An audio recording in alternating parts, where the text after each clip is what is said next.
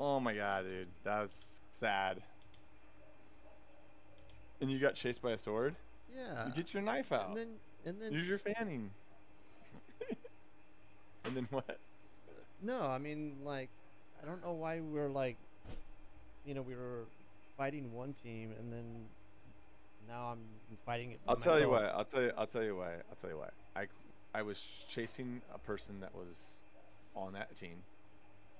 Right, we were together, and I saw someone run over to and fight an armored, and I had iron sights on them, but I thought they were the armored, and then I realized it was reptilian, and I was mad, so I started following her.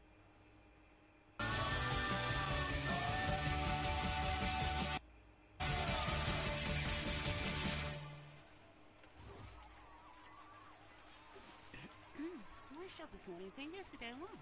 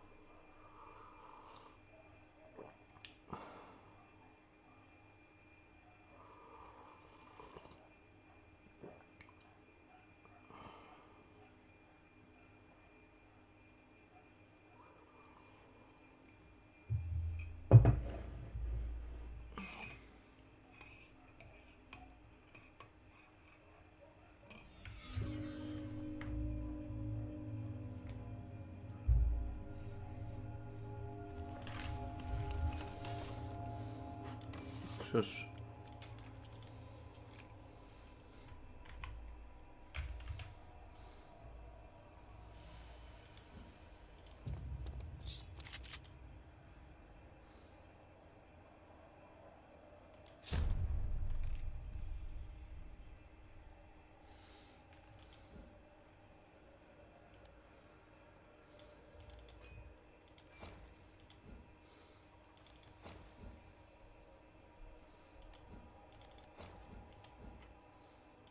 Stream Elements said, S.W.Frost 1 is now live. Streaming Hunt, Showdown, Vacation Day 10 Old Vine Maker.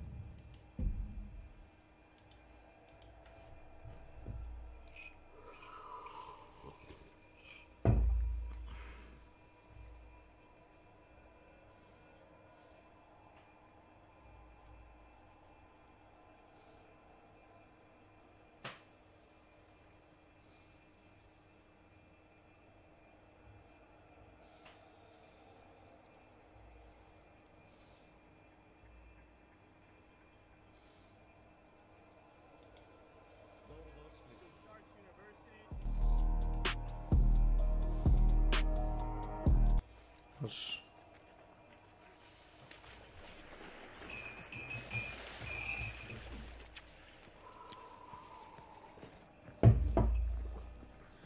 Oh my god.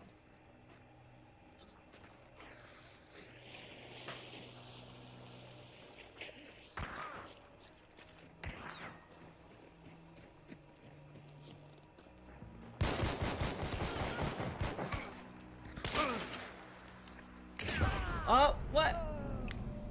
What happened there?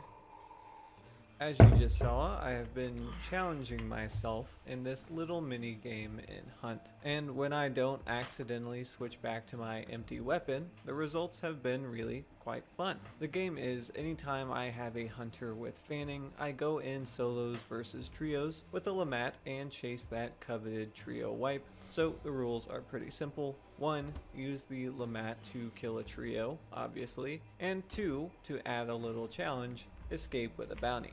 A simple ambush won't do. In order to feel accomplished, I must complete both objectives. So this video is various attempts over a couple of videos as well. But let's hop straight. I hear some shooting, but I can't tell who is on which team, so I pick an easy target.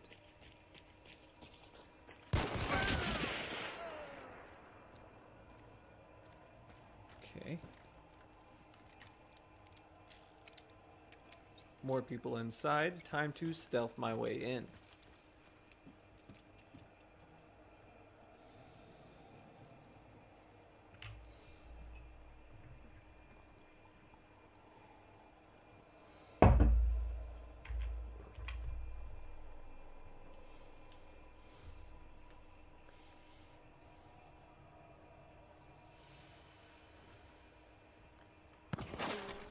Shit.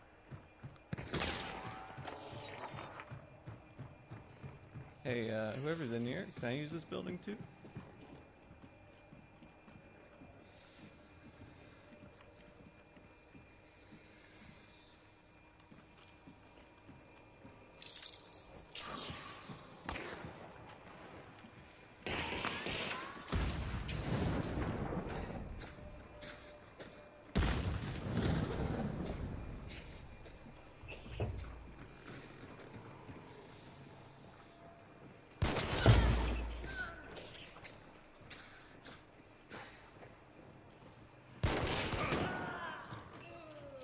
It really doesn't have to be this way. We can be friends.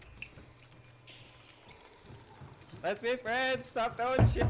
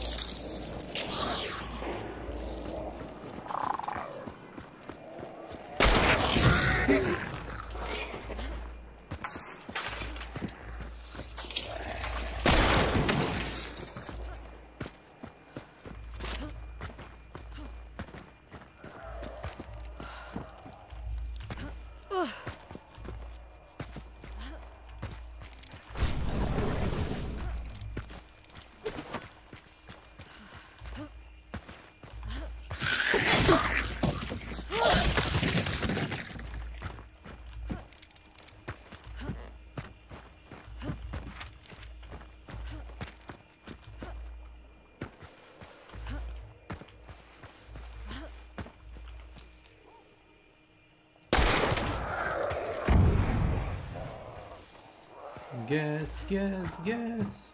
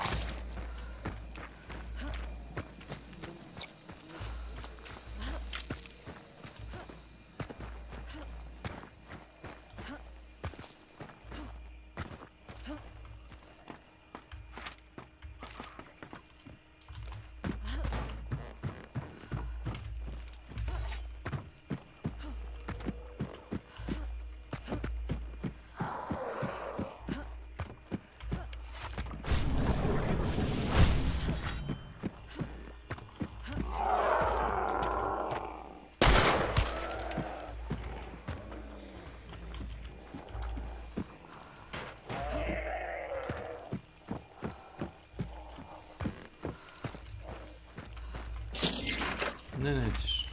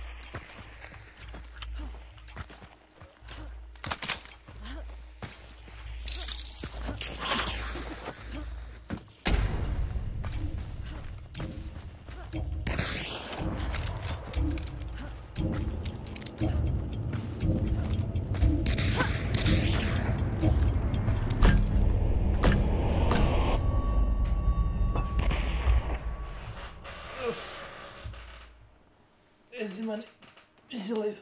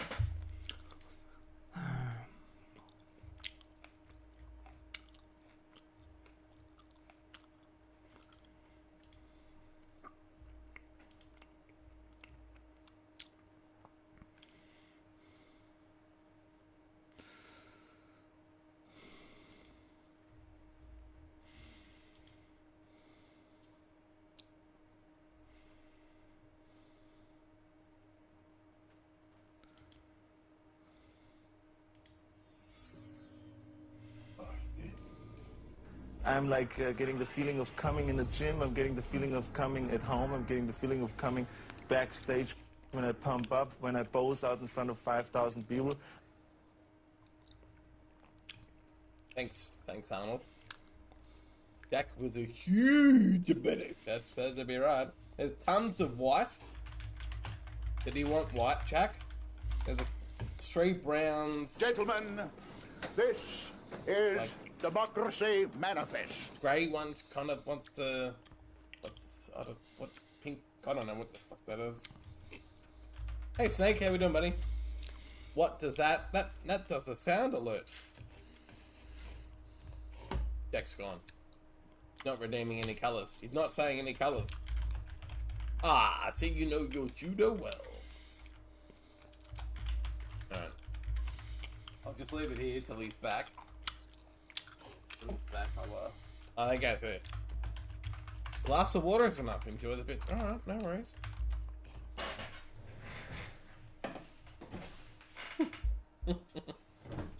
Yes. You never seen it? Alright. Can someone, can Jack, beautiful Jack, can you post it up in the, clip? The YouTube clip? Jack, thank you for the biddies. Here's your glass of water. I've got also a glass of the good stuff, but we won't talk about that. We'll talk about the glass of water. Are we going to watch it live? Ah, oh, fuck, alright, we'll watch it live. Do we want to watch it live? Do it live, alright, fuck. Alright, let me find it then, Jack. Alright, jeez. I'm under what? Keep an eye on when he, we're watching a clip live. Where is it? Here it is here.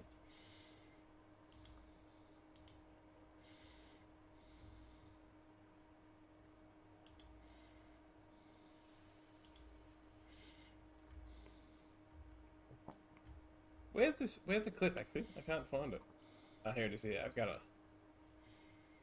So, what we have to do, right? What is this good stuff you speak of?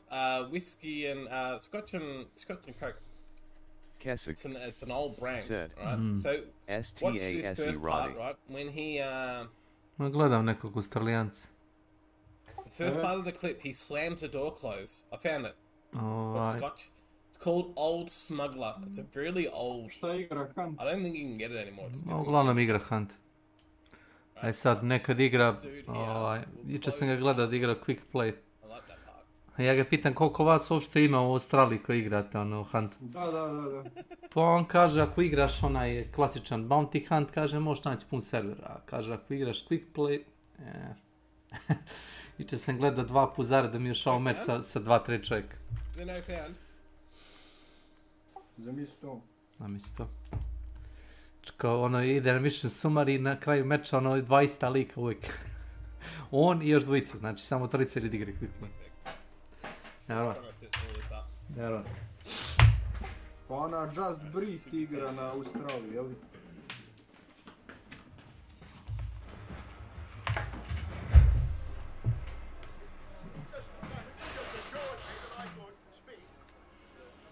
Nego reci ti meni, hoće li biti šta od te grafičke? A, to zavisi od starca. Ništa, ne javlja se, nema ga. Vidjet ćemo. Uzeo pare i otišao još nedelju dana u Grčku. To je to. To je to, nekomu je prosto. Nekomu je prosto, platit će 500 € da ga polome i to je to.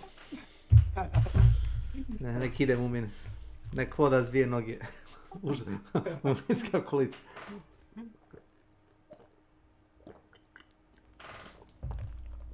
Zajebam se, ali znaš da ljudi to rade. Znači, nećeš da se zajebava s tobom, samo plati, razumiješ neke što kaže Milan Batinaše, ljudi koji profesionalno to rade i uopšte nije bitno hoćeš vratiti pare ili nećeš, samo plati te neko izlomi i nek su ti proste pare. Pa ako ti se isplati za 500-600 € da nekog zapališ.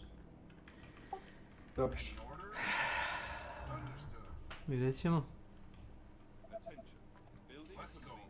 Ne može niko ne stati bez uvoda.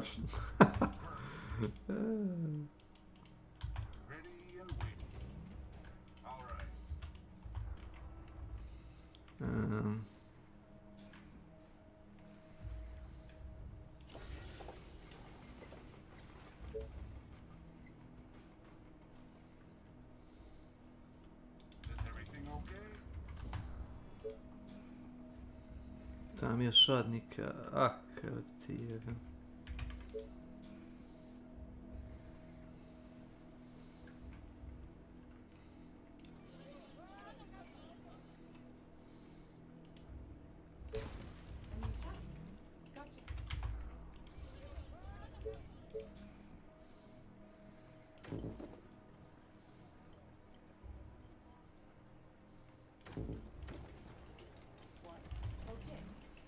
Gdje je ljubavnik na duge staze?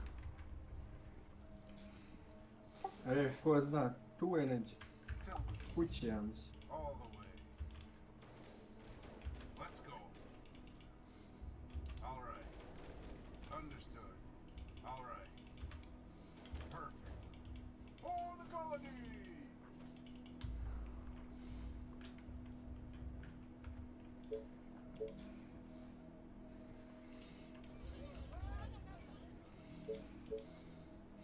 I često ste terali bicikla, a? A? Znaš kako znam, vidio sam njega. Gdje si uđe? Ja sam tamo išao ka kumu, bio sam u Gomex da uzmem, ne znam, 2 kese ovoga čipsa, da gledamo seriju. Da. A on je biciklom mimo išao.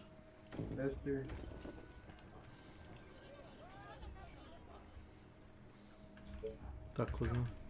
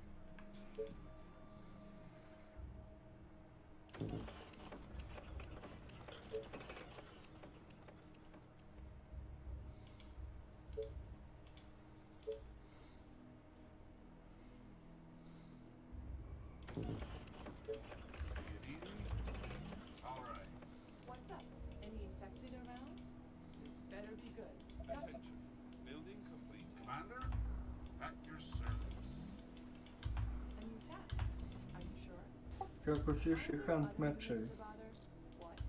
Šta znam, onako, nije loš.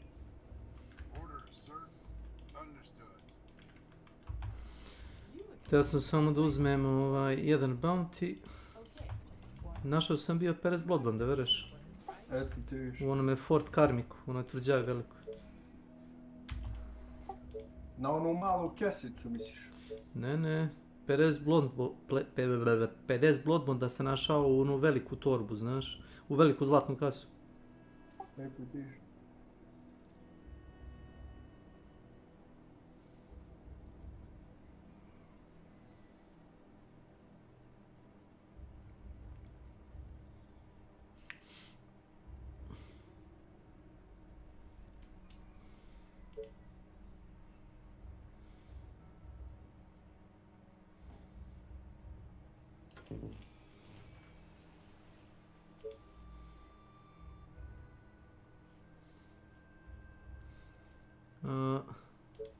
Kad ste vi sinoć otišli na počinak, da kažem? Ma, vrlo brzo. Pa otiša je bio Bekan, vidiš. Da, to znam.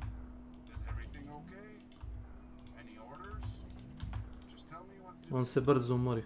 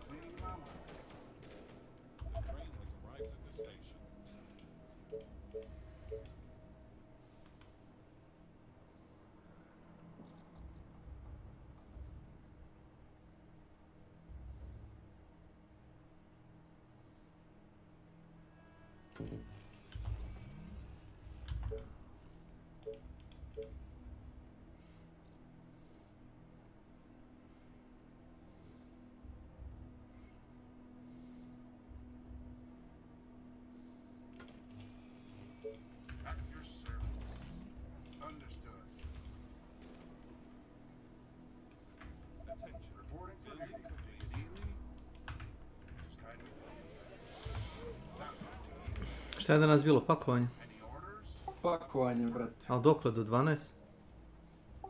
Ma do 2, no, nas posle ranije, treba da idemo na utor u 3 sata. Pa šta imate, jedan šleper? Mhm. Postavio se.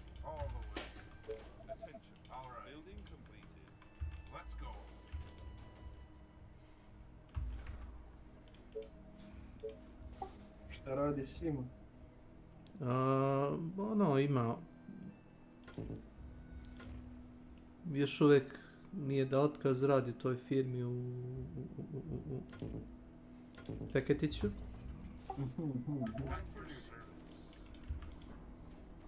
Tako da ono...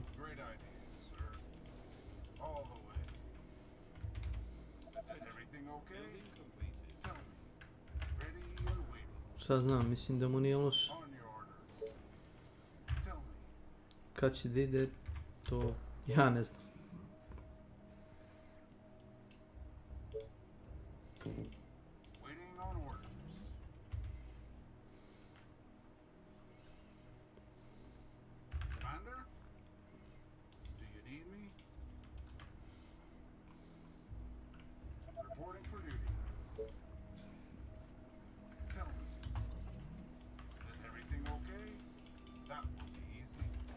Let's go. Understood.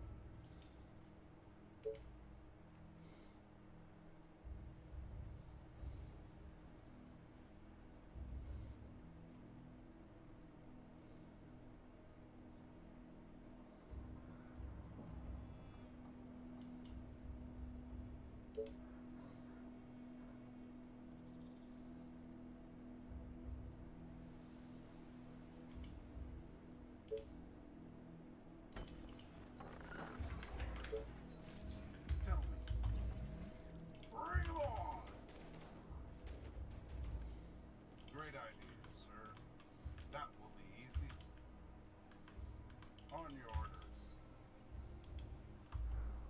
Just tell me what to do. The train has arrived at the station. Orders, sir. For the humans! Come on.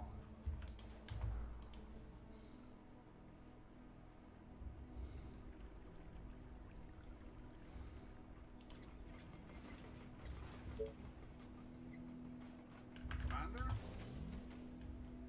On your orders. At your service.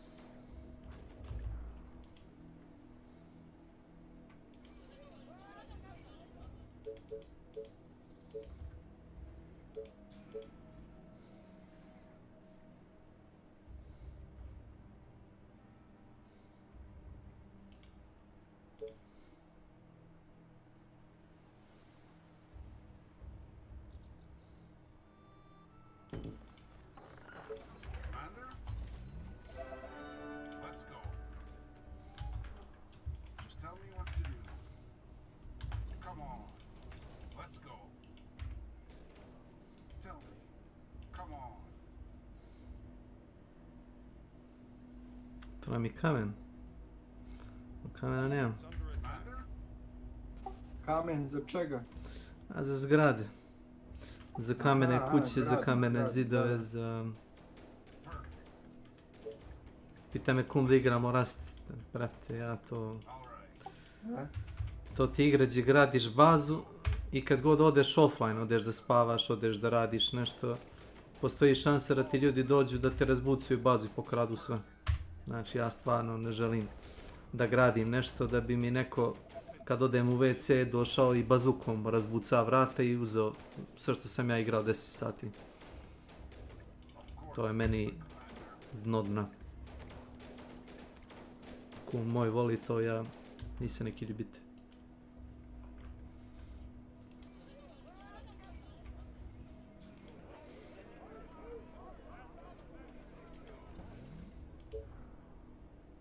Igra li Peko Rast igra?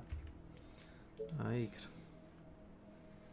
Sada pogledaš šta radi na Steamu, igra Rust. Jes, jes. Vidim da u Rast.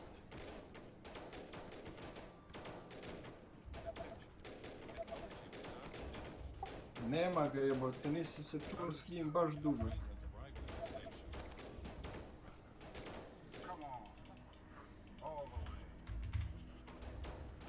Na koji ti on Discord, brate?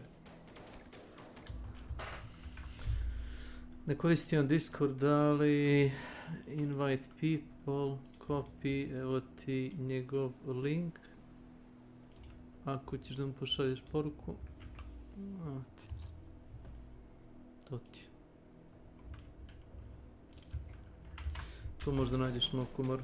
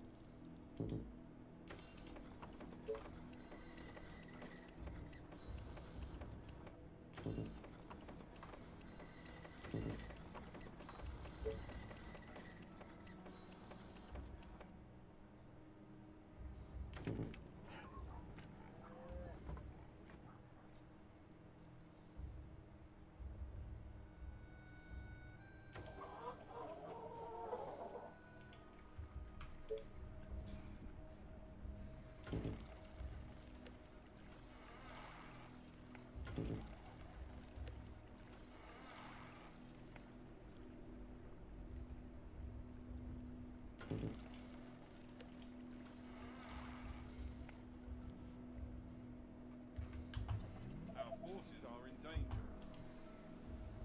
Tell me.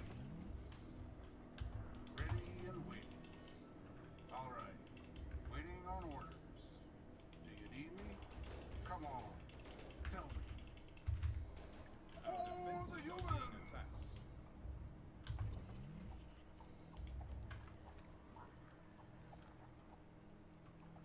Attention. Može. Building completed.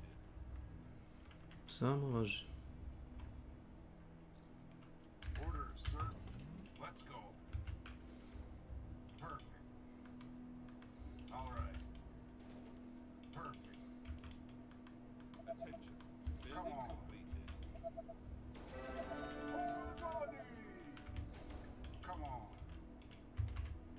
Great idea, sir. Building completed. For the humans!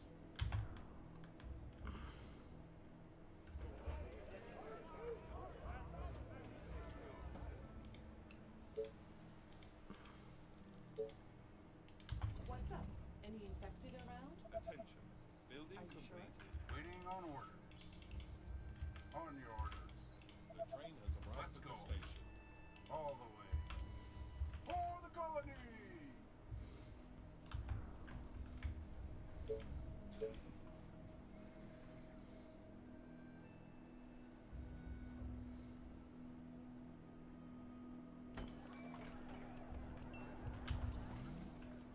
Do you need me? A new task. What? What's up? Any infected around? Yes, tell me. But be quick. Roger that. Okay. Yeah. What do you want? Znam, malo nisam poginuo sad. U boss areni, znaš. What? Are you sure? Uleteo imolator That's right. u Assassin arenu i Assassin se ono zaletio na mene u bomanim nožem, znaš. I ubode imolator. Imolator počne da gori i nastane kasape. Aren't there other units to bother?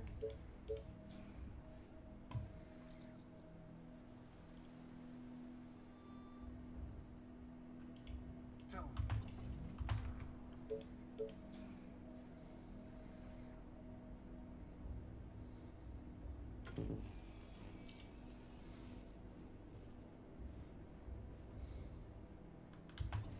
Do you need me? Just tell me what to do. Orders, sir. Perfect. Understood. Come on.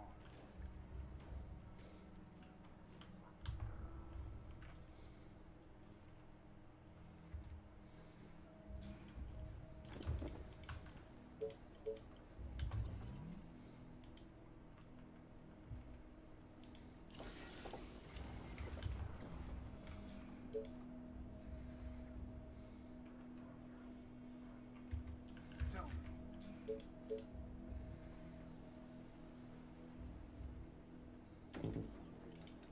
Orders, sir. Tell me. Attention. Building completed.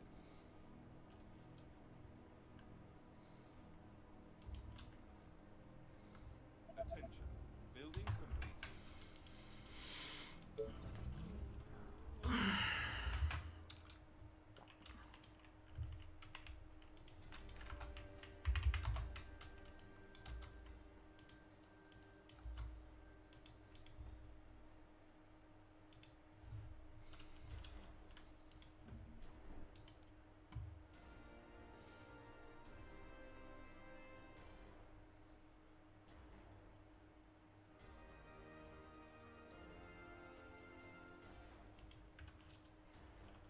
half in the bag.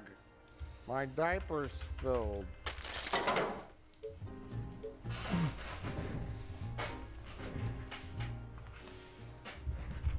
Well, now that we're done watching Morbius, do you want to watch Morbius? No. Let's watch something else. Okay, let's see what else is on the TV. Oh, you want to watch this? No. What else we got on streaming? Oh, do you want to watch this? No. What else we got on streaming? Oh, do you want to watch this? No. What else we got on streaming? How about this? No. Come here. Oh my god. It's gonna have the same movies when you do it. Would you like to watch this on streaming? No. What about this? No. What about this? What are these movies? Are these real? That's a no. What about this? I don't know. What about this? No. What about this? No. What about this? No. What about this? Nope. What about this? Nope. Your turn. No, that's the movie. It's Nope. Oh! I guess we could watch Nope. Do I hit power to watch it? I think the power's already on. You gotta hit. If I hit power, that's like it's gonna power up the movie, right? We could try that. I don't know. That's not what we've done for the last 73 movies we've watched, but maybe it'll go quicker this way. What if I hit OK? That might do it. You hit OK once to rent the movie, and then you hit OK again to confirm that you're renting the movie. I'm hitting it. And then you hit OK again to play the movie. Oh my God! It's asking for a 46-digit passcode. Did you have one written down? I think I remember it. Let me see the remote. I'll try it. I got notes. Let me try I wrote it. down notes for all my passcodes. Wait. I think I got it. Oh, that's the wrong one. Let me try again.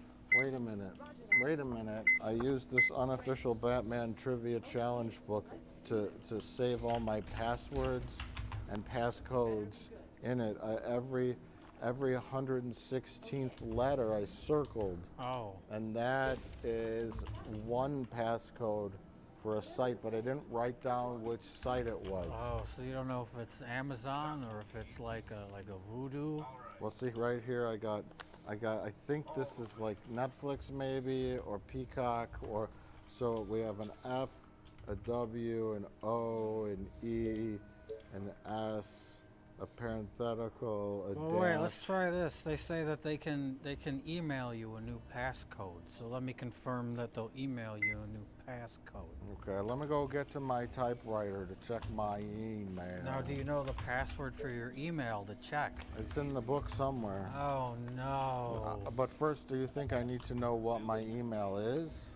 Why is this so hard? I have a few emails. One's Mike at Lightning Fast VCR Repair and Services Incorporated .nl. Oh. It says that your Amazon account is linked to an AOL.com email. Do you know your password for that email? Well, that email was bought out by Google, so I had to create a Google Plus account, which I don't think is valid anymore. I could try to reset my Google Plus account, but now that goes through Yahoo. Oh, Jesus Christ. What should we try to guess the 46-digit passcodes? Can we look on Amazon and see if Nope is available on VHS? I don't then think we can just put it in the VCR. Maybe we could call Jordan Peele and ask him to transcribe the film over the phone for us. Okay, hang on. That's not a phone, that's a remote. Oh. Watching movies is too hard now. It is. I remember the old days when I would turn on the boob tube and there would be 7 channels and I'd turn the dial and the channels would come in. And every so often there would be an illegal broadcast of someone pressing toin bean tiles on the ground and talking about the government takeover, and I would watch that and I would think that it was part of the Jack Benny show, it was a bit, but then it would fade out and I would look outside and there'd be a car driving by with like a big satellite on the roof. So I think it was an illegal broadcast, but so was Jack Benny. Is this the Farmer's Almanac? Because I'd like to find out if it's going to rain next month.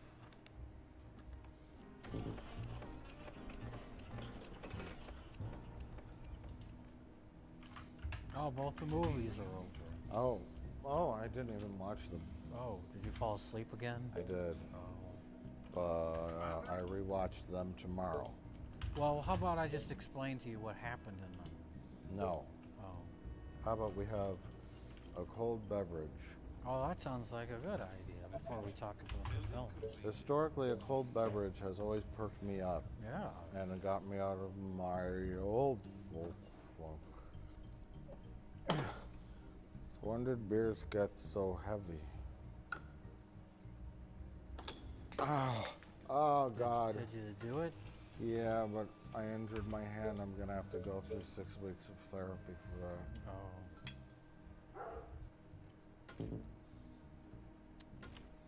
Oh man. I feel the life coming back to me. I feel so much better now.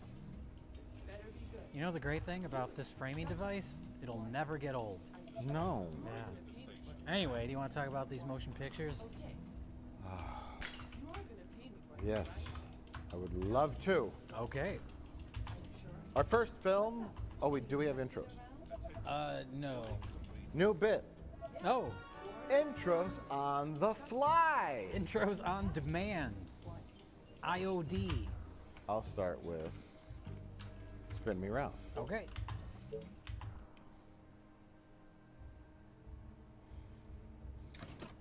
Tuscan Growth has a program. They take all the top managers to Italy. Amber, pack your bags. What? You're going to Italy. Spin Me Round is the new film from director Jeff Baina, whose previous works include Horse Girl, what's the movie with Aubrey Plaza, and came out in 2017. Oh, you already failed. No, this is part of the process. And Aubrey Plaza and Elsa Brie. The Little Hours? The Little Hours, and something else. Life After Beth. And also with Aubrey Plaza. Okay. And Joshi. Yes, I've seen Joshi. So this is the new film from director Jeff Baina, and it stars Alison Brie, Aubrey Plaza, Fred Armisen, Tim Heidecker, Molly Shannon, Zach Woods, and a slew of other cast of people that are in the film. The film is a story about Alison Brie, who works at a chain Italian restaurant called Tuscan something, the Tuscan Sun. I don't know. It's a knockoff of Olive Garden, and she gets invited to go to a retreat as a manager. She's a manager. Lil Ray Howard is in it. That's not his name, by the way. You called him that on the last episode. What's his name? It's like Lil Rel something. Because I saw there was some comment on the last episode. I thought it was Lil Ray. Lil Ray Howard. It's Lil Rel Howery. Oh boy. Which is why, yeah, you glance at it, it looks like it says Lil Ray Howard. Okay, I'm sorry, Lil Ray Howard. Lil Rel. I'm sorry, Lil Rel Howery is in the film. Look, guys, Nick's in the study working. What is this, Clue? He's killing Colonel Mustard with the lead pipe? And Alison Brie wins the prize as one of the managers to go to this retreat in Tuscany, Italy, for all the managers, nationwide managers of this terrible chain of Italian restaurants to go to some like culinary experience in Italy. And things go wild. And that's all I'll say right now, because we don't want to show too much trailer footage because YouTube will flag our video. Anytime there's a song in the trailer, then you get flagged for the song. YouTube's just a mess. Yes. It's a nightmare, as they say. So that's that. I guess we're out of the description phase. Right now, we're gonna start talking about the film.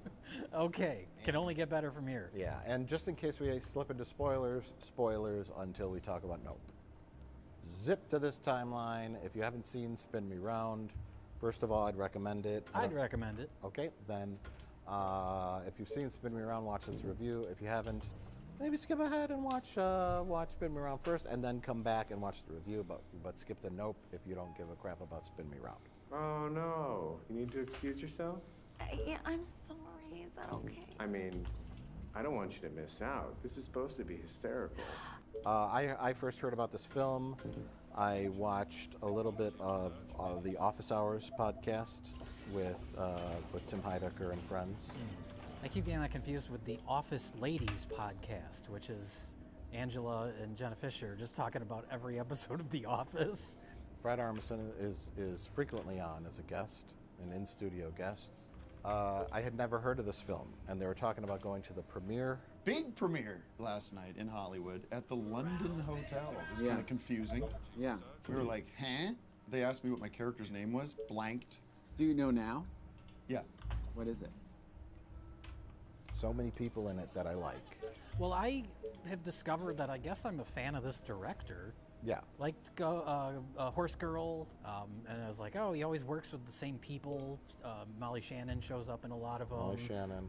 Allison Brie, and then Aubrey Plaza, which I just found out he's married to, so that explains that. And they seem to just kind of like, hey, I got an idea. Let's just go make this thing, and we'll fuck around in Italy for a few weeks. Right.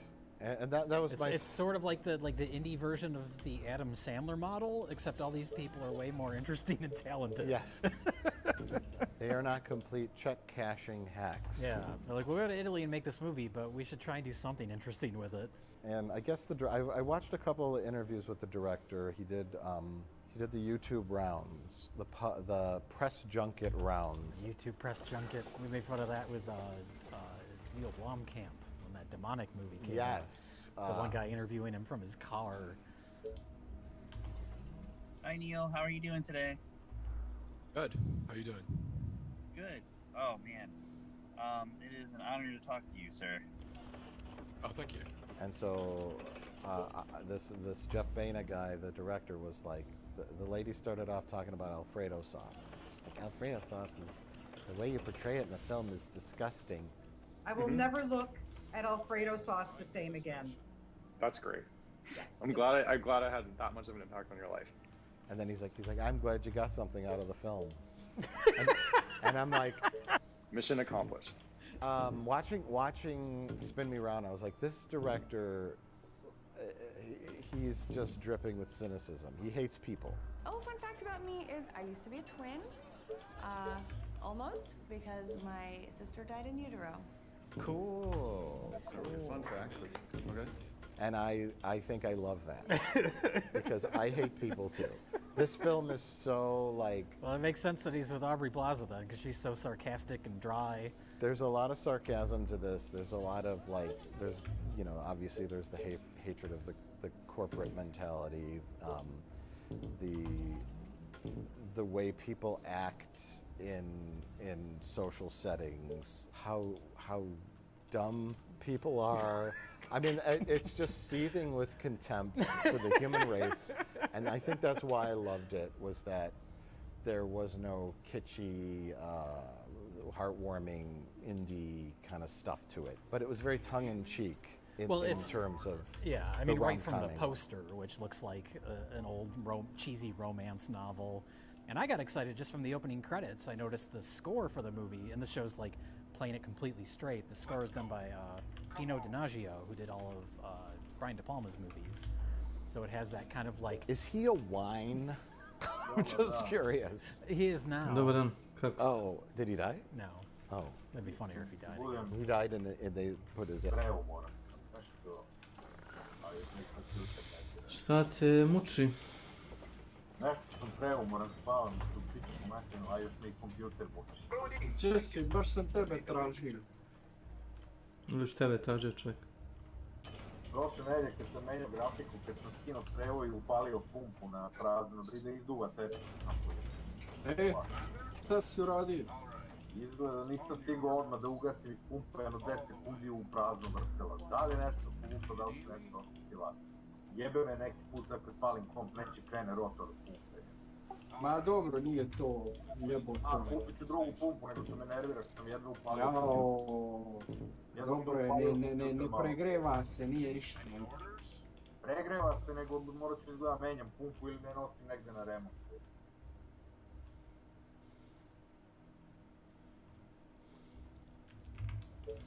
Težak čovjek, a, Dragan? Oni su mi 2 sata poslali otpremnicu i prijemni broj, tako da... Pa će obiš šta od te grafičke gardinače? Upravo govorim ili ne znam da me čuje. Čujem ga sve vreme, slušam. Neko, pre 2 sata su mi poslali otpremnicu na mail i prijemni broj, tako da ih očekujem.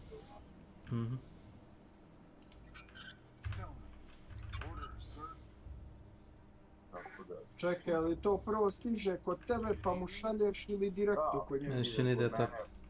Kod mene pa ću ja poslati to sve. Pa to neće prije ponedeljka biti. O, stignu do 4:30 odmah.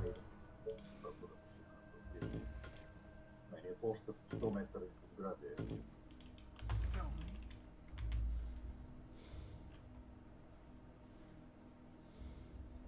Evo te. Aj, ovo što mi se ovako hvala, ja ne znam. A če si ti cijelo Promjena u večer? pritisku. Misliš, a? Mene boli čelo danas, ne znam zašto. Kaže ova doktorka za pluća što sam bio, što sam ispričao sve, kaže drugo, kaže bio si 2,5 mjeseca na totalno drugoj klini, kaže tebi se organizam još nije navikao ovdje na ovo stranje. Tu ima neke logike. Da, ima.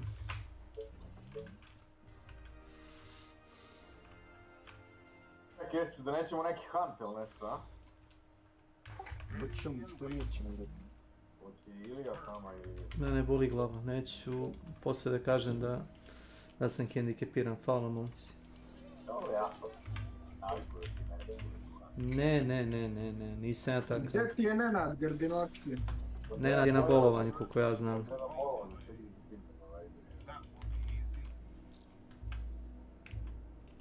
Što ga ne zoveš pa da bacimo koji?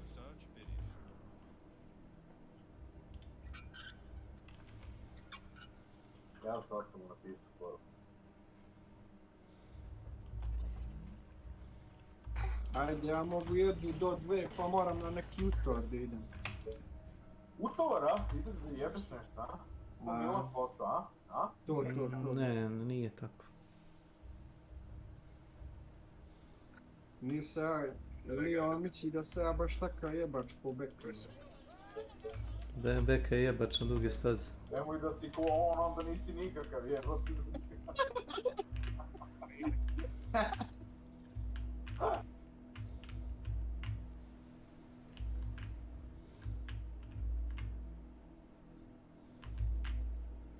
Kakaj, to je jebač kad mi ništa ne znamo šta je on jebo, kad je jebo i da li je pio mlijeka ili je lego da spava. Je tako? Tako je. Da. Terem, a? Ne. Nisam to rekao. Aj.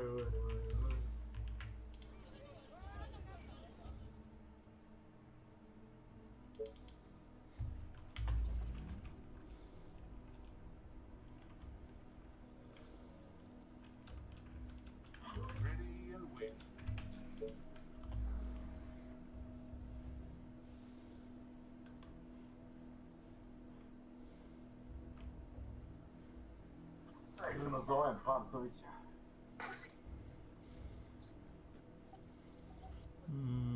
Stvarno je kao onaj Pantić, isti Pantić kao iz one serije, misli odakle. Jeste kože, a? Ma isti Pantić i s mozgom isti, totalno kada gledaš Pantić.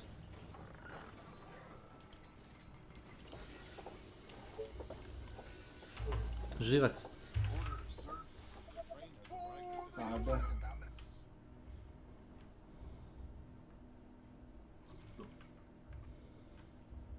Alo, Nenade. Ti si Pantića zva na mobil. Nam je tu. Ajde, novi čovjek kad dođe, recimo mi mogu 1 do 2 baciti pa moram nuto, čovjek. pola sata, a on mora da ide na nešto. A jebi ga, braće, ne mogu ja, taman za pol sata moram ići. Ajde sad ti.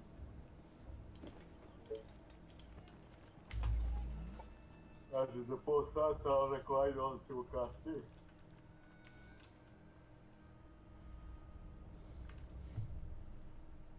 A i ti radiš, brate, sad od 2, od koliko, 2, od 6? Od 6.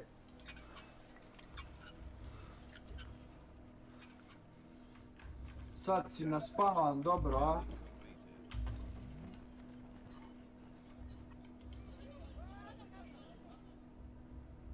Pa i nisam, bre, lego sam u pola 4, ustu u 8. Oooo, pa šta radiš, brate, do pola 4?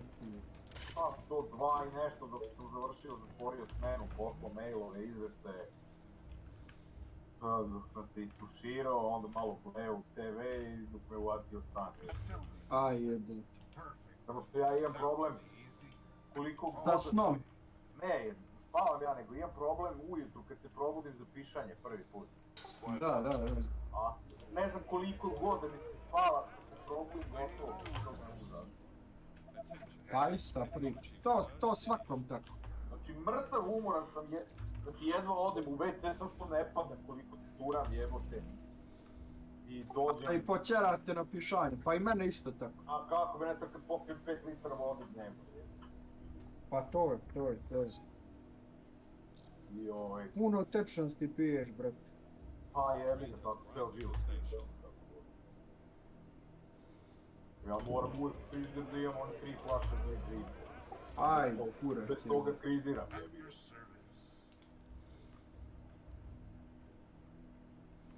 I čim prvi put odem na pišanje, bez obzira koliko god mi se oči sklapale, 5 minuta se razbudim i ne mogu.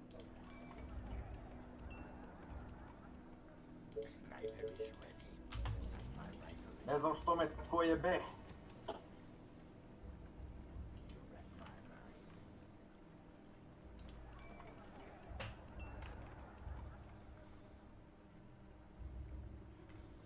A morat ću skinem pumpu da je nosim na remont negdje.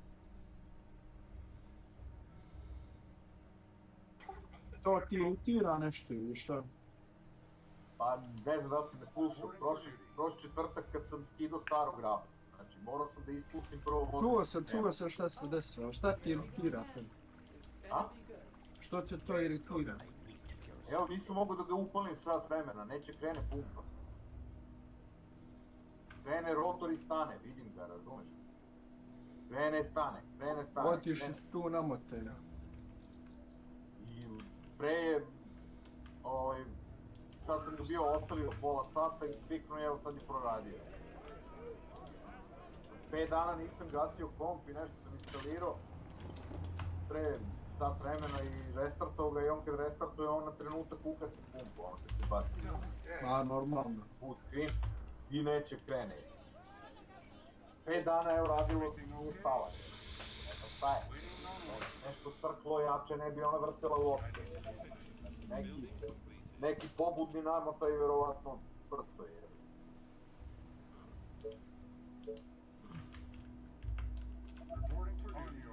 Koji služi da je pobudi, razumeš?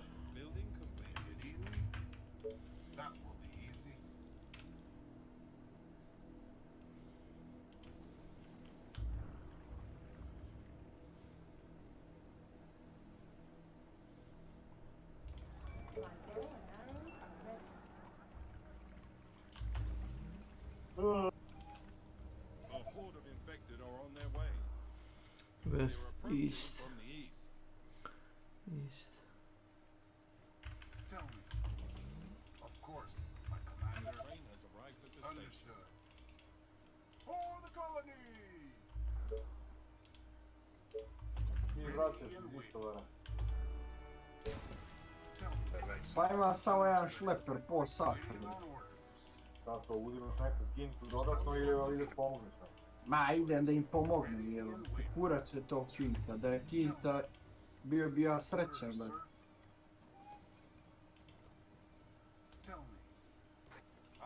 Ma ovi iz firme gardi odmah te zovu kad imaju neke utovare i te. No što je najgore, sve to za džabe radi. Da seci prsti, kaži ne mogu reći. Ozbiljno.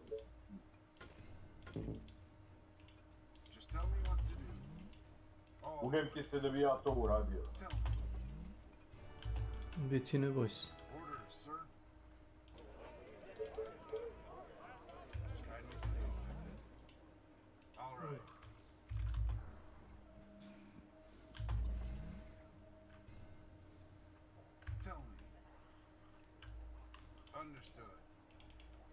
Vidio neku uopšte onaj Warzone. Smeće zone. Smeće zone, shit zone. Zone of shit. Shit zone.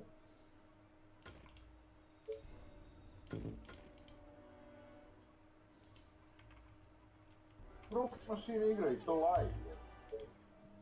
Ko to? Broken Machine. Pretpostavljam. Možda nisi čuo nikad. Ti si mi pričao o njemu nevjerojatnije. 99%.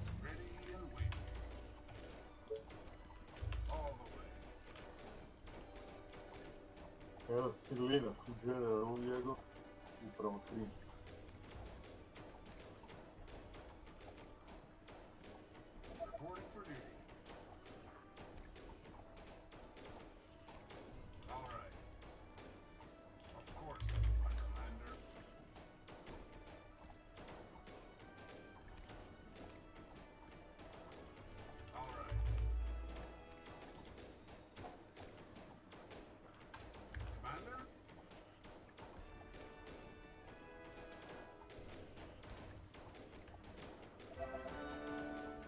Isto Kesiću imao jedno vreme stavio.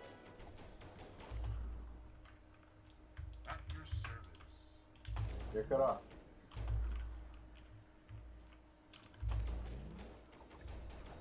Kesiću. Čujete čovjek, šta ti je? Čujem.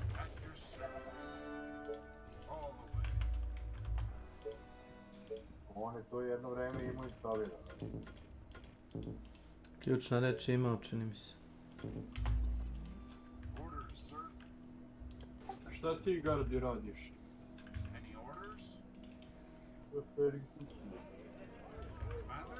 Sjedim kući i perem čarape, čoveče. Šta ti je ovo Warzone, Gardi? 1313 vinca. To je ovaj Broken Machine streamer,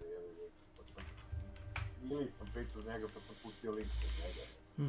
Upravo streamuje.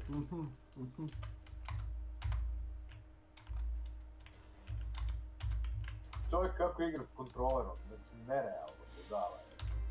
Sa joystickom misliš, kakvim kontrolerom? Pa, joystick.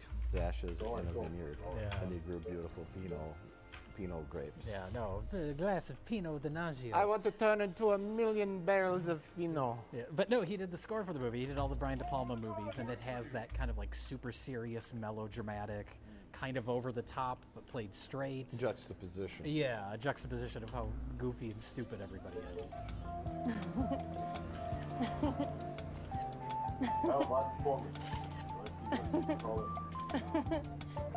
I just want one. So that coupled with the first few shots, with these beauty shots of these meals being prepared. I have a friend that used to work in restaurants, like those types of restaurants, and he'd say, "I'm not a cook. I just heat up food." So you see just these gross-looking plates of pasta. Yeah. When the Alfredo sauce. When that started. Aim assist, Boris, nemoj molim te mi objašnjaš, nemoj. Ima aim assist. Nije možda jak, ali je dovoljno toliko, a kad ti čovjek izađe da samo pritisneš dugme i on zalepi nišan i ti u igri koja ima automatsko oružje, kao što je taj Call of Duty, dovoljno je da ne promašiš nije metak. Da ne nosi možda single shot oružje. Da ne ide možda snajperom sa joystickom. Ide. Da. Jedan i po snajperom čude. Da. Ja sam tvrdim da nema, Ne, pa ne. 100% ne. Igra sama to mora da ima gardinočke kad igra sa ovim. Kako će oni da igraju? Imao sam PlayStation i to sam isključio. Možeš ti to da isključiš, ali većina njih to neće da isključi. Kako će on da freeamuje sa joystickom, objasnim? Vidi, prvo na igra sa regularnim joystickom, igra sa SCUF. Oprosti. Priznat od svih da je osjetljiviji i precizniji od originala 15 puta. Oprosti, evo ja si ću u ime svih PC igrača. Čovjek je snimao, nisu verovali ljudi, znači isto snimao snimao je ruke... Radi, sve je to u redu, ali to je nemoguće.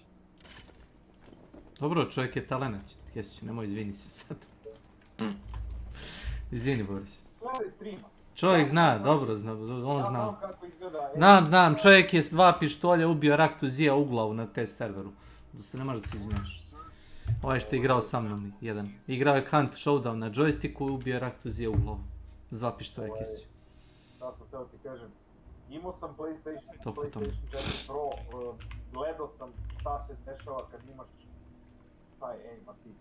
Znači, čim ti uđe u vidokrug, bilo ko od protivnika, automatski ti se nišan pomeri na njegove grudi ili glavu. Jest. Brzinom svetlosti, to se hiruški precizno... Jest. Ovaj mrda, ovo se vidi, ovo se prirodno. Znači, treba gledati i vidjeti šta radi čovjek.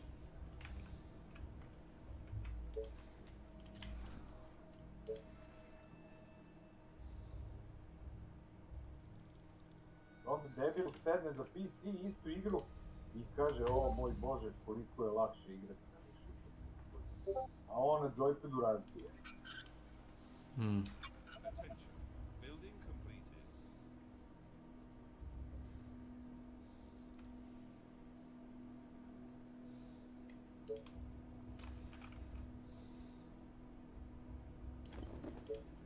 Ti kažem, nije bitno samo nišanjenje, znači samo treba da gledaš njega kako se kreće sa joypadom i kako... Da. Znači, čovjek je apsolutni genij. Siguran sam. Sve se ja to slažem, Guardian. Poslaću ti kad igra Dr. Disrespect Call of Duty Kesiću, pošto Call of Duty podržava crossplay. Ovaj njegov drugar igra na Xboxu, a on igra na PC-u, igra u istom timu, znaš. I ovaj igra na joysticku, a Dr. Disrespect igra na mišu tastaturi. Ovaj pravi 20 kilova, Dr. Disrespect jedva se muči 10 da napravi. Tačno. Ovaj pravi zbog auto-aima. Pa naravno. Što mi objašnjavaš? Znam kako igra. Sad si rekao da nema auto-aima. Ima, ali može da se isključi. Da, pa ću da ga isključim, tako Kesiću. Isključit ću svoju prednost. Napiši ovo, on je lud, evo, napiši mu da ti uključi. Ne, ne želim, sve u redu, ne mora. U redu je, verujem.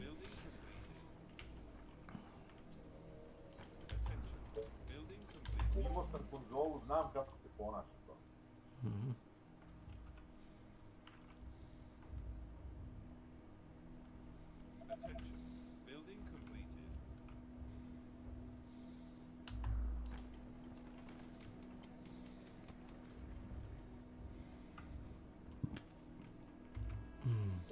Pa jel ti bolja konzola ili PC?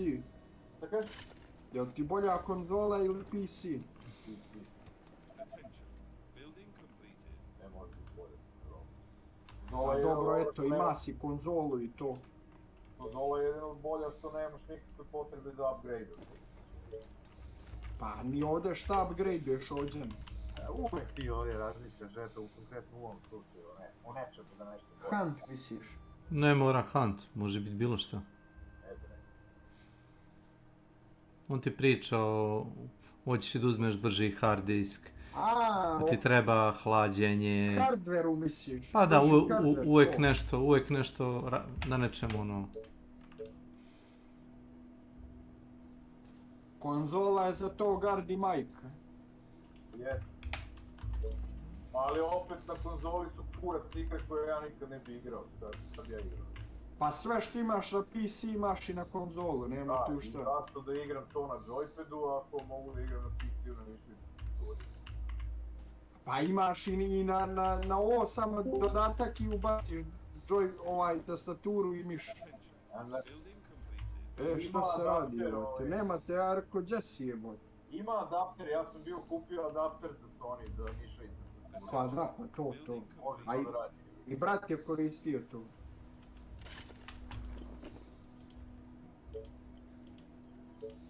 Sve je to dobro, Beka, ali puno. A?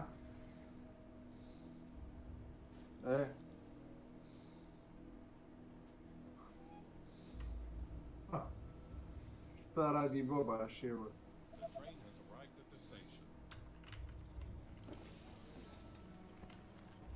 Attention. Building completed. Ti se nešto lomiš, vidim.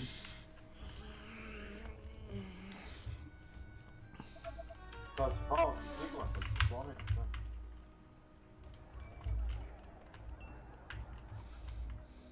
Zašto?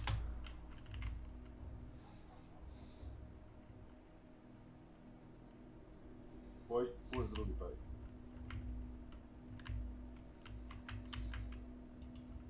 A bre Milane, filozofiraš bre. Auto za te pare. Jebote bajs, neću gledam za te pare, me boli kurac. Mora da ima motor za te pare, jel tako? Pari se. Jesi nam ide pa, mislim da ne može. Na neki utovar imam jedan šleper da utovarim. Da. U pola 3 mi javio Šalupurović da stiže šleper.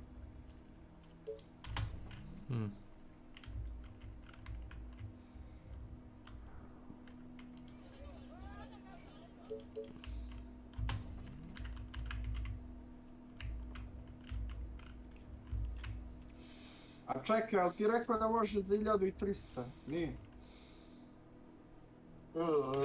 Bobaš kaže za te pare odmah reći, kaže. Attention. Building completed.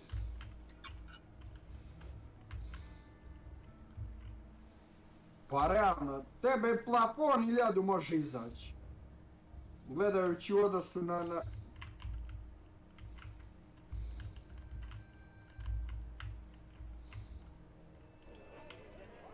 Pa je.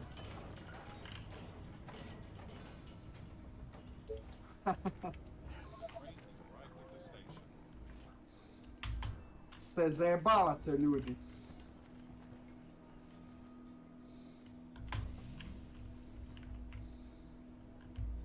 Ovdje jede, bajte čujemo s malo kasnije. Jebote, ti si vas da gladan, čovječe. Kad god dođeš u kanal, ja od tebe čujem samo vas si otišao da jedeš. Pa nisam još ništa jeo od kad sam pustao, ajde. Ajde čujemo s malo. Fascinantno. Pozdrav. Zapanjujući. Nije ga dovodio niko, znaš, da usio. Znaš šta je tu najveća fora? To kad čovjek uzme, ne može se zajebat, znaš zašto? Valjda se može prodabrat.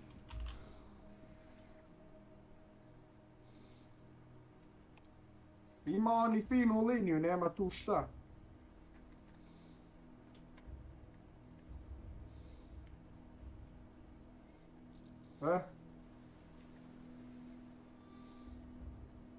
Ali za ove pare kaže odmah reći.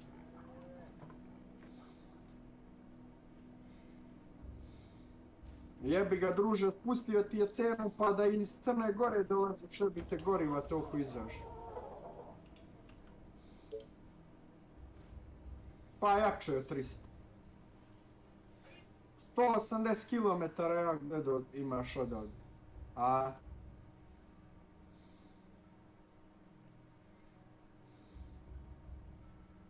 Pa proguta kao dobar dan. A gdje ti je što kažeš ako ideš autoputem ili ne ideš, svejedno.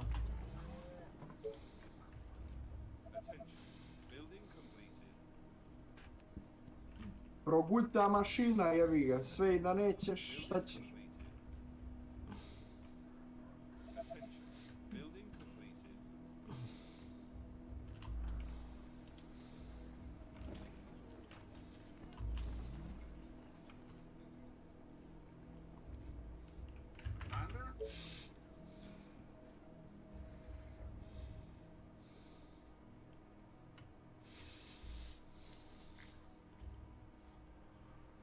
Šta kažeš? Pa jebem li ga, brate.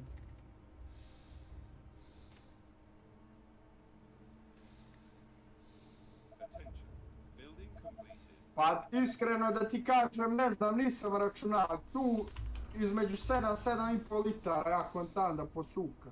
7 litara, aj neka bude. Na otvoreno manje, sigurno bi to išlo na manje, ali jebem li ga, nisam nikad to baš da kažemo računao.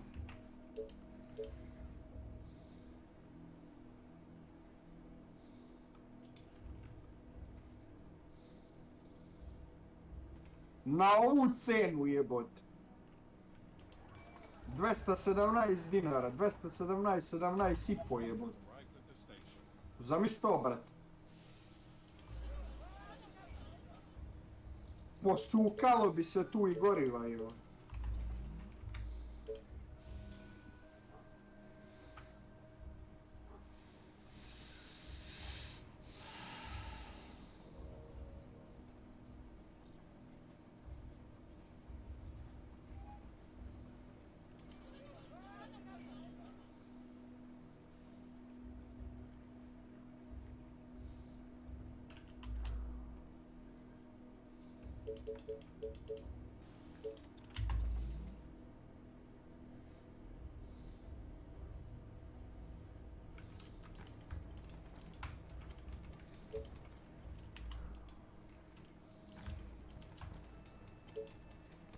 Pa i to što se kaže. Pa to, kontam ja tako. Ja kontam tako.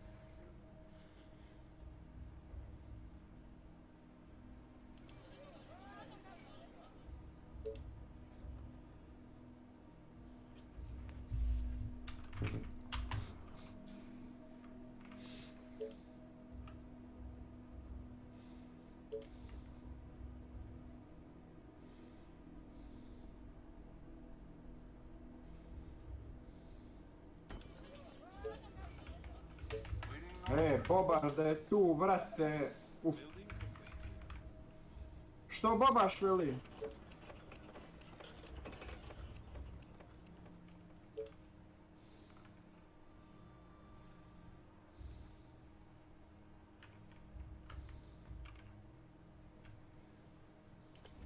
To jest.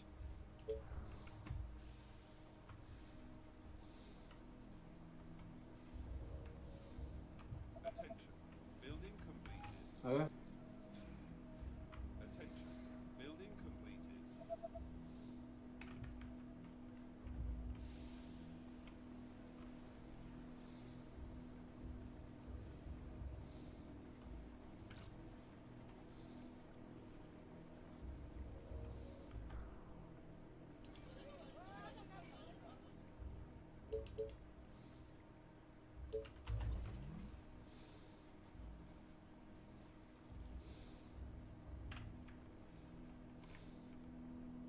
Pa beka, nema što. Attention, building completed.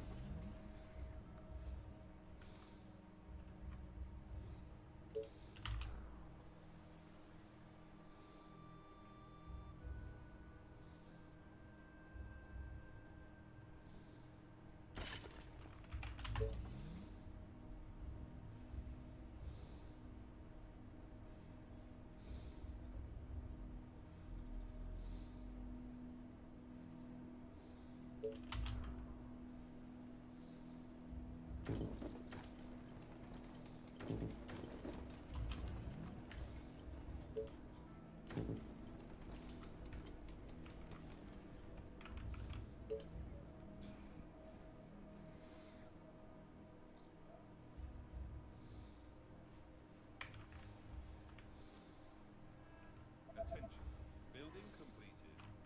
Sorry, sir. I was cleaning my weapon. Idem samo dede odmać.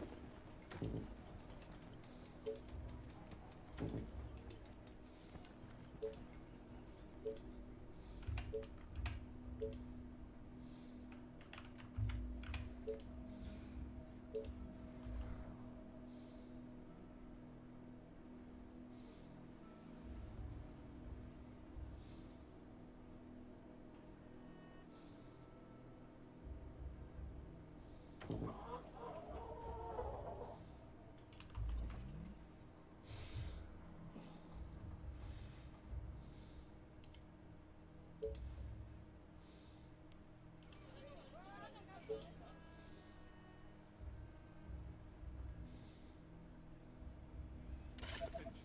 Building completed. Attention. Building completed. Attention. Building completed. Attention. Building completed.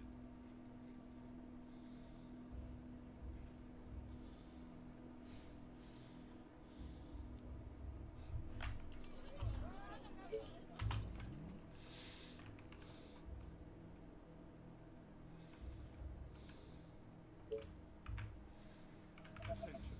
Building completed. The train has arrived at the station.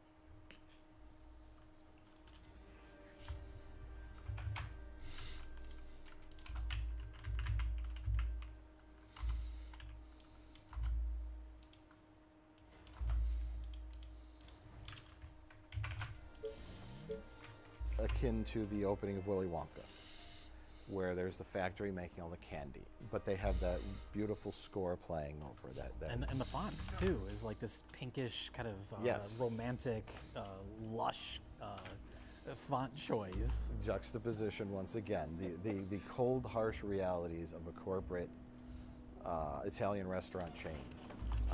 The pasta being put into boxes and the Alfredo sauce coming out of machines. It's so cynical. I'll tell you a little story. I don't tell many stories, and this is the most uninteresting story you'll ever hear. Okay. I think about 3 or 4 times in my entire life I went to a place called Panera Bread Company, and I'm waiting to get my food put up on the counter where they put all the food, and you could see all the little characters in the background pressing down the panini press, and it all kind of looks like a restaurant. Looks like is the key word. And then I think an employee broke protocol because they have a soup heater machine out front that I'm not sure if he's supposed to take out the metal soup container and bring it in the back and then come back out. But this kid, he was overweight with a disgusting beard and maybe a nose ring and a dirty apron, and he comes out of the back with maybe about a 10-pound plastic bag of broccoli cheddar soup with the sealed plastic cap on it. And he undid the plastic cap and he turned it over and he just started dumping it into the thing until it was all gone. Yeah, something tells me you're supposed to do that in the back. I'm not naive. I realize there's not a chef in the back with fresh broccoli and ingredients making the soup. Yeah. And then the Panera Bread Company truck parked out back, gave it all away once I was leaving, and I'm like, okay, you know, I'm not stupid. Seeing that in the movie, in that tone, just set the stage. It set the tone for the whole movie, and it applies to all the characters too. The fraudulence, yeah, the front. It's a front, and I loved it. I loved it. Alison Brie is picked for this not contest, but they pick managers from restaurants and fly them to Italy to teach them about the culinary arts. Which I discovered in one of his, Jeff Baina, the director's, YouTube interviews, is that it's somewhat based on a real story. Oh, okay. Not all the romance and all that kind of crazy stuff, but the idea that a manager of a quote-unquote unnamed Italian chain restaurant that exists in the U.S., but he said a manager had a similar experience where they fly 10 or so managers out to Tuscany, Italy, and they have a thing, and they taught them how to cook bolognese, and they had them, instead of staying in a luxury Italian villa, they put them up in kind of like cheap dorms. And she's like, this was a fucking waste of time. It was a miserable experience. I flew home. But of course, this plot has more nefarious purposes. Because, and it was really kind of like obvious when Tim Heidecker and Zach Woods, AKA Gabe from The Office. AKA Gabe from The Office. Tim's character is named Fran, and Zach Woods' character is named Dana. And so they both have non-gender specific names, which could be interpreted as female. So, and everyone else that's there is female. As females. Perhaps even within a certain age range, with the exception of Molly Shannon. So I think it's like every year he's just like, whatever. I'm not doing my research. Find 10 female managers and bring them out here. The odds are one of them will be attractive. And then they find the history photos locked in the vault of all the past years, and the sleazy owner is posed next to the most attractive female in the group. And it seems to be a scam for him to put the moves on. But it, it gets more complicated than that. I'm just saying, if something sketchy is going on here, maybe Kat has something to do with it. Attention. Building complete.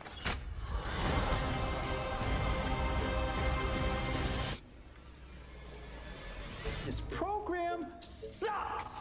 Well, it's a weird movie because, it's like this, it kind of feels like a, not parody of a thriller, but like a comedy with these thriller elements that are played mostly straight, even though everything's so ridiculous.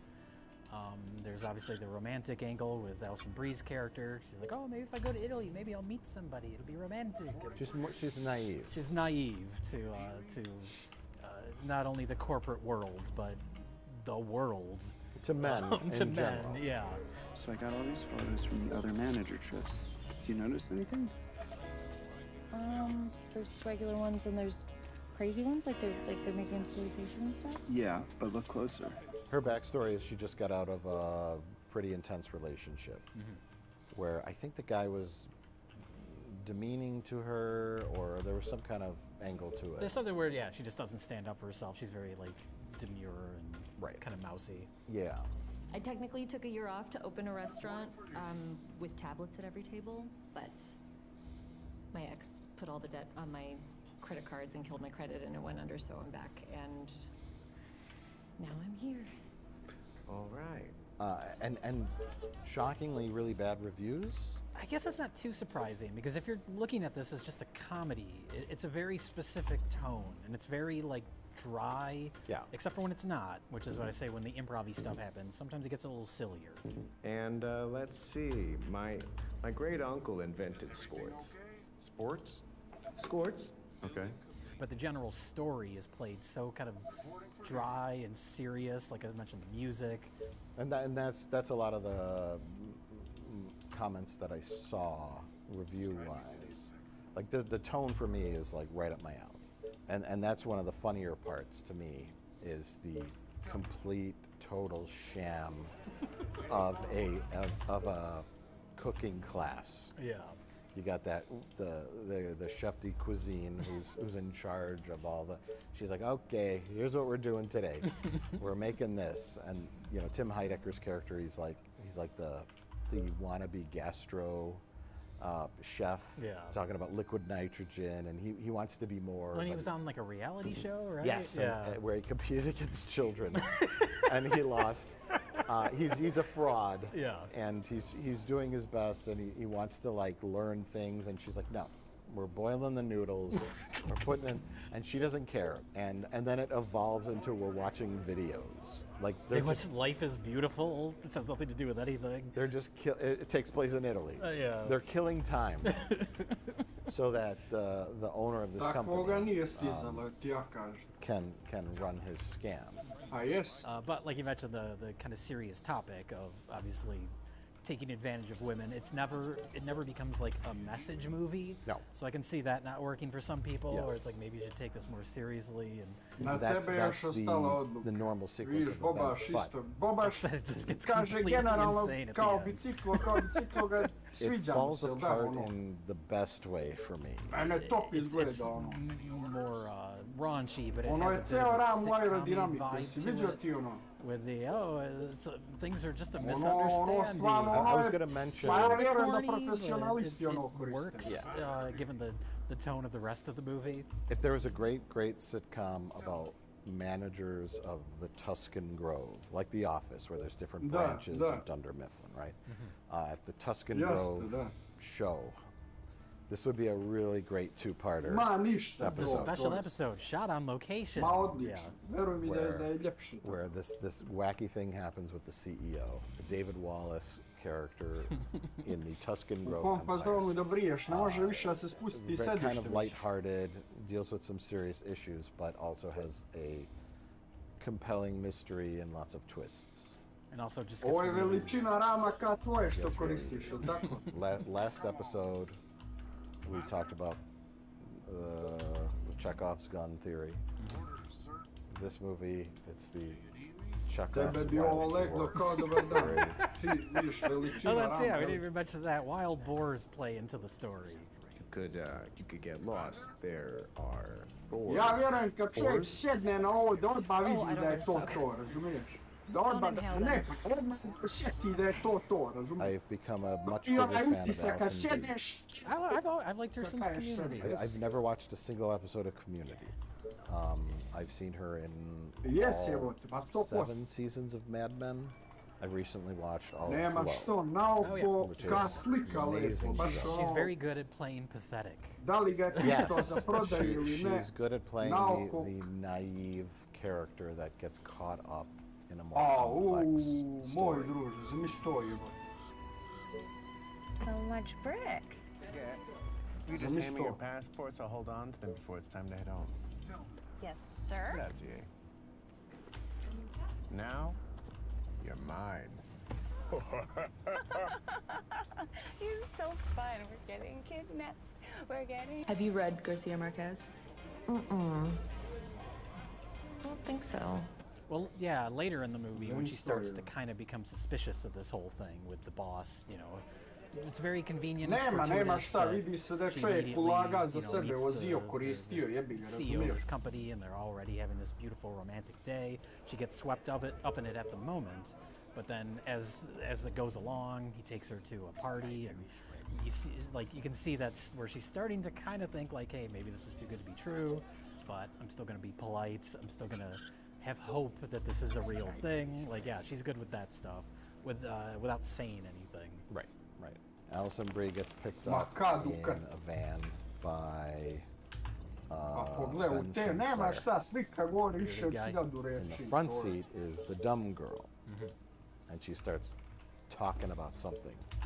Alison Yeah, Brie's yeah, emotions yes. internally, without saying a word, are, oh, this girl seems nice. Vidiš što kaže Oh. Šajo, njemu točak She's u ram really, ulazi, really jesi dumb. skontato, nisi? Just try to act polite as best as you can. Znaš ti, druže, koju tu She aerodinamiku plays it dobijaš, much razumiješ? with Nema much more ono complexity između rama i točka da ti of seče that vazduh, delicate razumiješ? balance of No, direktno, ono, nema kakvi, suspicion pa ovo je and full politeness aerodinamiku that rađeno, ovo is se vidi. almost threaded throughout this entire movie. Of like, oh, you have Sjedi a vozi, folding table nema greške. with a hot pot Je li napred and one prebača pan, elektronski? and this is the mega kitchen Ili samo nazad? of a major corporation, and she's watching. Oh, to još You know. nisam gledao, A lot of actors get Ja credit to nisam for gledao big, još, znaš. bombastic, loud performances, your Leonardo DiCaprios, where you're screaming and yelling and Pa nema, pogledaj Sala kako mu ide u ram, but I brate, think nema the real da talent tebi of to acting izgleda, razumiješ? is subtlety Kad vidiš dole and, taj kabal, to je sve expressing u that ram, to je exact sve, razumiješ? feeling you get if Kad you were gledaš in that sliku, situation. stvarno sređeno, Like, nema you greške. are thrust into this like Dva ova pathetic nosača za class bocu, that's vidim. highly suspicious. Ovo je neki tajni model. That's the thing. It's not like a slow revelation that this is all a front. It's like immediately you're like, this is ridiculous. We're gonna have a lot of fun Šta kaže here, eat a lot Bobaš, of ovo great food, korišćeno learn za Tour about de Italian France. culture, and most importantly, grow as people. Pa šta da ti kažem dalje, pogledaj samo ove točkove, kakva je to aerodinamika. Did you know To... the very first assembly of photographs to create a motion picture was 2 kad bi seconds se ja na black ovo, man on the šta je horse? ovo jebote? And Tako that bi man rekao. is my great-great-grandfather. Great. There's another great. Ne, brate. Nope is the latest Ja film from vjerujem Jordan da u Peele. filmu nema... This Ma one's koje about pokile, aliens. puno sam i rekao. Is it as good as Get Out? Ma, Nope. smehoteka, čovjek. Is it as creepy as Us? Nope. Is it another step in Jordan Peele's transformation into M. Night Da Shyamalan? staneš I da gledaš. Yeah, jebote. no. Kinda, not really. It's Nope. There's my intro. Yeah, Nope. I think I saw a TV ad for it. It was like Jordan Peele, from the mind of Jordan Peele, and a couple of little images. Never watched the full trailer. I don't think I did either. Then never got off my ass to go watch it in the theater. I think it did like really well opening weekend, and then second weekend was like a huge drop. Because the other Jordan Peele movies have done pretty well, which is worth pointing out. He's one of the filmmakers that can get a movie made based on his name now, which is more and more rare, where the promotional materials are all built on the filmmaker. Like, that doesn't happen anymore. It's like Tarantino and who else that's still where that's like the marketing is like, it's this guy you know who made the movie. Yeah, Colin Trevorrow? Colin Trevorrow, of course. But yeah, where it's like the filmmaker is the IP, because it's not a Marvel movie but as my intro alluded to, I don't think this is as good as other movies, but I think it's weird and interesting on its own. I kind of like that, because Get Out is like, I don't know, objectively, it's a pretty solid movie. Just as far as like a straightforward movie goes. Us is a little more abstract and weird, and if you look at it literally, it kind of falls apart. You have to look at it as like a nightmare, but it's really creepy and interesting. Would you call it the Jackie Brown of the Quentin Tarantino filmography? Which one, Us? Nope. Nope. Where you have Reservoir Dogs, Pulp Fiction. Oh yeah, and, it's like, and then you get to Jackie Brown, and you have thousands of college students coming in, and then they're expecting one thing. Ne bi razmišljao, vjerujem. Ja mene interesuje ovaj sport, razumiješ? Ja se I tebi rekao. Čim bude prilika, odmah nešto ozbiljnije uzimam I because this doesn't have, his other movies have obviously the kind of social commentary. We don't feel that way about Jackie Brown, by the way. No, Jackie Brown's my favorite Tarantino movie. We'll just but the expectations that were put on it, based on, especially after Pulp Fiction, nauči ti poluđeću za tim, čovječ. And then Jackie Brown is so slow in comparison and not flashy in the way Pulp Fiction was. It doesn't have the snappy dialogue. It's I mean, it has a great soundtrack, but it's not instantly memorable the way Pulp Fiction was. Instantly iconic. No Jackrabbit Slims. Yeah. Instead, you've got Robert Forster talking about the fact that he's getting older and got hair plugs. And that's the Šta kaže Bobaš? Motor ili complaining bicikla? that she has a big ass now because she's in her 40s. It's not the cool characters from Pulp Fiction. And yeah, this is kind of the same way, where it's like the iconography of Us, all the people in the red jumpsuits, the one glove, like it's instantly like recognizable. And then this is just like Daniel Kaluuya, however you pronounce his name. It's just him being like mopey. He's like the least likable protagonist in a movie in a while, and it's so slow. Not in a bad way, but it's a very slow movie. But yeah, it's odd. I would further compare it to an M. Night Shyamalan movie, where it's like, it's not super realistic. The characters are kind of odd and say things that don't feel realistic. Didn't I tell you this motherfucker was gonna come up here with a non-electrical camera? Let's go, boy! Yeah! Everything about it's just weird and off. Fuck you. In a way that I can see being off-putting to some people, but I really liked it because of that.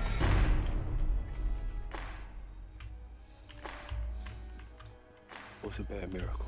Well, I watched the trailer today.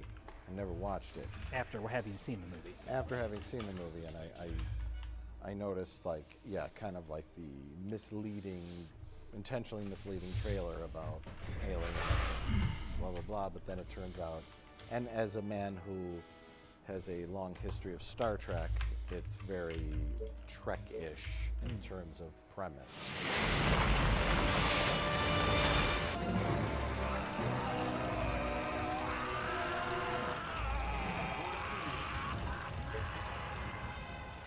Spoilers, because there's nothing to skip to.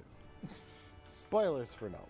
It feels like it could be a UFO situation, but then it turns out to be a weird life form that's hiding in the Yucca Valley in California inside a cloud that feeds on horses. Yes. And well, yeah, you think it's a life spaceship, forms. and it turns out it's an actual physical being. Right. And then it takes different shapes and. Well, the reason it's decided, as we discover throughout the movie, the reason it's kind of settled in this valley is because of the Stephen Yeun character, who's been feeding it horses. It's a sideshow for his carnival. He has like a western town, and he was a former child star. This is where it gets very unwieldy, where it's like all these kind of elements that do have a purpose, but it feels like he was on a sitcom when he was a kid with a monkey, and the monkey freaked out and killed people. And you're like, what does that have to do with anything? But it does tie in sort of a not very spelled out way.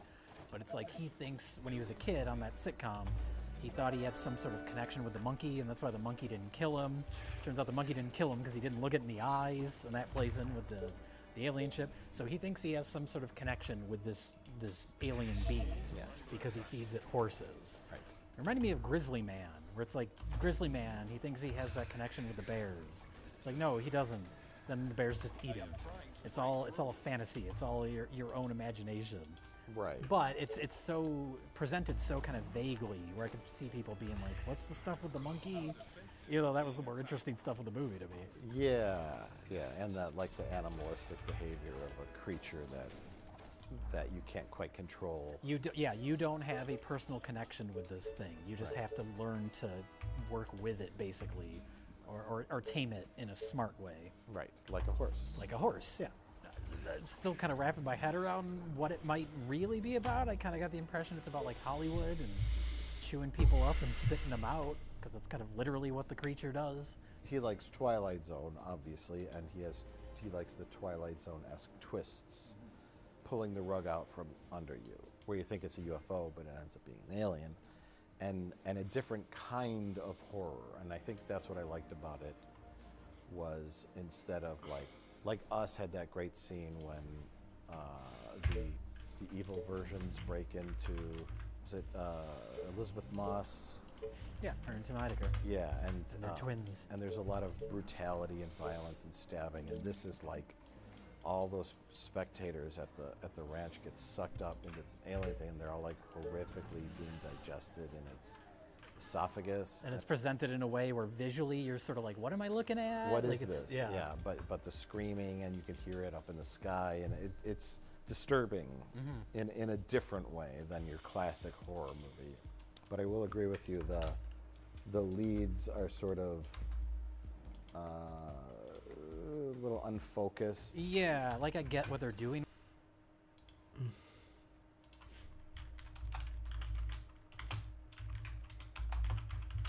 S.W.Frost 1 said, off to bed. S.W.Frost 1 said, see you in 2 hours. S.W.Frost 1 said, got headache. S.W.Frost 1 said, sready. S.W.Frost 1 said, Super. Ljudi, odo da prelegnem. Glava me boli.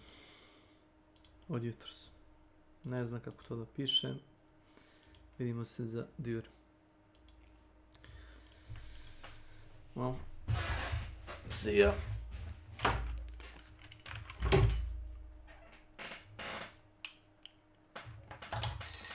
Oh my lord.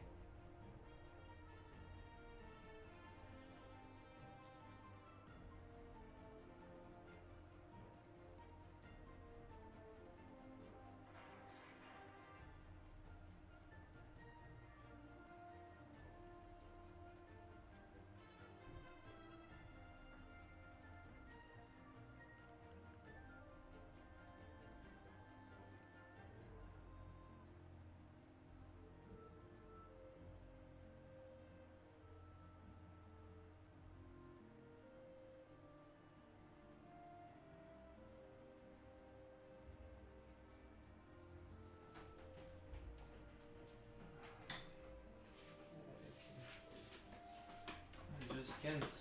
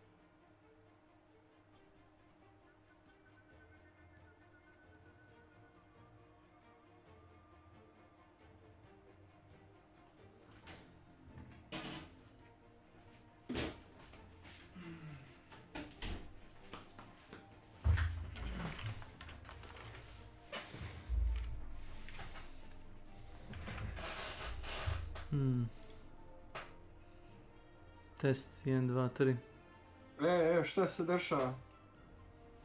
A ništa, gledam koliko ima živih ljudi, aktivnih. Šta kažeš? Gledam koliko ima živih ljudi, evo, Milan postavlja neka bicikla. Šta će sad? Valjda kupi neko bicikla. Njemu treba električno biciklo. Da ne mora da vrti. Evo ovako nešto. Nije bilo na neko kratko vreme. Ma glava me boli. Neko vino sam gazio, neko grožđe.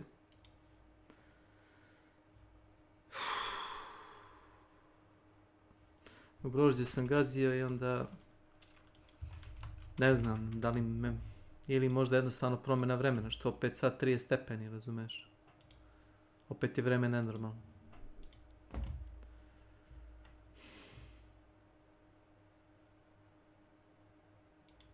So she moved over to YouTube. There's a lot of people moving over to YouTube. I mean, YouTube is better. No, if YouTube is so much better, then why is the only time that people move over whenever they get paid?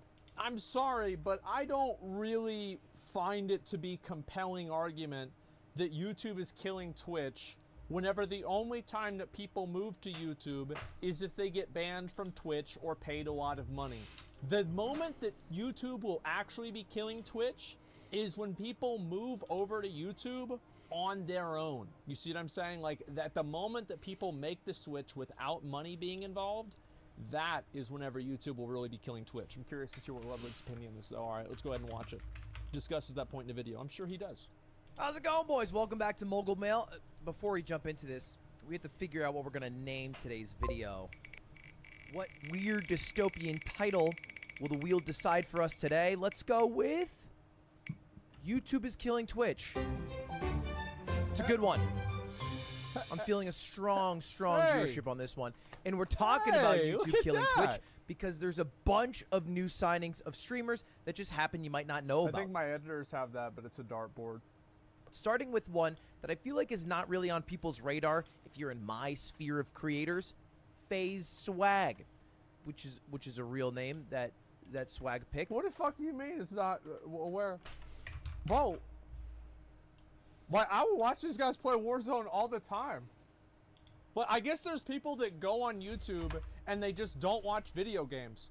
But like if you watch Warzone, you know who FaZe Swag is. By the way, not swag like being cool. Swag means serve, worship, and glorify God. So, not what I expected. Now you seem dumb. Anyway, FaZe Swag had an announcement. My next chapter, the whole thing. When I was a kid. Actually, pretty well-made video about going through time and wanting to make the switch. Now over here on YouTube Gaming. Is it going well? Well, it's only been like a week, but currently FaZe Swag sits at about 13,000 viewers and is playing with Tim. On Twitch, averaged about 8,000. So that's like a pretty big jump. Maybe the most successful jump in the first week I've really ever seen. Feels like a lot of people who switch over immediately aren't doing as well and maybe ramp up after a bit of time after people. I think it depends on what kind of content you have. So like if your content's very community driven and stuff like what I do, I think that a YouTube switch for me would probably be, it would be harder, but I also have more viewers on YouTube, so I think it would probably average out. I don't know though. Maybe not. You know, maybe not in both directions. But I think that for especially like more generic like gameplay content creators and people that do a lot of gaming centric content, it's an easier switch. We'll figure out how to find the stream. But FaZe Swag, bumping off rip. The next one is kind of a debate one, but it's Foosly. Foosly switched over. She did a whole stream where she said she was going to switch. It was a huge debate. She went live the next day with a sponsored stream. But then, double debate. She's now a YouTube streamer. Here's her video. Hey everyone, Foosly here. I have been wanting to go guitar shopping for the longest time. And so I decided to do a little vlog and take y'all with me. Okay, the shop should be coming up any second. Oh, here we are.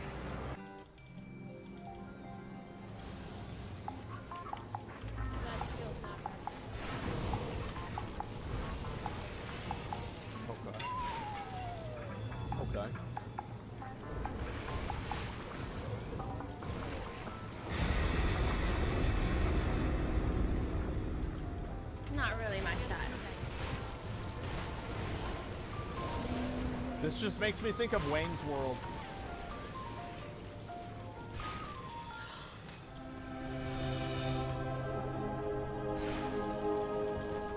It's a red guitar, okay. So it's like YouTube?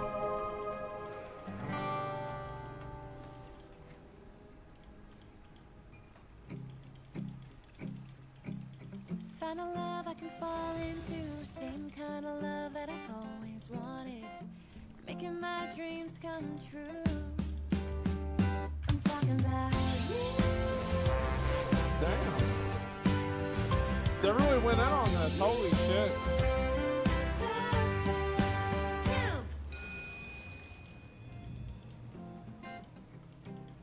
Yeah, YouTube. this is the one. I get it, because it says Wait. was YouTube. Who are they? Probably just some guys. So I was thinking we could start a YouTube. I didn't choose it. Okay, I just want to be clear that I just show up and I do the thing. So when I have to go YouTube, it's not my decision. I'm just doing my job. Anyway, that's the second one.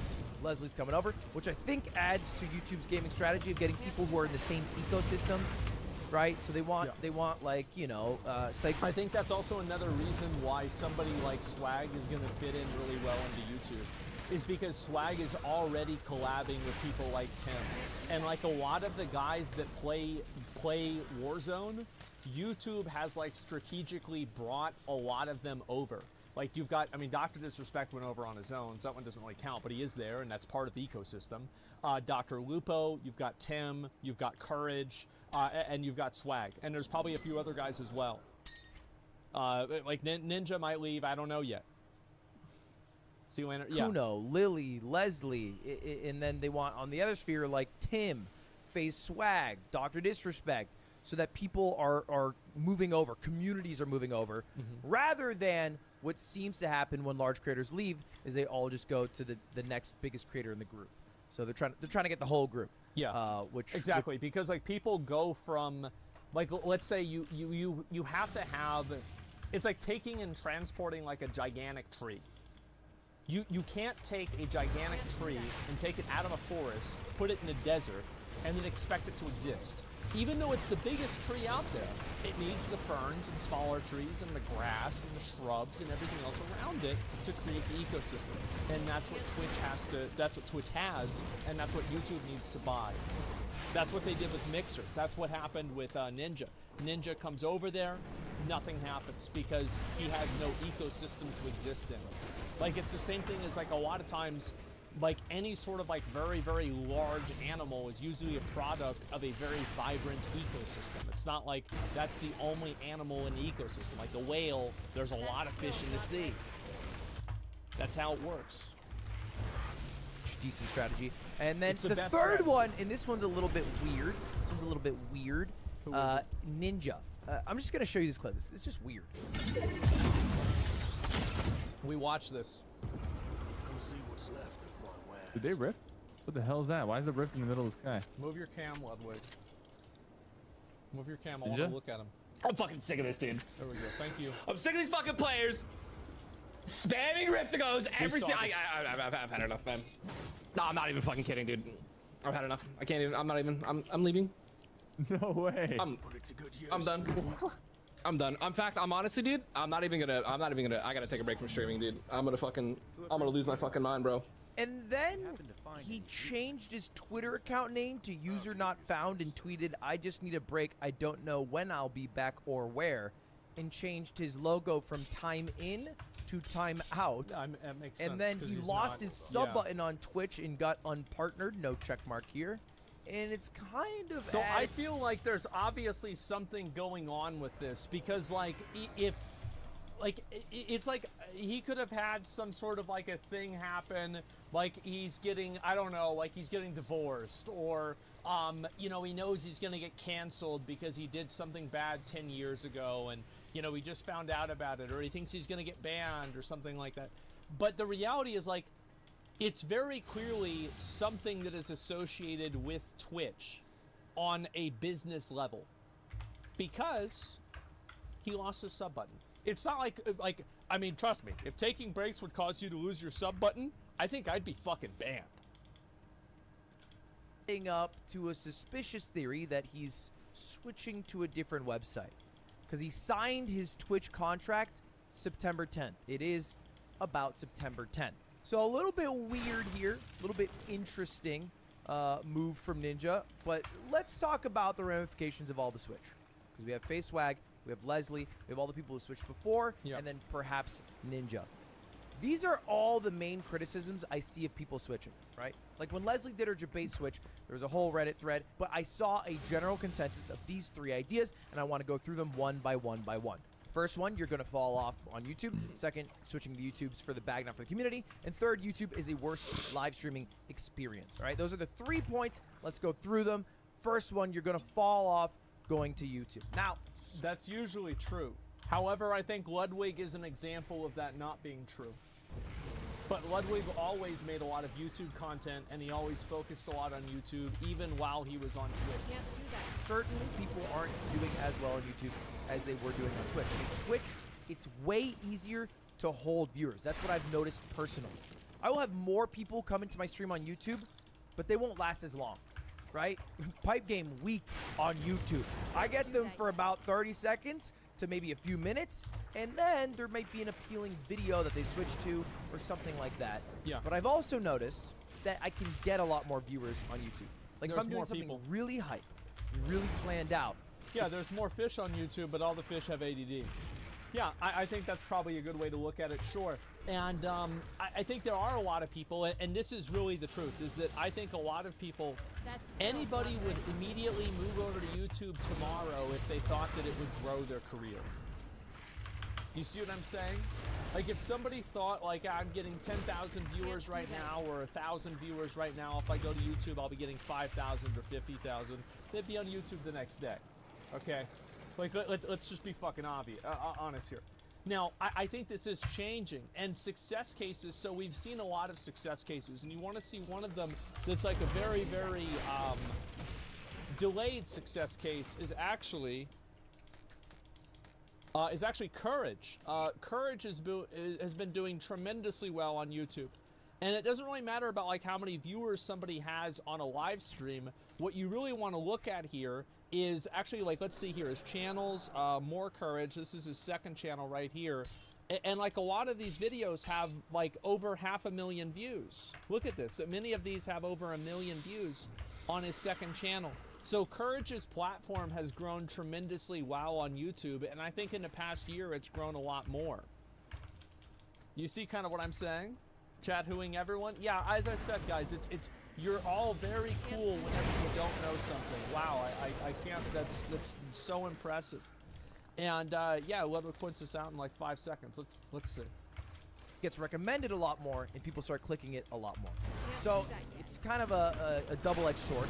You're just gonna do, you know, your average stream thing, nothing necessarily that exciting. I think it's just really harder to hold viewership for that, because the competition is not with other streamers, but also with YouTube videos, which is way better. It's edited stuff. Yeah. I don't know why people still watch live streams, to be honest. I love streaming, but videos are so goated, man. They're so good. It's way easier. You ever seen the CGP Gray video? Yeah. Shit's insane. I'm competing with that, but it doesn't necessarily mean you're gonna follow, right? This is what I averaged on Twitch before I switched. 19,000 viewers. I was kind of last few months not going that great. Whew! And then I switched over to YouTube, and here's my stats. Over the course up until August, I averaged 21,500 viewers. The last month, I averaged 29,000, in part because I had Mogul Money Live and I only streamed 44 hours. But, you know, I'm generally hovering around what I had on Twitch. I would argue a little bit higher, and the YouTube videos have been booming. First time ever in my life, I've averaged over 1 million views on every single video I've uploaded in a month. Which is crazy. Before that, and that's happened for like a few months now, but before, when I was on Twitch, it's been 400,000. So exactly, and that's kind of what I'm saying. Spartans right, 83. Yes, YouTube, said, his stream is Isamon not by like Cody. growing by some tremendous thing, but the YouTube views are way higher. You see what I'm saying? How YouTube algorithm benefiting YouTube streamers? Yes, imagine that.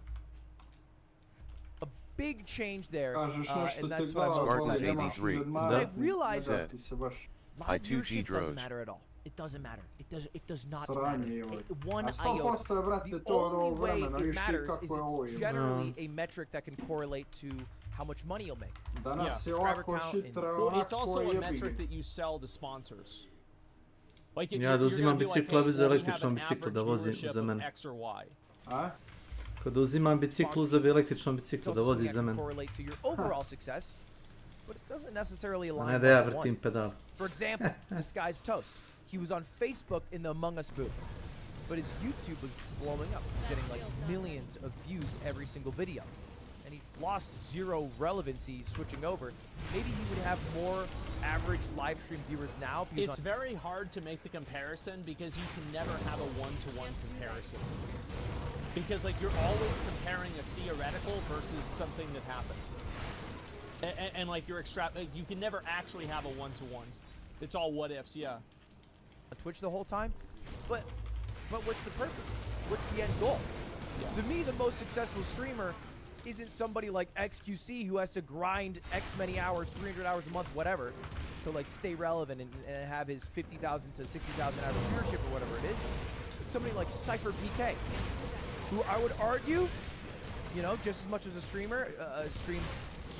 He's gonna pull up Cypher PK's YouTube analytics. Cypher does great on YouTube. No, a healthy amount, but averages a Look at shit this. ton of views on YouTube.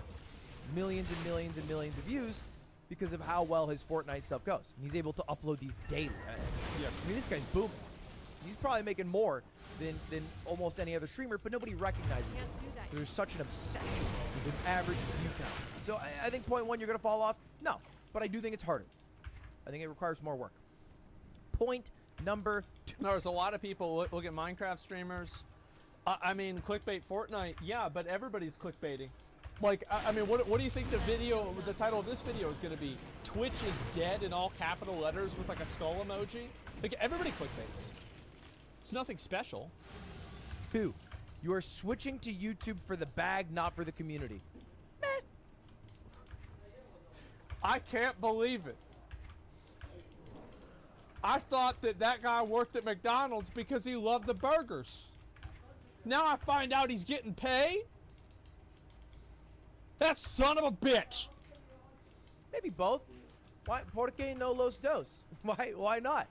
I think there is a bag to be gotten. I think not talking about it is like absurd. I think pretending that people switch to YouTube aren't getting paid is dumb. Yeah, of course. But it's also YouTube. It's not fucking Mixer. YouTube is a much bigger site than Twitch. In He's 30 right. years from now, YouTube will be around, probably not Twitch. Like realistically, websites don't live that long. YouTube's shelf life will be a lot longer. It's huge. I think you get, I don't know about 30 years, right? I mean, like, you talk about numbers, like, who knows? But, like, I think you can probably make the argument that, like, YouTube will be around longer than Twitch will. YouTube will be relevant longer than Twitch will be relevant. But why? Twitch, Spanish-speaking communities, English-speaking communities, then it doesn't do as well. I don't know if I necessarily buy that it's not for the community. I also think that generally I've done more community things. Because I stream less hours, I've been able to do things like create this whole entire channel, Mogul Mail. That did not exist when I was on Twitch. I posted 3 videos because I thought this was going to be the channel that I upload all my VOD stuff to, and then I thought my other channel was going to be my live stream. That's actually why I originally created Mogul Mail. It's kind of a farce. It's kind of a scam. Now what it is much different. I feel like we have a sick community here that I would not normally have. Also, we've been able to do more community things. Like Yeah, I like these videos. These videos are great. They're my favorite. There's some copium from Ludwig. Bro, there's nothing wrong with taking a partnership with a company for money. And if you're not going to watch somebody and you think they're abandoning you because they changed websites and you have to go to YouTube instead of Twitch, I'm sorry, but you're being unreasonable. You're being completely fucking unreasonable. My first music contest in 2 years, my first art contest in a year and a half.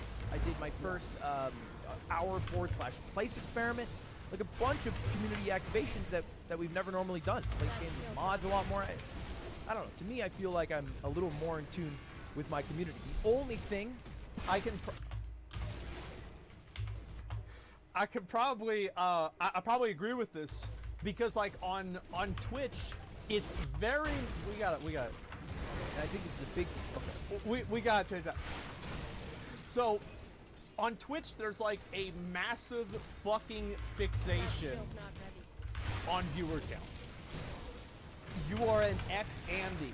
You are, you know, like your viewership is down, your viewership is up. Like, viewers care more about viewership than the streamers do. And the streamers also care about viewership.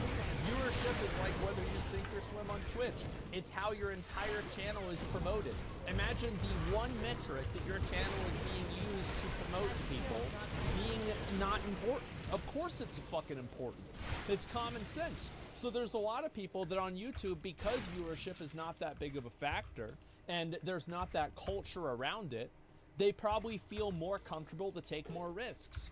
And I actually think the fixation with it on Twitch is harmful for the content on the platform. Because what happens is that you have metas on Twitch, and there's metas everywhere, but the metas on Twitch are so strong and so hard that everybody does the exact same thing because it will result in the same, the highest amount of viewership. That's just what happens.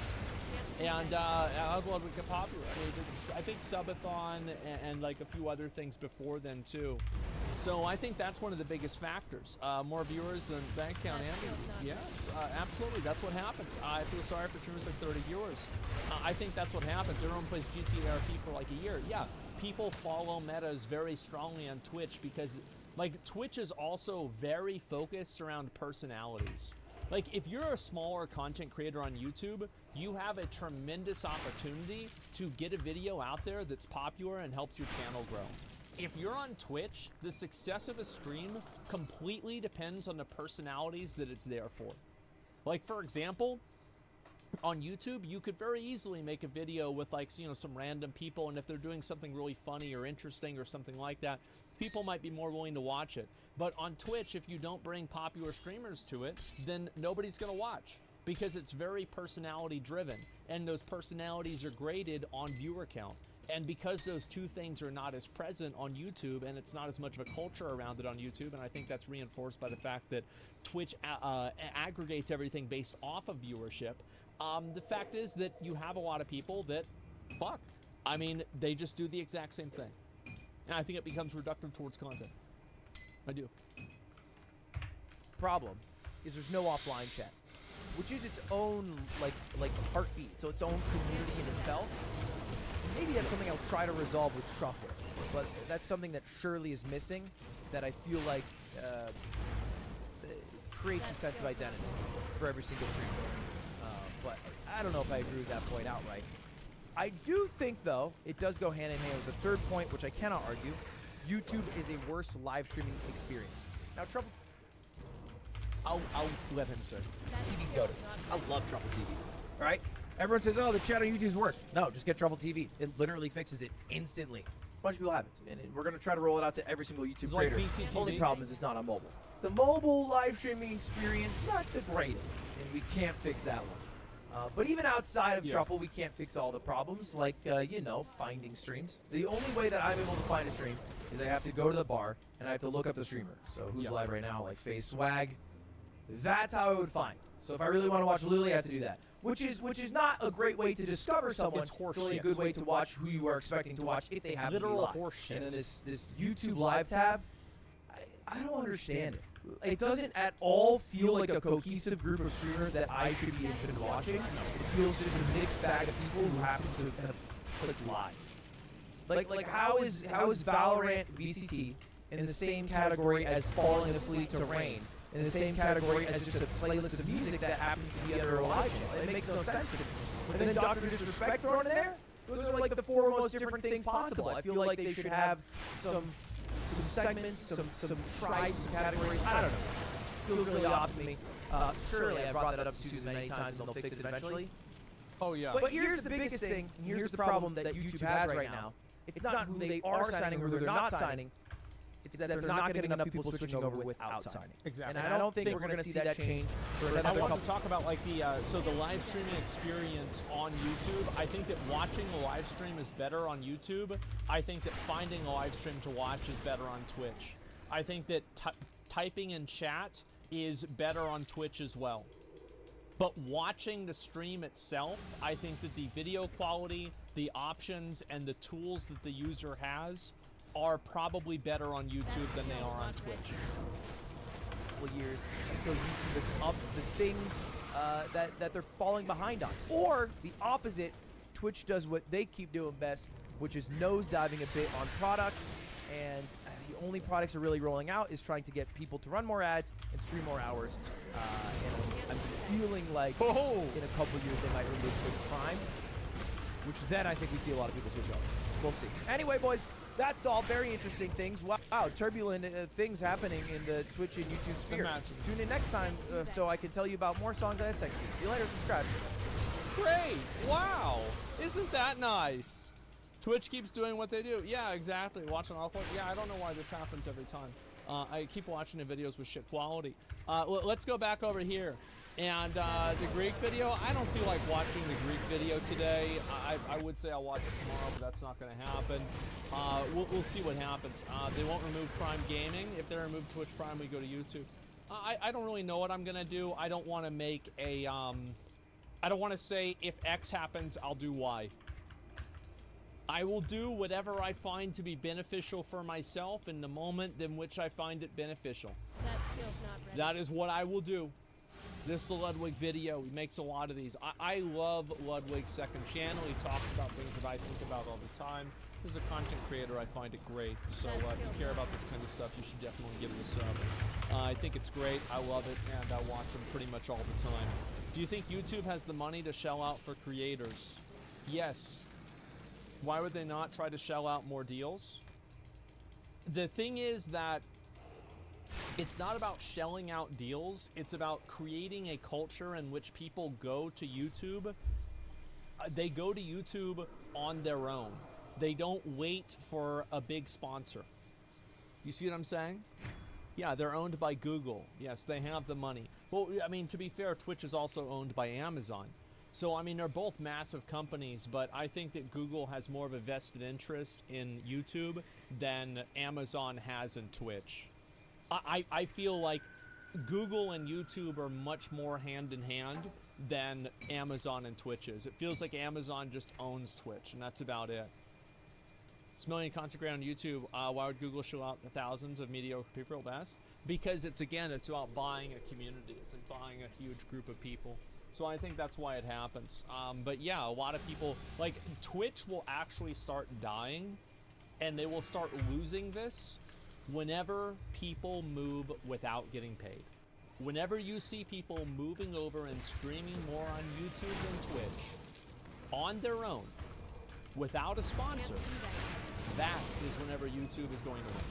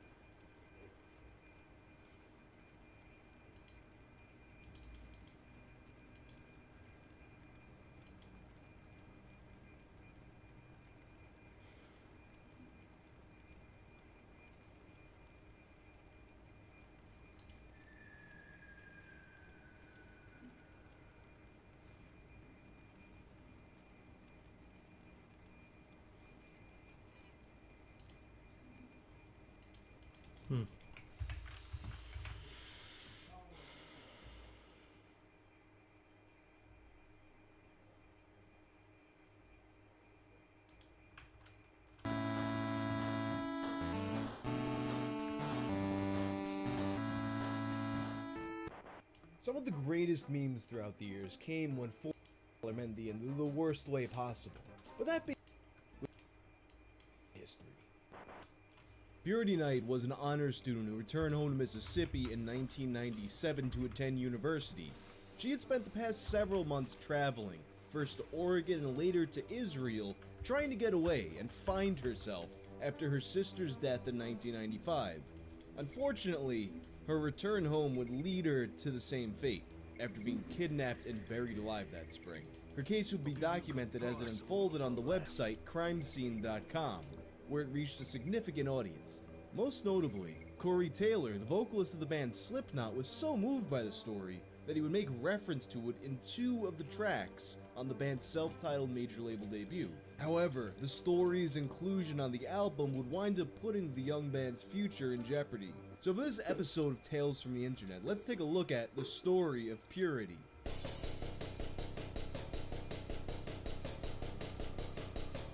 Look at this drawing from Dave Correa back in the days of the Slipknot vs. Limp Bizkit feud.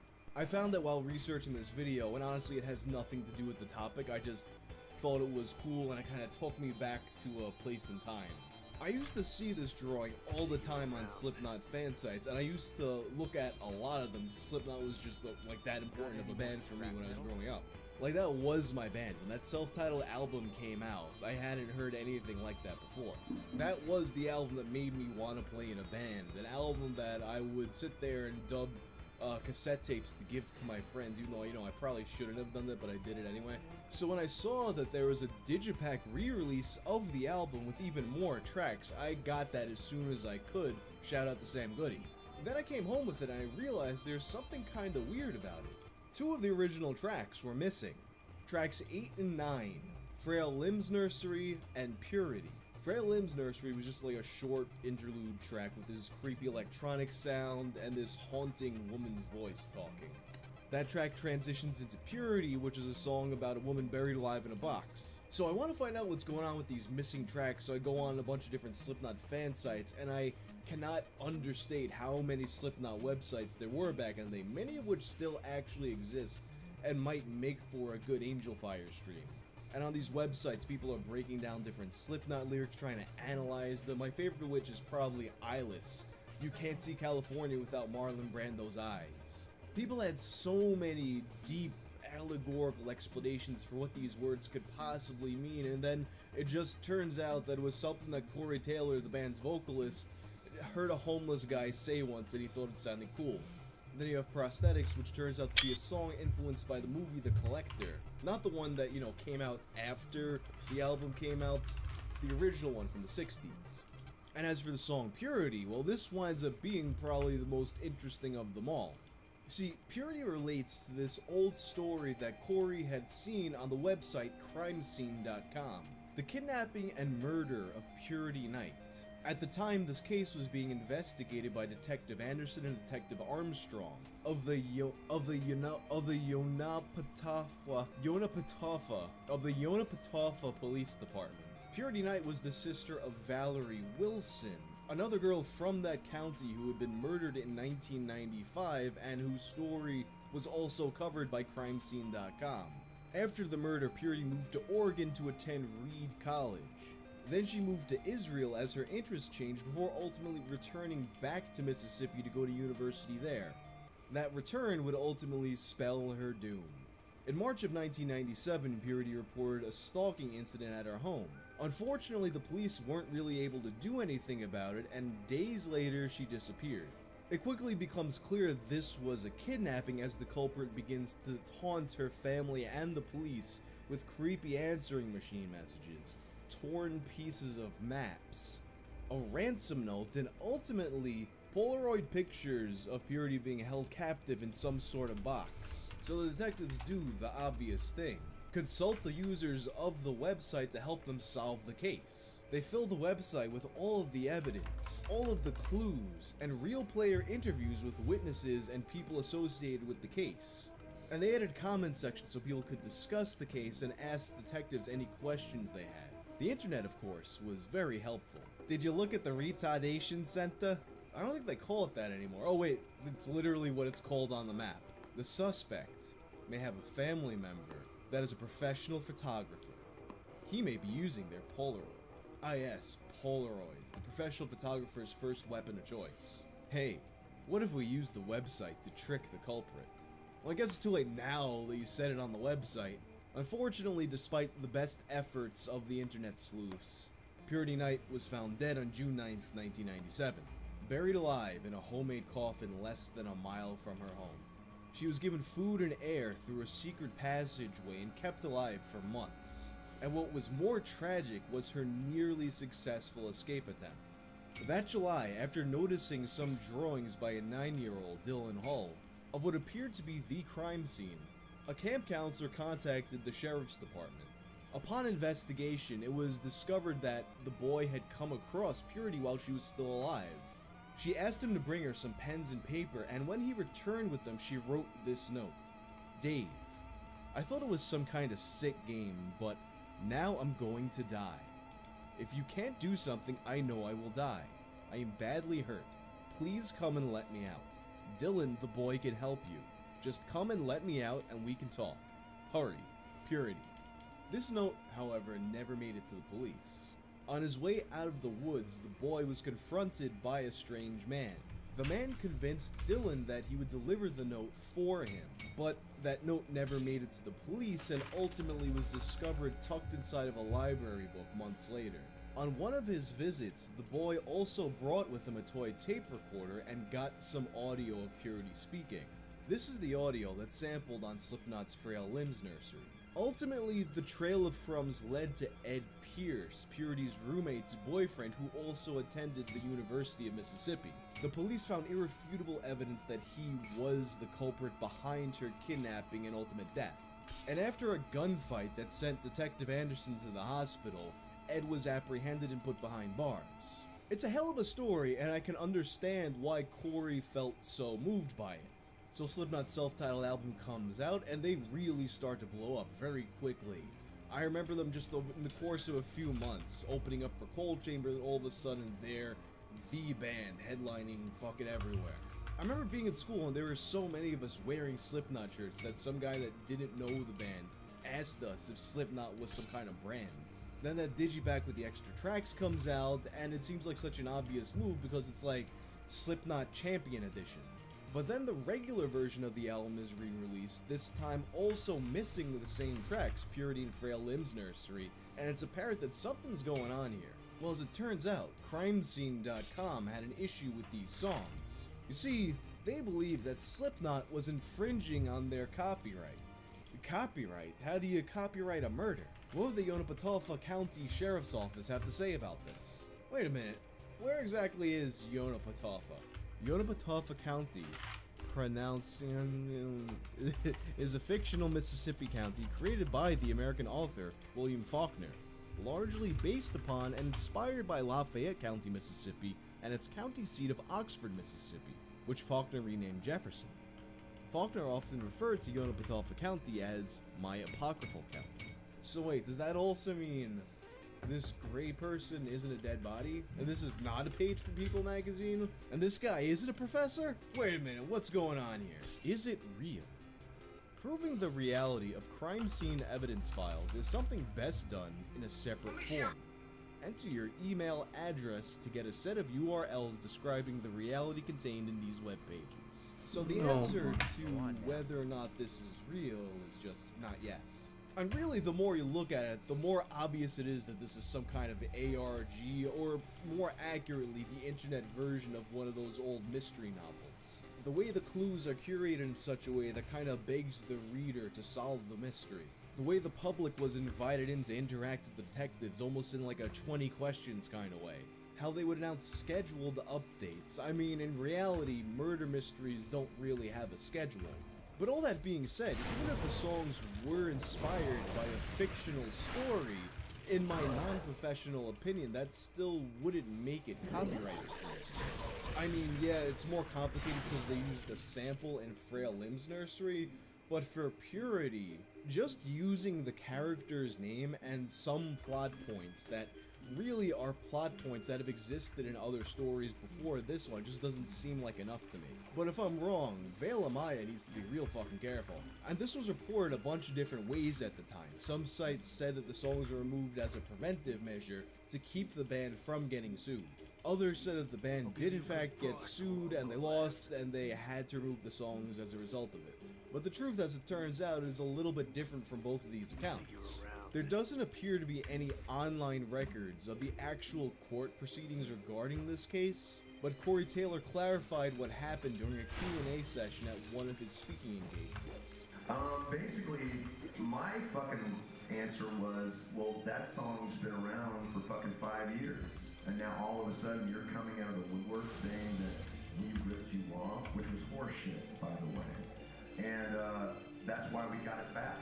We got that fucking song back eventually because we won, and I was very proud of that. He goes on to describe a day where he gave testimony about this to a judge over the phone, the judge laughing as he describes what's going on in the lyrics.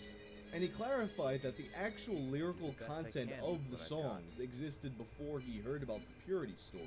Those lyrics were inspired by the movies Boxing Helena and The Collector. He insists that he only took the name of the song from the website.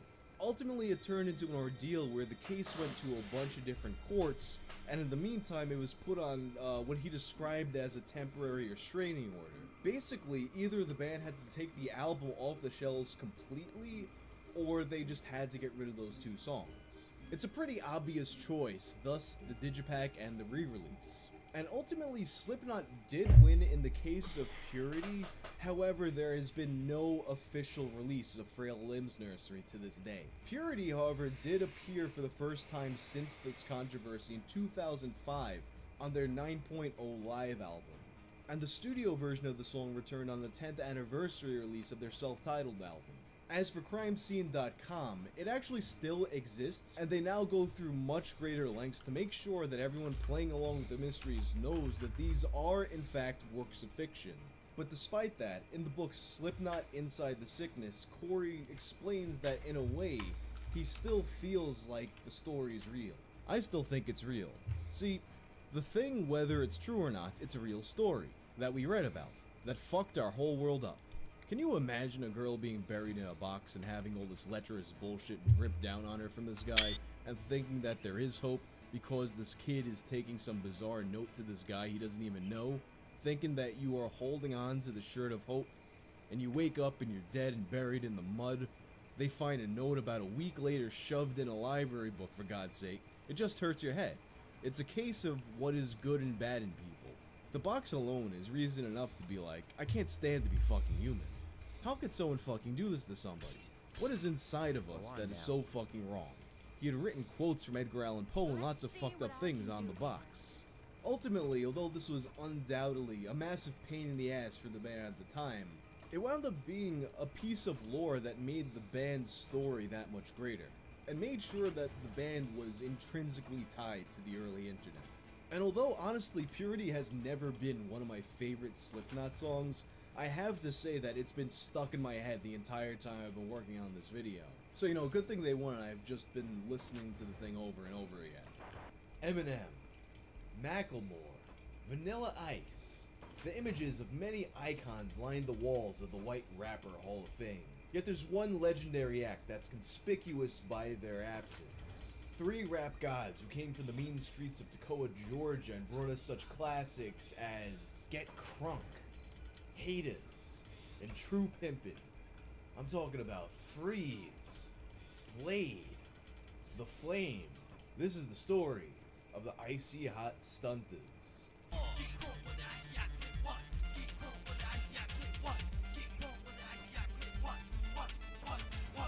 The Icy Hot Stunters were one of the greatest memes of 2001, and I was really surprised that when I was talking about making this video, a lot of people told me that they did not remember them. That's something that I gotta fix right now. The Icy Hot Stunters website, which was created sometime around April of 2001, begins by inviting you to click on the rap star you want to drool about. We've got the Blade. Don't get cut by the Blade. Yeah, you know this. Blade, the leader of the group and quite possibly the most dangerous person you have ever met. 2 years in state pen for armed robbery, 4 years in rehab, still on the yayo, and who knows what's next for this tight food. The Flame. Your punk ass is gonna get burned by the Flame. Thought yeah wasn't a sucker? Flame, the fastest rapper on 4 wheels. This guy spends his time blowing away fools in his pimped out Firebird. Just kick out them Brembos. Stop yourself on a dime. In his past, Flame has done time for outrunning the 5-0 and cutting some punk sucker up. And freeze. His bio wasn't linked correctly and it goes to a page where they're talking about their cars. Boy, look at him, he's blue. It's like if the Planeteers were white rappers. The Icy Hot Stunters, let us know if they came here. Aw shit. Yo punk ass has just come to the hardest, fattest, and tightest group the world has ever seen. Icy Hot Stunters in the 2G+1. We ain't like your backdoor boys, your end sucks, or your Britney Smears. And if you think it is like your puff mommy, your sweet puff, or your dumb ex, you is crazy wrong. We are taking the hip-hop scene to a whole new level, only rolling in the fattest damn cars where it's on dubs, cutting tracks that smash the charts and shit, and making sure we have enough ice to make you go blind. If you came to our fat site to play a hate, then get the hell out. We ain't needing you. Suck up! Now, the story of the Icy Hot Stunters gets really confusing very quickly. So confusing, in fact, that it kind of made me change the way I keep my research on these videos, probably making the channel moving forward better for having covered the Icy Hot Stunters. When covering these kinds of old websites, I've mentioned a lot that something that would happen really commonly was as soon as one of these websites went viral, people would make a bunch of parody sites of it. And I don't think I've ever seen as many parody sites pop up as they did for the Icy Hot Stunters. Most of the parody sites just kind of mock the Icy Hot Stunters by talking the way that they talk, essentially making them indistinguishable from the genuine website. And one of them seemed to have been made by someone they might have known in real life with a bit of a personal grudge, who had pictures of them not as the Icy Hot Stunters. Of what's been archived, we have one of the stunners in a pretty preppy outfit holding a tennis racket, and it calls him a poser because he plays tennis. Also, this being 2001, pretty much all of the parody sites just called them gay. Icy Hot Stunters, fighting for gay rights everywhere. You might think, wow, that's fighting for gay rights everywhere, that's very kind of them. Surprisingly woke for a bunch of gangster rappers who've been in and out of prison so many times, right? But you gotta remember, once again, this is 2001, so rest assured that this is that game. One of the better made parodies started off by mostly just imitating the original page and keeping a blog with update votes that gradually get more and more ridiculous. We see the Icy Hot Stunters upload their pictures on hotornot.com. The Blade tries to donate blood, but it gets rejected because he has the West Nile virus. And then they tried to join the army after 9/11. This page was actually maintained for a few years, and the person running it would eventually try to promote his own music, which was actually something that was pretty common with these sites as well. And what was also common was the release of a few music videos pretending to be the Icy Hot Stunters both as parodies and both as people trying to use the attention to get themselves some notoriety. And that being said, I think it's very, very possible, probably likely, that the original Icy Hot Stunters site, the one that went viral, being shared through emails and sites like Something Awful and Fark.com, there's a strong chance that that one itself was a parody that had nothing to do with the Icy Hot Stunters.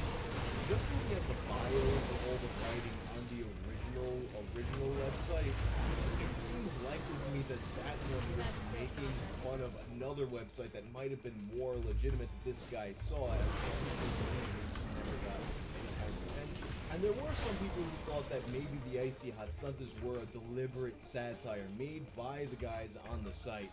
Basically an online Malibu's Most Wanted before Malibu's Most Wanted. Either way, the Icy Hot Stunters would eventually actually release some music, which takes us to mp3.com. And now, mp3.com itself isn't very well archived, so some what I'm about to say is going off of memory, and I might be wrong. But I recall the very early days of mp3.com being a very basic site with just a list of songs you could download. Eventually, they had a lawsuit that made them take all that stuff down and kind of rebrand as a more legitimate site, and that more legitimate site is somewhat archived.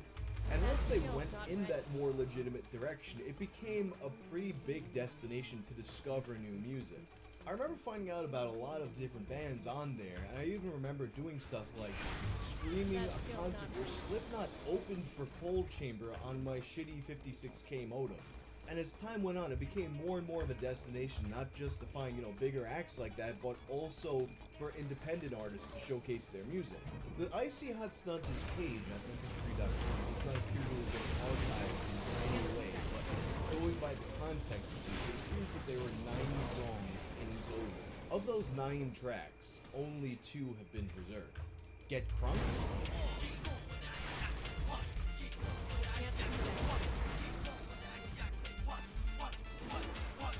And of course, True Pimpin'.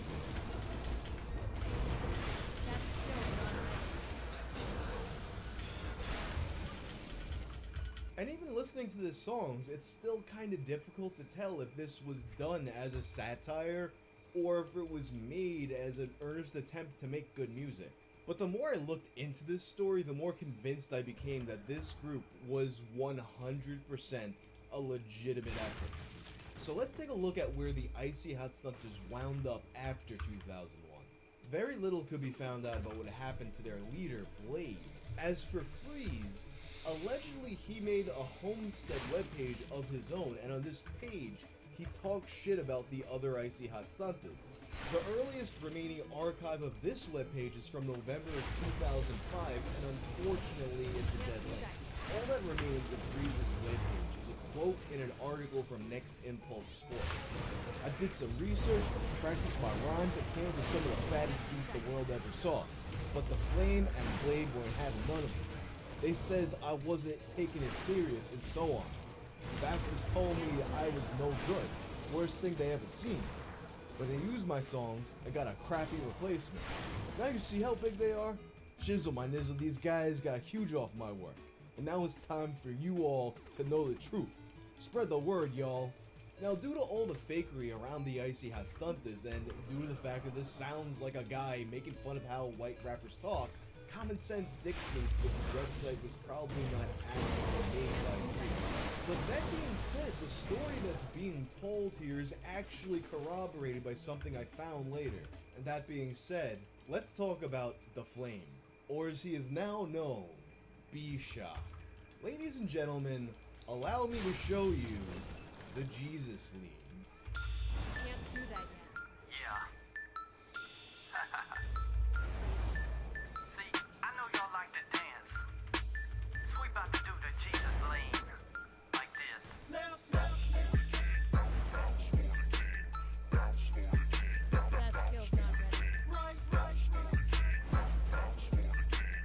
Judging by this color scheme, I'm assuming Jesus is a Crip. Look at this girl, she can't keep together, she's absolutely losing her shit. This kid's all out of sync. How do you mess up the Jesus Lean? You just slightly tilt in a direction. But at least he's having a better time than these two. You got that right. The Flame is now known as B-Shock, and he's spreading the word of Christ through the power of rap. And if we look at the bio on his website, it speaks of his beginning.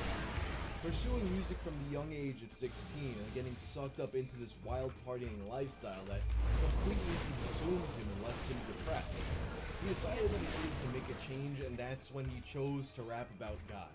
And I could have ended the video here. It's a pretty shocking revelation that this guy just became a Christian rapper, but something about that conclusion felt like there's still a missing piece of the puzzle.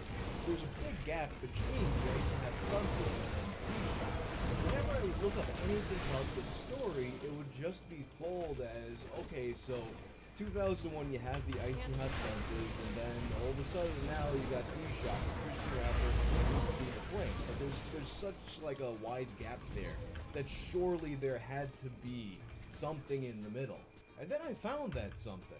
You see, the current version of B-Shock's website makes absolutely no reference to the Icy Hot Stunters. But if you go to the Internet Archive, that piece of the puzzle emerges in 2003. B-Shock was B-Shock, but the project wasn't just B-Shock.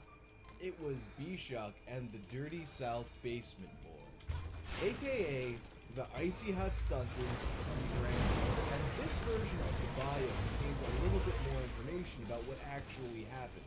So for the first time in 17 years, I present to you the story of the Icy Hot Stunters as told by The Flame. B-Shock has grown up in the small town of Toccoa, Georgia, now labeled by him, T.O.C. He began having dreams of being on stage rocking crowds in elementary school.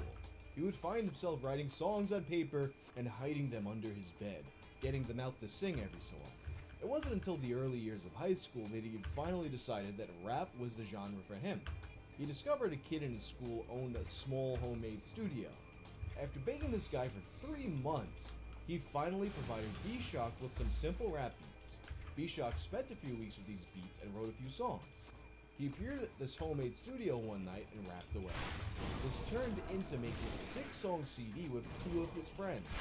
He obtained some local fame with an open concert in the park. After selling many CDs right there in town, a few guys started hating and attempted to torch the group by spreading thousands of degrading websites of them around the world. This corroborates my theory that at least one of the websites was made by someone who knew them in real life and had a personal vendetta. It also means that perhaps there never actually was a real official Icy Hot Stunters website. It's possible that they were just put online by that one guy with a vendetta, and then every single parody website was people making fun of that fake website. Even though it was bad publicity, it was publicity. B-Shock said this was simply motivation for him. This is when his heart set on fire. The group decided to change their names from whom they had previously been known. This is when B-Shock became B-Shock. His mother gave him the name. He took out loans and forked out thousands of dollars to purchase his own studio. Immediately, he went to work, mastering the beat machine, mastering the studio mechanics, and most of all, mastering his voice on the microphone. He named his studio DSP, Dirty South Basement Productions. After making the B-Shock show a solo CD strictly for practice, one of the guys in his previous group told him that he wanted to stay in the game and was dedicated and down for whatever. He goes by the name Lil Rel. I'm assuming Lil Rel was Blade, and that website that was supposed to be by Freeze really was by Freeze, or was made by someone who was aware of this situation. B-Shock then picked up C. Rainey and the girl Bash. These 4 members formed B-Shock and the Dirty South Basement Boys. Most of them attending school in different locations would call each other at night, rapping the new verses they had wrote that day, dying for the weekend to come so they could meet in the studio and lay it down. The group came out with the hot CD, Mean Streets. Everybody was talking about it. Everybody was getting it. Everybody was bumping it everywhere they went. Interestingly, according to an old post at Clark.com, the album Mean Streets was actually uploaded to the Icy Hot Stunters MP3.com, meaning that essentially this album, along with the one on the website Shockology Head Bobbin 101, are lost Icy Hot Stunters albums. Currently, B-Shock is also on tennis scholarship at his school, with many tennis accomplishments in the past, such as being ranked number 3 in the state of Georgia. What? A rapper that plays tennis? That sounds twisted. But not since B-Shock's music has hit the streets. As for now, B-Shock is aiming for the top with his new blazing album, Shockology. He puts all of his faith and trust in G.O.D., asking him for the best. B-Shock prays that he will be a good influence for the rest of the world forever. And then if you want, you can find out, how do I become Christian and go to heaven? Can you imagine finding God through the Icy Hot Stunters? So it seems like the truth is, not only were the Icy Hot Stunters real, but they never went away. This discovery is the evolutionary link between the Icy Hot Stunters and Beef Shop still continues to make an abundance of music to this very day, and he even now maintains his YouTube channel, where he's been vlogging about his experiences in the studio during the pandemic. And although maybe he wanted to bury his connection to the Icy Hot Stunters, I think it's cool that one of the internet's earliest memes still lives on to this very day. You're probably familiar with the image in front of you, even if you have no idea what it is or what it means. But a good chunk of you probably are aware that this is the cover of Neutral Milk Hotel's 1998 album, In the Aeroplane Over the Sea. This album, perhaps more so than any other in existence, is an album of internet legends for many reasons. Memes, the conspiracy theories, and the fact that a lot of people genuinely do consider this to be a great, if not perfect album. So for today's episode of Tales from the Internet, let's take a look at the story behind In the Aeroplane Over the Sea.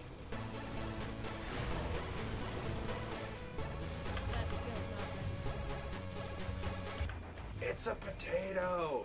One thing that I really love about memes is how it can take an old song and breathe new life into it, or even expose it to a wider audience for the first time. A lot of the earliest memes that I remember were super focused on music. All Your Bass, Yatta, Numa Numa, and of course you had Rickrolls, which were probably the first time that anything from 4chan went super mainstream. And don't get me started on the 17 volumes of YTM&D soundtracks. It's easy to say, oh, these songs are just meme songs, but when people start listening to them on their own time just because they want to hear the song, they cease being just memes. And I think one of the most interesting cases of the lines being blurred between music and meme is In the Aeroplane Over the Sea. It's a case in which an already well-received album gets propelled to all new heights years later, mostly on the power of memes. And it also has an Anne Frank time travel conspiracy theory, but I'm getting ahead of myself.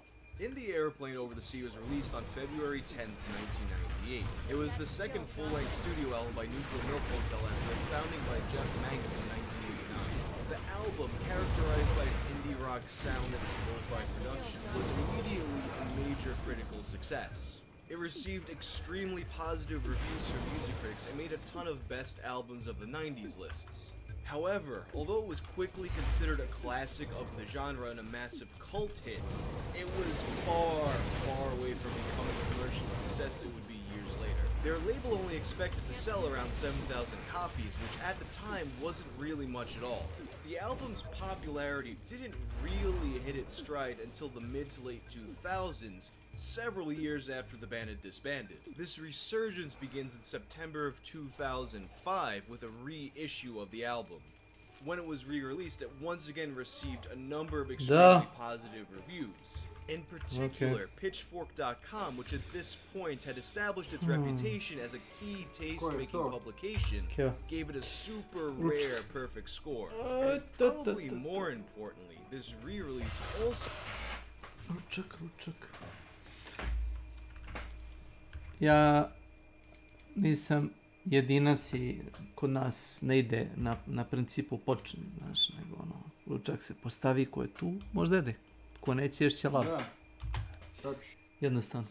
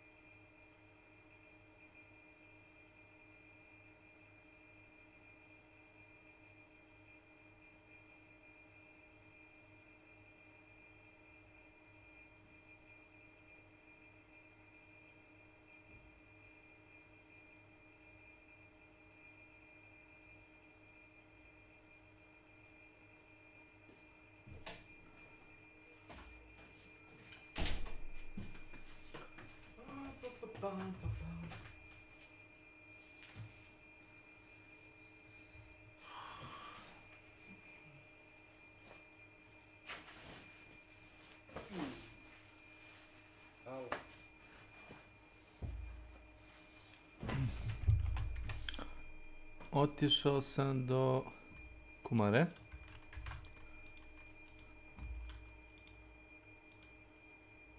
A vidi tu i Nenad. Pozdrav Nenad.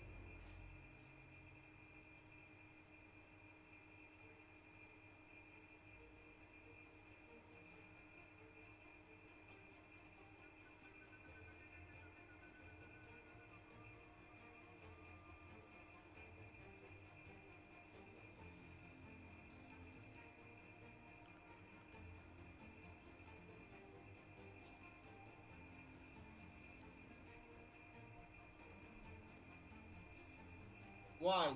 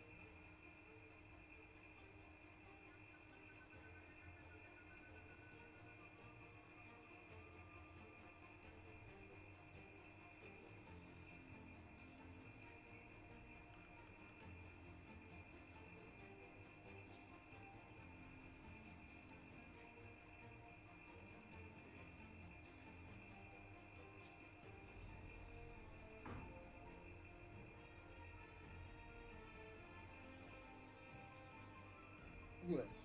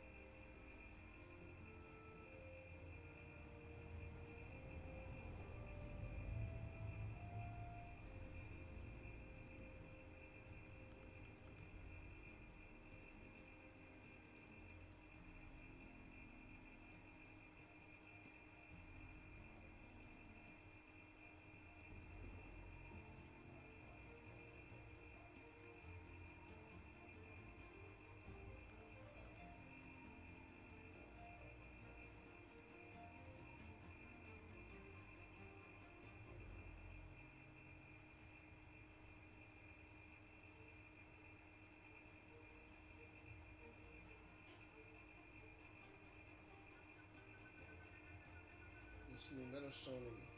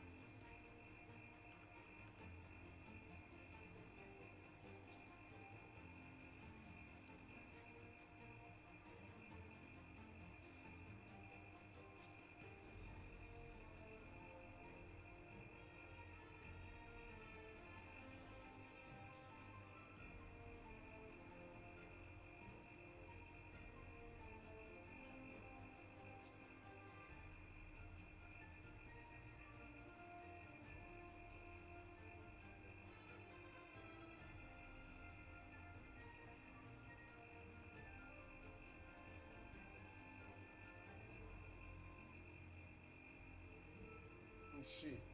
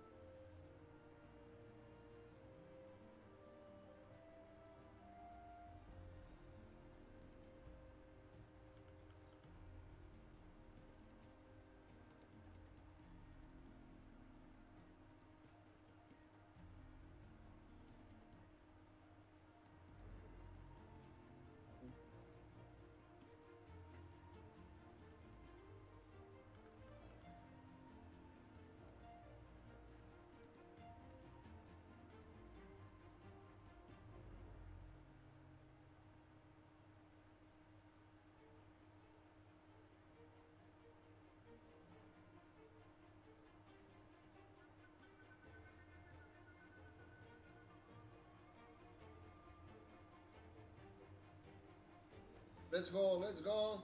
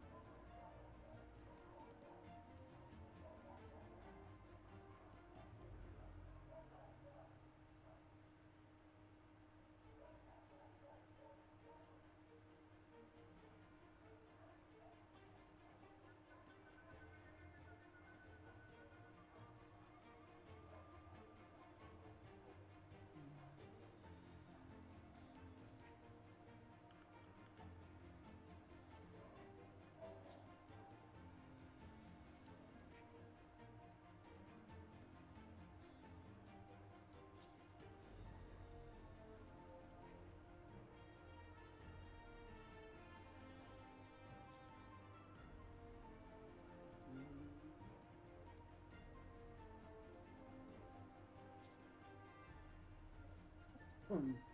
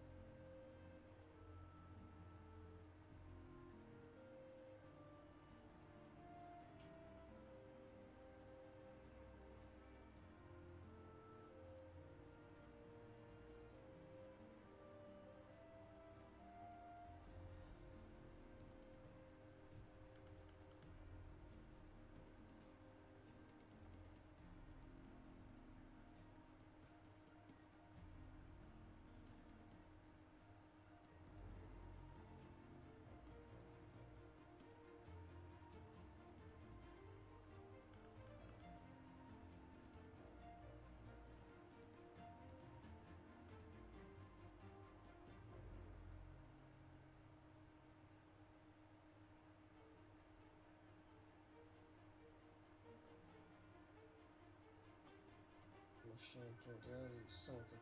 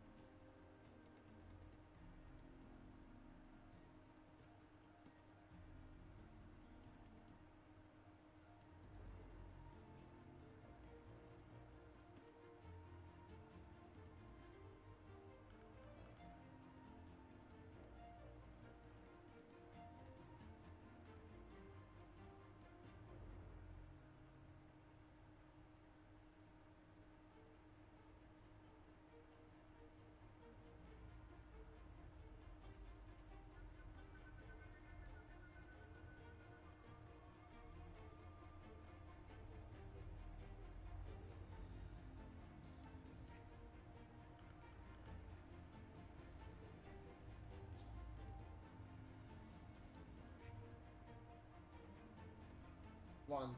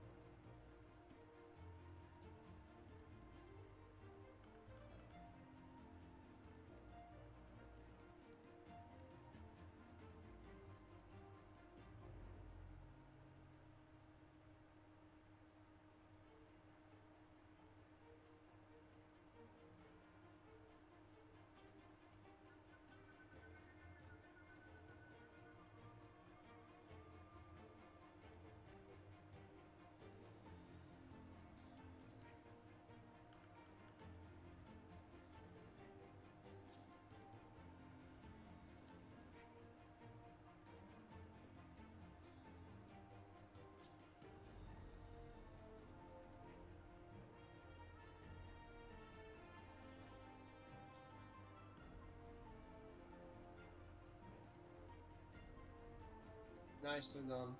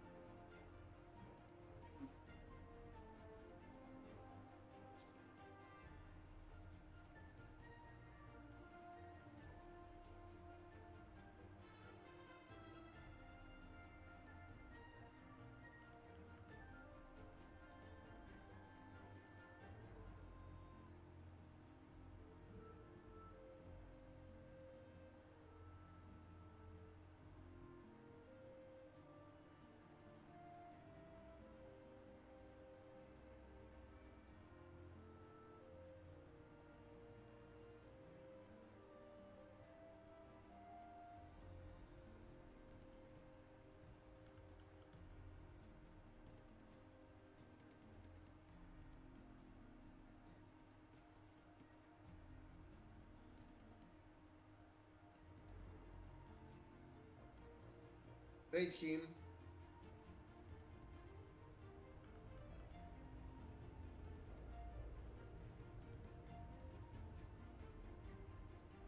slučaj.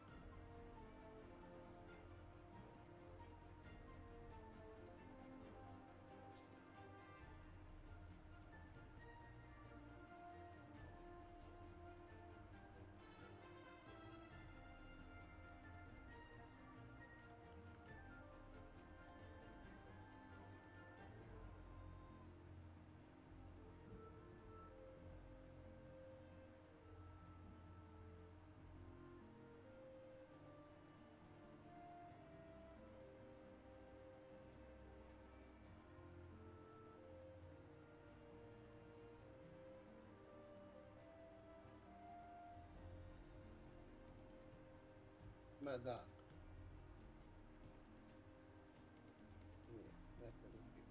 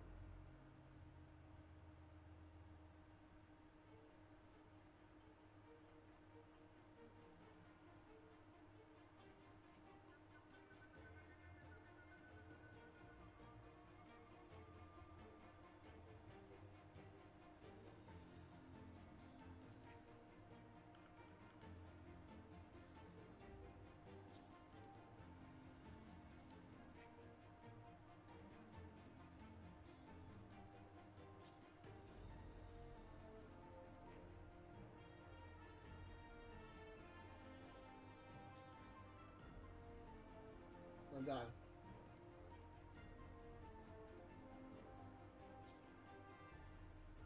Instant, sam krenuo ka meni. Instant.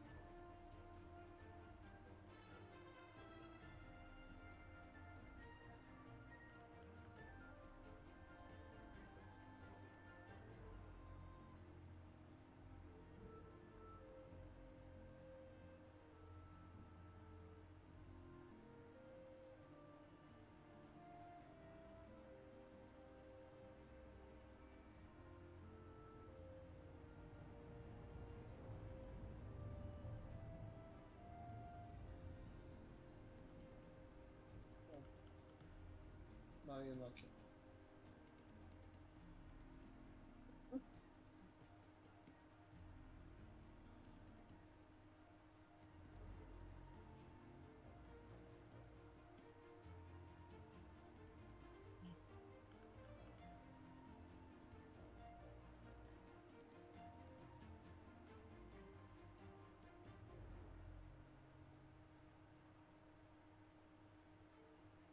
Ovo nije video.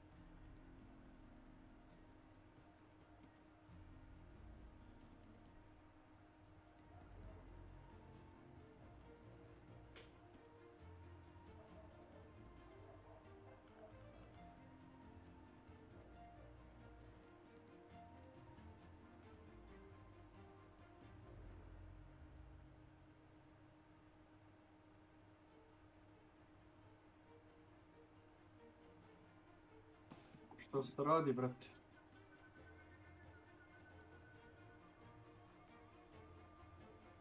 Ne? Gdje si, evo ti, šta ima? Evo, idemo kant. Igramo, kako ne.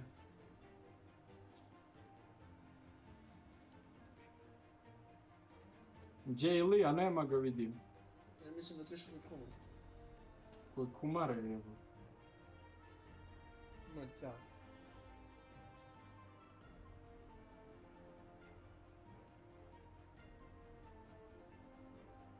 Čak mi vidim. Čak mi vidim ja sam igrao na kantu. Da vidimo da ga ima to. Zovi Matorog, pošto je na posa, da se igra. Ajde, ako će Matori da bacimo koju, tu se ja jebi ga. Ja sam ponovno 3 zvezdice sigurno. Te partije sam ubizio. Kako sa 5-3, evo, nemoj zajebavati. Na 4 sam.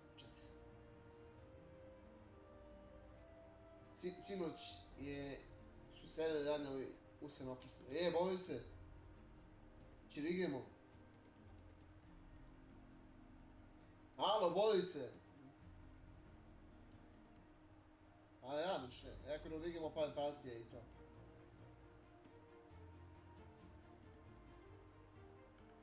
Aha, važi, aj, čujem se. Šta kaže? Aha. Jebik. Ništa, čujem se. Šta kaže stari? Da mu dođe još jedan u smenu pa će da upadne. Šta da mu dođe u smenu taj, jel? A, Kad mu dolazi? ne znam.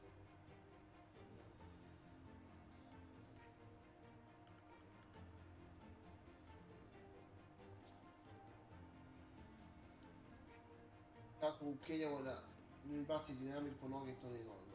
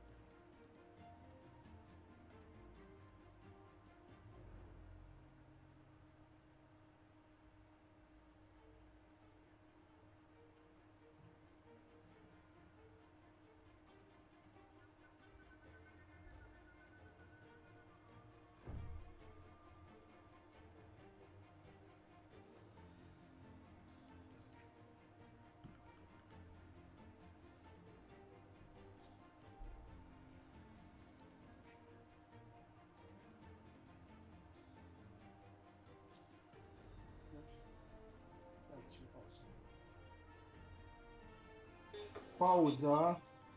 A dosta ljudi se nesposobni su. Nesposobni.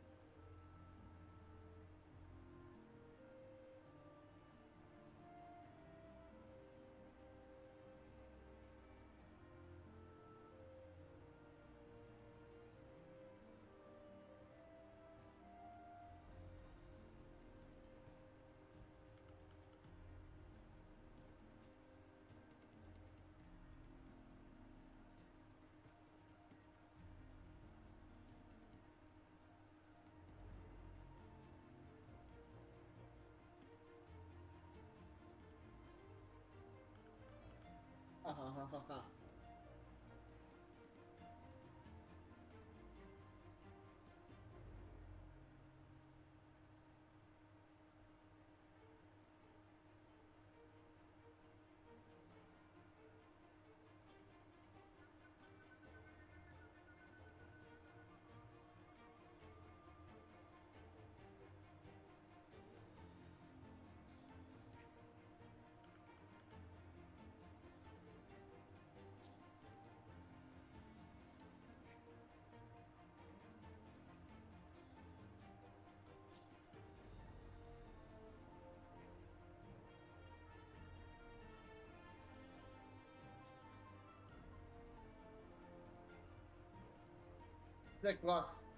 Zekla kučka. Šta bi? Izgleda da će da crkne ova Elizabeta. Pa umrla je, pa jesi pročitaj. Ha, ha, ha, ha. Čuj što se smijao, budal. Zekla kučka.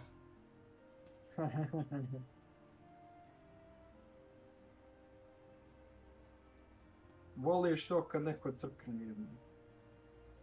Kad neprijatelj crkne, nema ništa bolje to.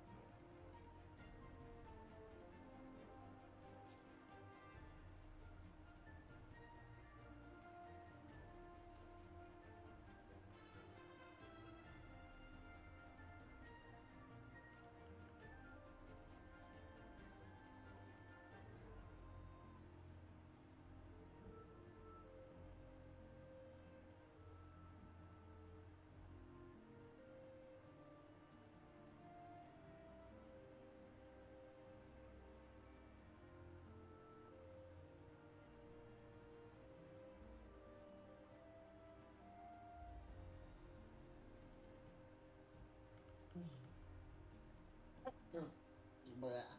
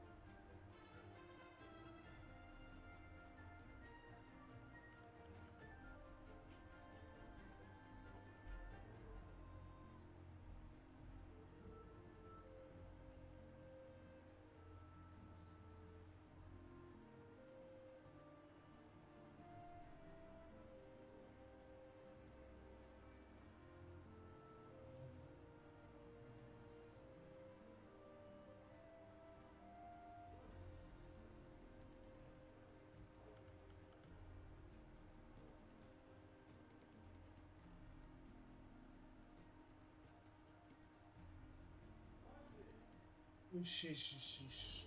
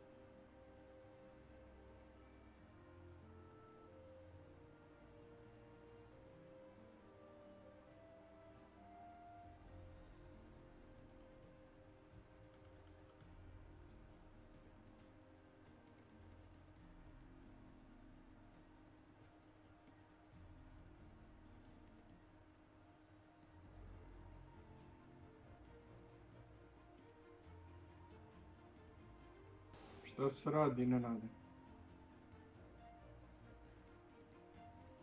Ništa, evo, gledam po YouTube nešto.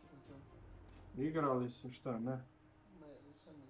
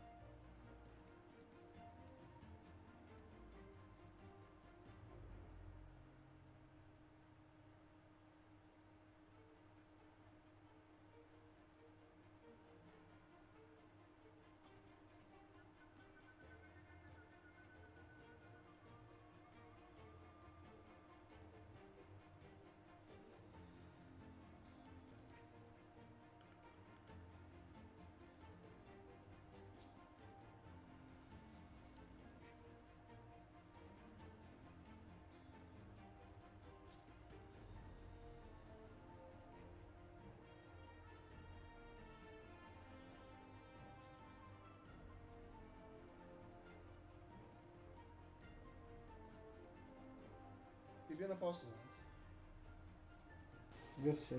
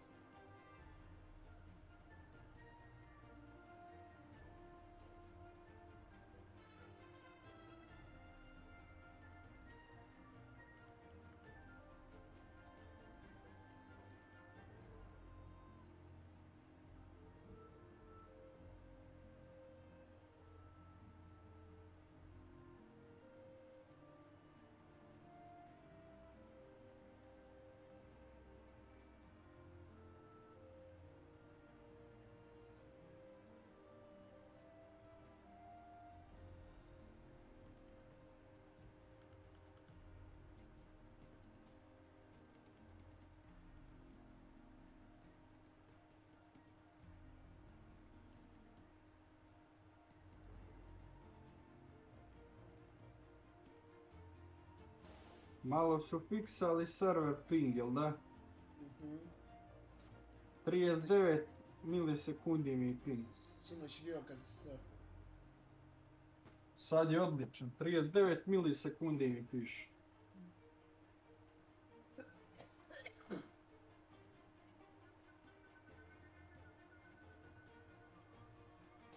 Na šta mi spadosmo krv ti jebe me, nema nas da se sastavimo za jedan jebeni team hunta, Jebote, i ovaj stari radi po cijel dan, ne može ga čovjek navata da igra, to još vidio nisam. Uvijek ti je tako u Imperiju.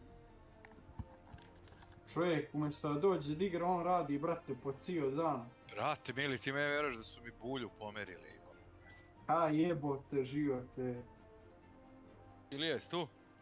Ma kako? Jesi mu rešio, jesi? Jel tu Ilija, bre? Ma jok, nije. A Otišla kod kuma, čuješ? Ma sutra mi stiže, a ja ću u nedelju po Sašku za kulu pa da mu donesem, onda da ne šaljem poštom i tim glupostima. Pa realno, brate. A možemo i da se vidimo svi, jebe. Pa ajde, ako si za, ja sad tu, bit ću tu, pa da, ono... Ja doću malo ranije, ne ranije, nego pre Saški ću doći do vas onda, pa... Ajde, to se dogovaramo, šta je danas jebote, Danas je četvrtak. Dogovaramo se sutra uveče za nedelju, onda. Pa realno. To mi više odgovara.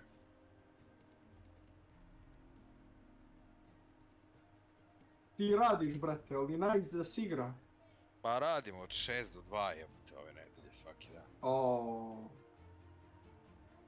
Nema nikog tu da te menja, evo, da malo upaneš po sata. Znači, igra mi se katastrofa, ne možda zamisliš jebote, plus što mi sad radi konačno ko đavo, razumiješ? Pa to ti kažem.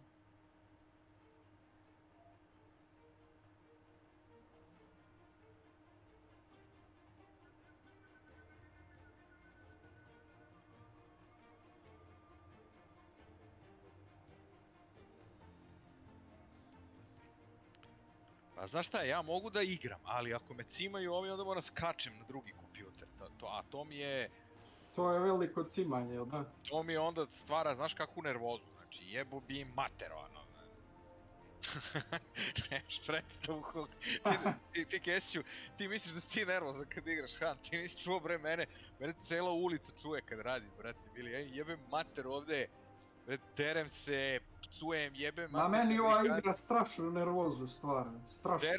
Derem se, jebem mater i Amerikancima i Vučiću i Kučiću i Spaljenoj kućki i svima, znači, znaš šta znači svima, znači, mene komšija s drugog kraja ulice zove na mobilni, pita, jesi okej, šta ti je, šta se dereš? Pazi kad me čuje 150 metara od zgrade. Jesi čuo umrla kraljica Elizabeta? Jel jeste? A ja sad ću sedmodnevnu žalost da napravim, evo, znači ovde u ulici, tako da... Scenu mašnu preko kurca će da vežeš. Sad ću da vežem kondom preko kurca. Pa baš me čudi, 106 godina umrla žena, znači ono... A ne sprdaj se, ču 106. A, 96, mislim, baš ono... Toliko godina, evo. Zajebana ona po njih bila. A te, bro, znaš koliko me boli kurac za nju, evo, znači ono... I kao me boli kurac i za kraljicu i za Britanca. Nek si pocekli.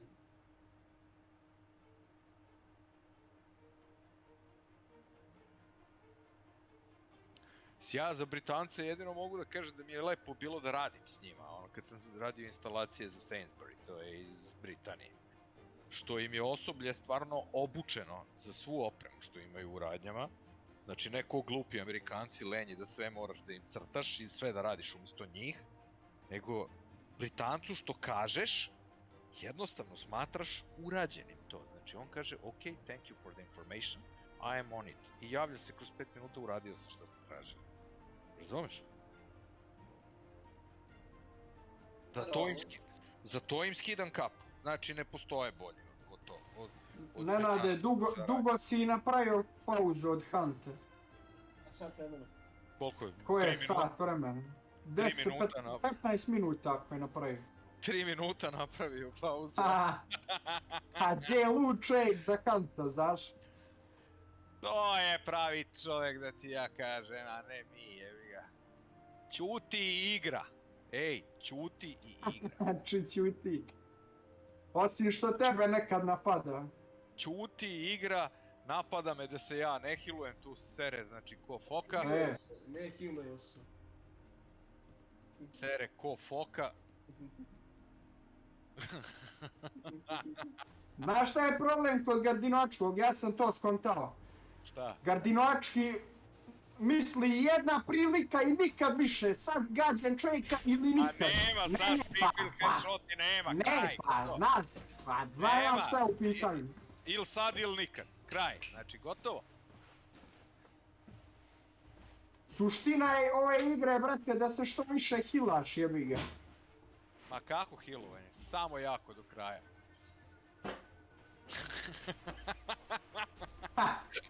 Aj ništa, vidi tu da se organizuješ za jedno 10-15 minuta kad završim partiju pa ćeš privremeno skočiti ako zatreba, jebi ga. Privremeno, a? Pa privremeno, povremeno.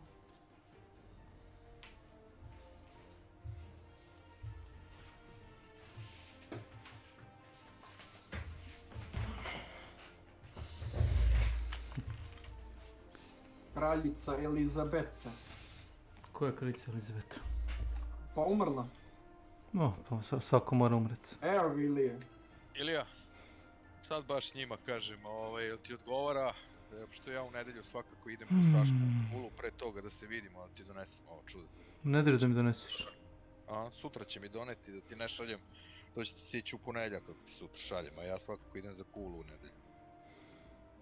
Pa realno.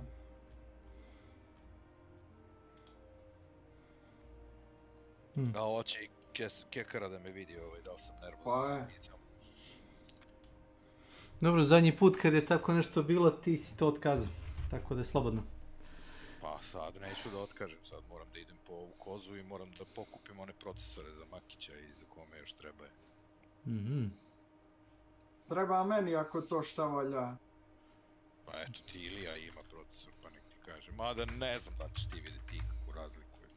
5600, Ryzen 5. Pa razlika... A to meni neće nikakvu razliku napraviti. 2 frame-a će mi dići. Tebi ne. Naprimjer tome Moronu koji hoće kupiti biciklu od 1500 evra, to bi već možda ovo video razliku. Pa njemu bi posao napravio. Zato što on ima procesor koji je overclockovan 5 godina. On bi možda mogao da vidi razliku. Ti ne veram.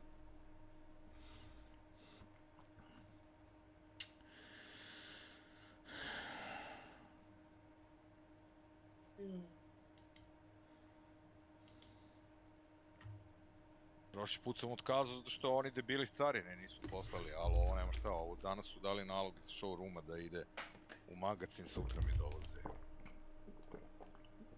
Opušteno. A kažem da ti šaljem, neće ti stići pre ponedeljka, pošto nijedna služba sad subotom ne radi. A reverse? Reverse, to je povraćaj, onaj, na to misliš? Da. Pa, da čim mi legne plata, ti pošaljem nazad. Dobro. Poslao bi ti ja za, nego sam ostao bukvalno na 5000 dinara, jebi ga, znači, tipu sad. Tako sam ti pitao. Znam, zato sam ti rekao. Kako su dosadni ovi Ameri, kako bi ih slatko, da znam da neću dobiti... Regres za topli obrok. Kako bi...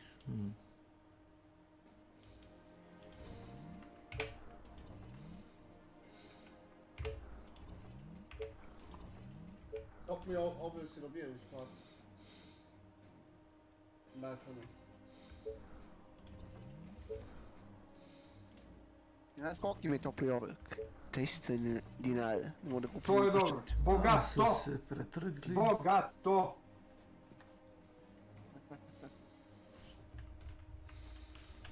Ne može li paštete da se kupi?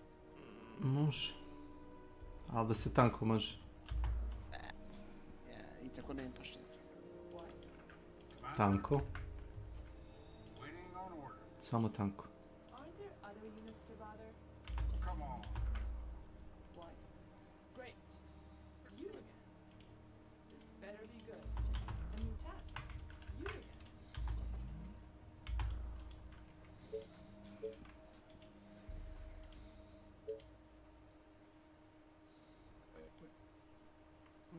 O, lepo.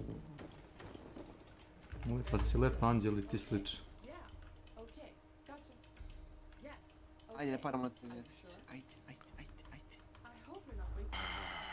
Šta kažeš za zvezdice? Padnem na 3 zvjezdice. Sino sam pao na 4, serveri su radili i ovo je koliko 200 ping bio, evo te.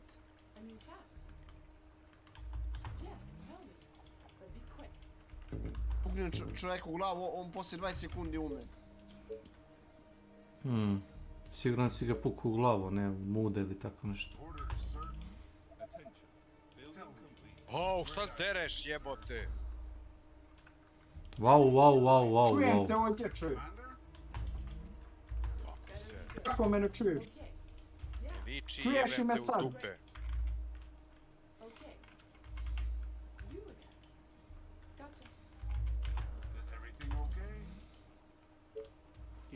Bić.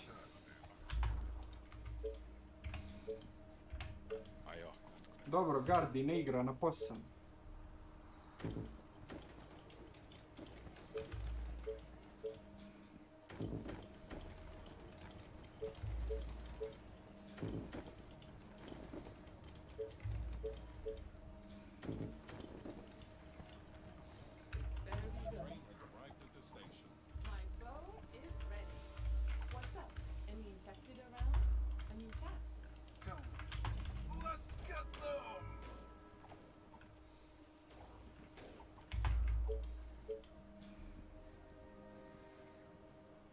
Ja sam u kantru.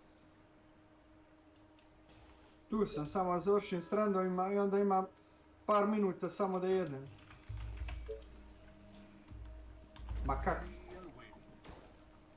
Pa dobro, 10-15 minuta dok uđeš u kantu, to sve. Majku ti jebem. Mi skuzi se.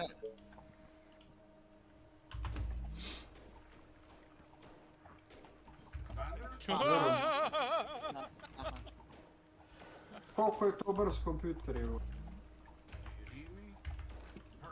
Ko ima brz kompjuter? Naš Lavi prijatelj Karelac. Jovan. Vozač bicikle. Vozač nad bicikla. Šta ćete? Šta ćete? Bogato!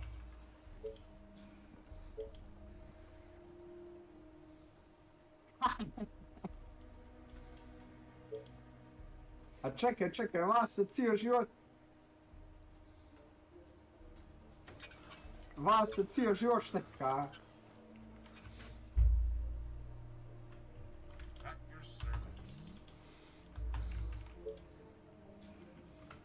To jest. Otvori se. Gentleman je.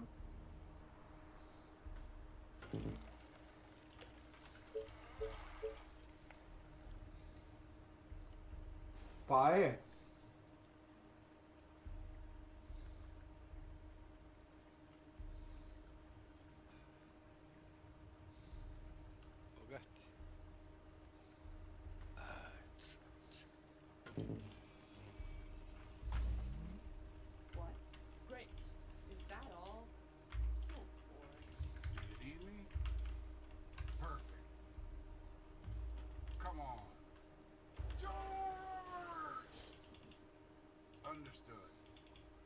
O, što se dereš? Šta ti je danas, jebote? Dereš se ko lud, jebote. 2007. Kakva je Julia, Gardi? Odlično. Julieta, kako li već? Pa imaš i Julieta i Julia. Julia je nešto... Koja je bolja je bi? Julia.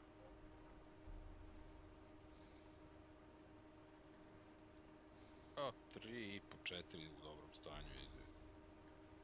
Ide i na 6, 7, ima top modela, imaš. Ajde Milano, upadaj.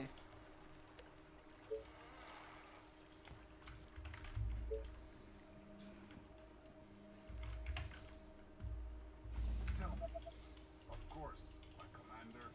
All right. That will be easy. Building. Let's go. Understood. The train has arrived at the station. Pa upanite vi u lobby, sad ja završavam, pa... 5 minuta, Waiting on order. Brzo ja, najbrže jedem. On your orders.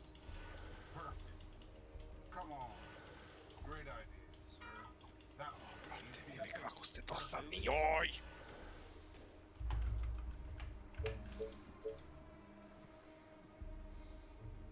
Materina, drogirana američka, da vam jebem mater u pičku, da vam jebem mater. Ko vas napravio da vam jebem mater u pičku materinu, da vam jebem mater. A boli me kurac što ne vidiš. Jebote. Ti što gineš ili ne, djevate? Znaš? Jednog dana. Ništa, evo izašao sam taman dok dođe. Eto, brzo.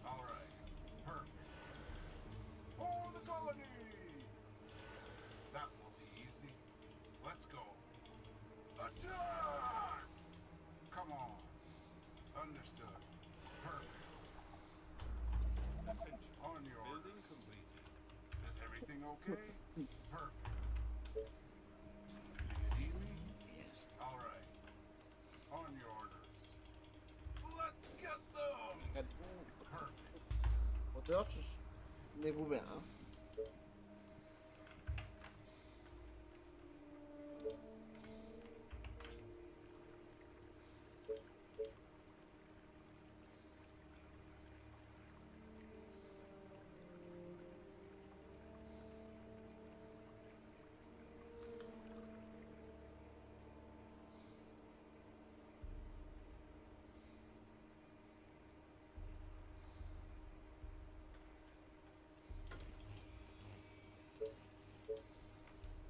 Any orders? All the way. Of course, my commander. Attention. For the colony! Bring 'em on! Moram sad da se isključim, isuviše su me izbombardovali Understood. sa nekim nebulozama. Da. On your orders. Ajde.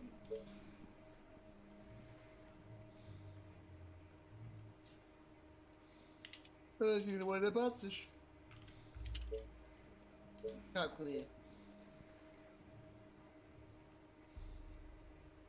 Mošku.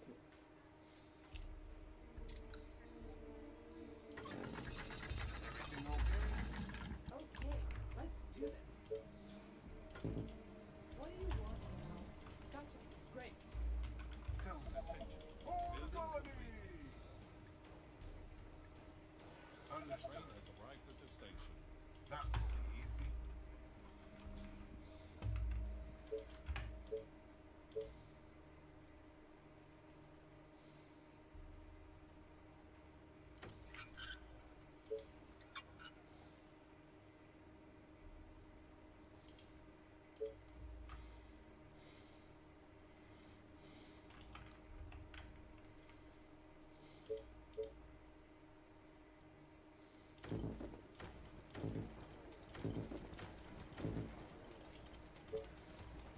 At your service.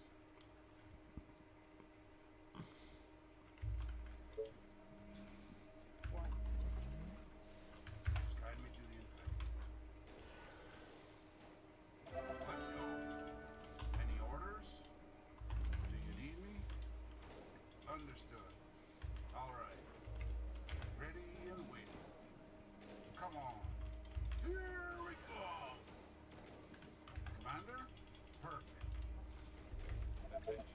Building completed.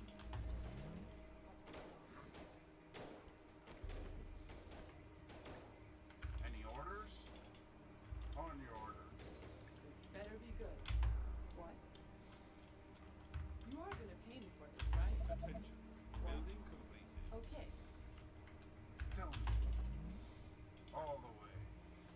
Understood. For the colony! Building complete.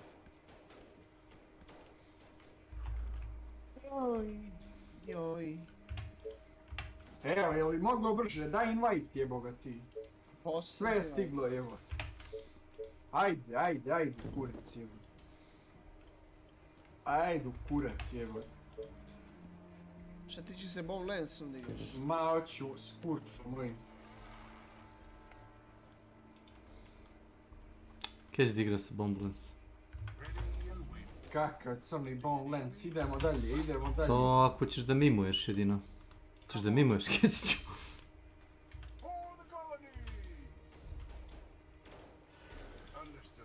Ajmo.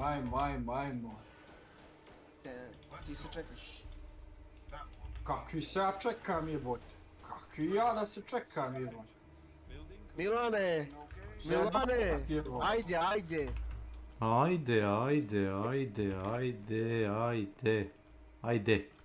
Ajde.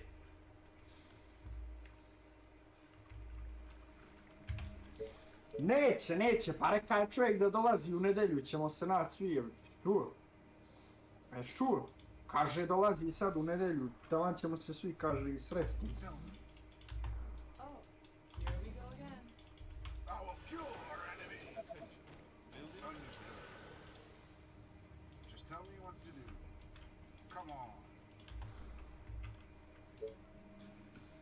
Ajmo, ne rade! Moramo osvojiti koju partiju, ne rade. Ako ne budete letjeli bez glave. Nenade, ću opet da skida sa 150 metara sa ovom mušicom.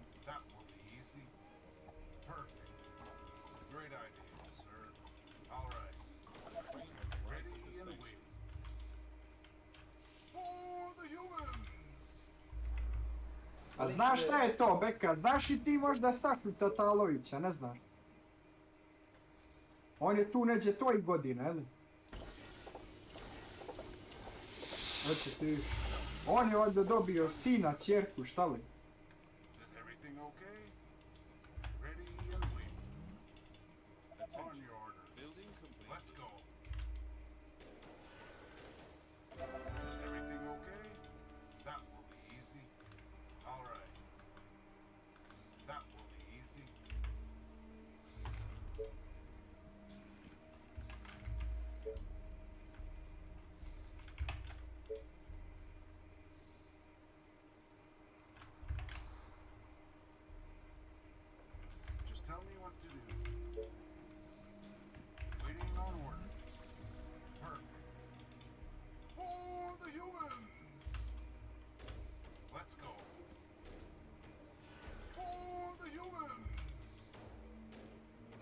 Što će?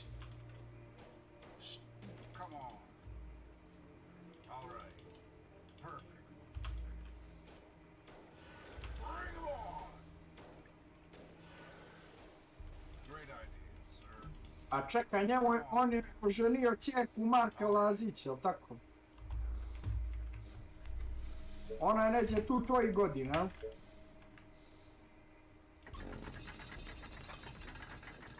Eto ti viš. Čekaj, on ima i sina, jel tako?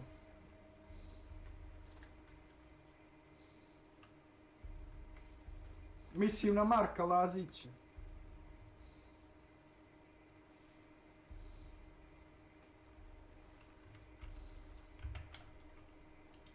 Sin mu je neđe tvojih godina, jel?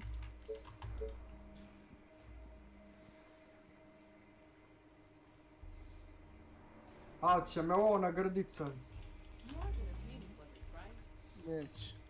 Eto ti viš. 2. 3. Evo, licitacija.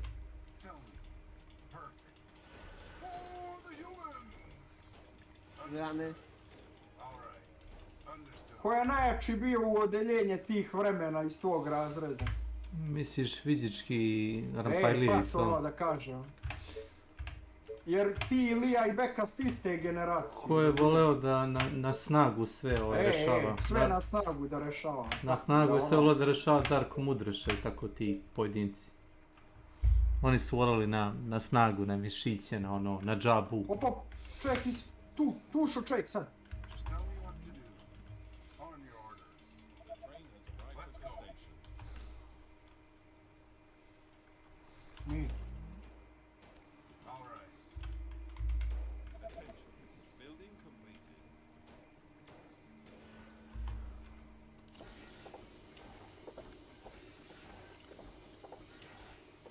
Da.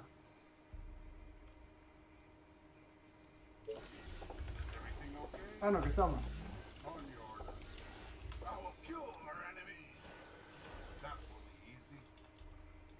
Ovdje je jedan.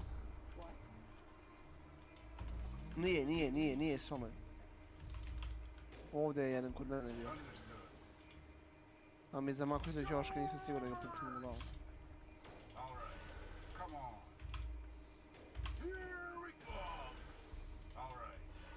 Aj, evo, trži. Mislim da sam bio... Jesi. Gdje si ubi? Ovamo kod stublice. Kod stepenice. Iza tih budadi.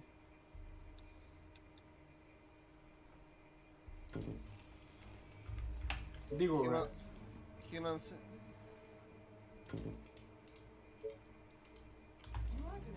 Pored...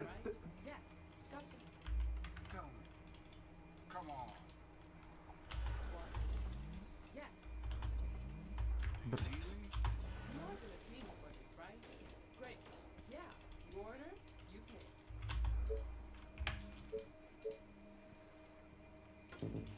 Orders, sir. All the way. Roger that. Waiting on orders. Come on. Understood. Jebem ti kučiće. Come on. On your orders. All right. Come on. A moguće ovo, majku ti jebem u pičku. Nas ne mogu, brate, mene izjeba sve živo ovdje, jebem tigru u pičku ti jebem.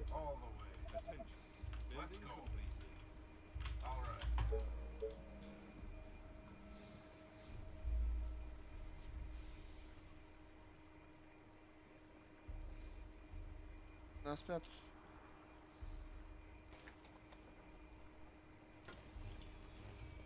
What's up?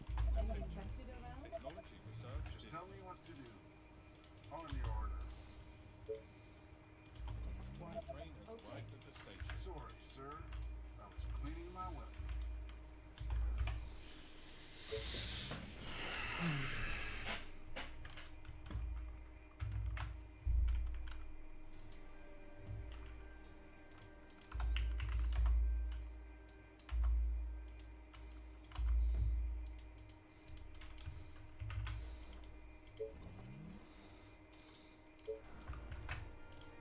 Also happened to coincide with the increasing popularity of 4chan, in particular 4chan's music board, Mew. Over the course of the next several years, In the Aeroplane Over the Sea would become a permanent staple of conversations on the board. In fact, to this day, it's probably still the album that's most associated with that board. And although this is partially due to the fact that people genuinely love this album, it's also partially due to the fact that its cover art is exploitable as fuck.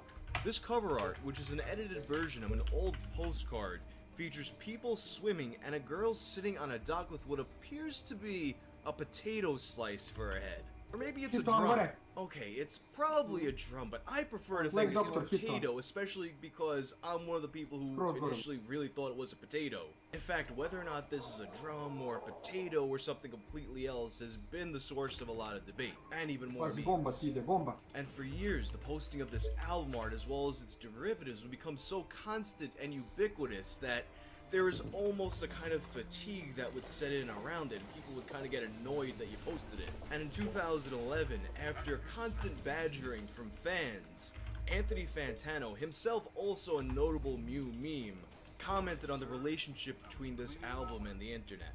I think this thing is a fantastic record, Vamos, an amazingly abstract and beautiful record. but the fact that it's kind of become a series of jokes to be typed and repeated in all caps all over the internet is really depressing to me. And I think it destroys the feelings behind this record. And while he did make a good point here, I think there is another side to this. The memes and this album, they kind of have this symbiotic relationship where they keep feeding off of each other. It might start out as a meme for some people, but eventually that can change into someone genuinely liking the album. Honestly, that kind of describes my experience with the album. I mean, me personally, I was well aware of the memes before I had any idea it even was an album. And it's generally not the kind of thing I would listen to. I mean, normally I hear an acoustic guitar in a song and I'm just like, skip. But with this one, it was just so overexposed, I guess, that my curiosity got the best of me and I wound up actually liking it. It's probably the only album like this that I've spent any appreciable amount of time with, and that definitely would not have happened without the memes. But this story goes a bit deeper than anybody's opinion of the album or any of the memes that have to do with it. To go further, we have to look at the themes and the concepts behind the album's creation. And although there's a lot of different meanings that can be taken from the various songs, one particularly interesting aspect of it is its relationship to Anne Frank. In a 1997 interview with Puncture magazine, Jeff Mangum explains, "Yeah, I know it might sound kind of cheesy. Right before recording on Avery Island, I was walking around in Ruston waiting to go to Denver to record.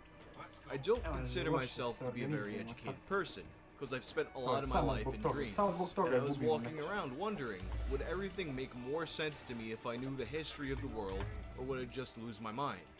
I came to the conclusion I'd probably just lose my mind. Next day, I walked into a bookstore, and there was the Diary of Anne Frank. I'd never given it any thought before. Then I spent 2 days reading it and completely flipped out. Spent about 3 days crying. It stuck with me for a long, long time. While I was reading the book, she was completely alive to me. I pretty much knew what was going to happen, but that's the thing. You love people because you know their story. You have sympathy for people even when they do stupid things because you know where they're coming from. You understand where they're at in their head. So here I am, as deep as you can go in someone's head. In some ways, deeper than you can go with someone you know in the flesh. And then at the end, she gets disposed like a piece of trash. I would go to bed every night and have dreams about having a time machine, having the ability to move through time and space freely, and save Anne Frank. Do you think that's embarrassing? And although that time machine dream might just seem like a throwaway thing that Jeff said, it got much deeper in October of 2012. That's when a story that's often referred to as Mangumgate unfolded on Mew. The thread begins with the discovery of Jeff Mangum's high school yearbook. In the yearbook, there's a girl named Coraline Mangum. Any relation to Jeff?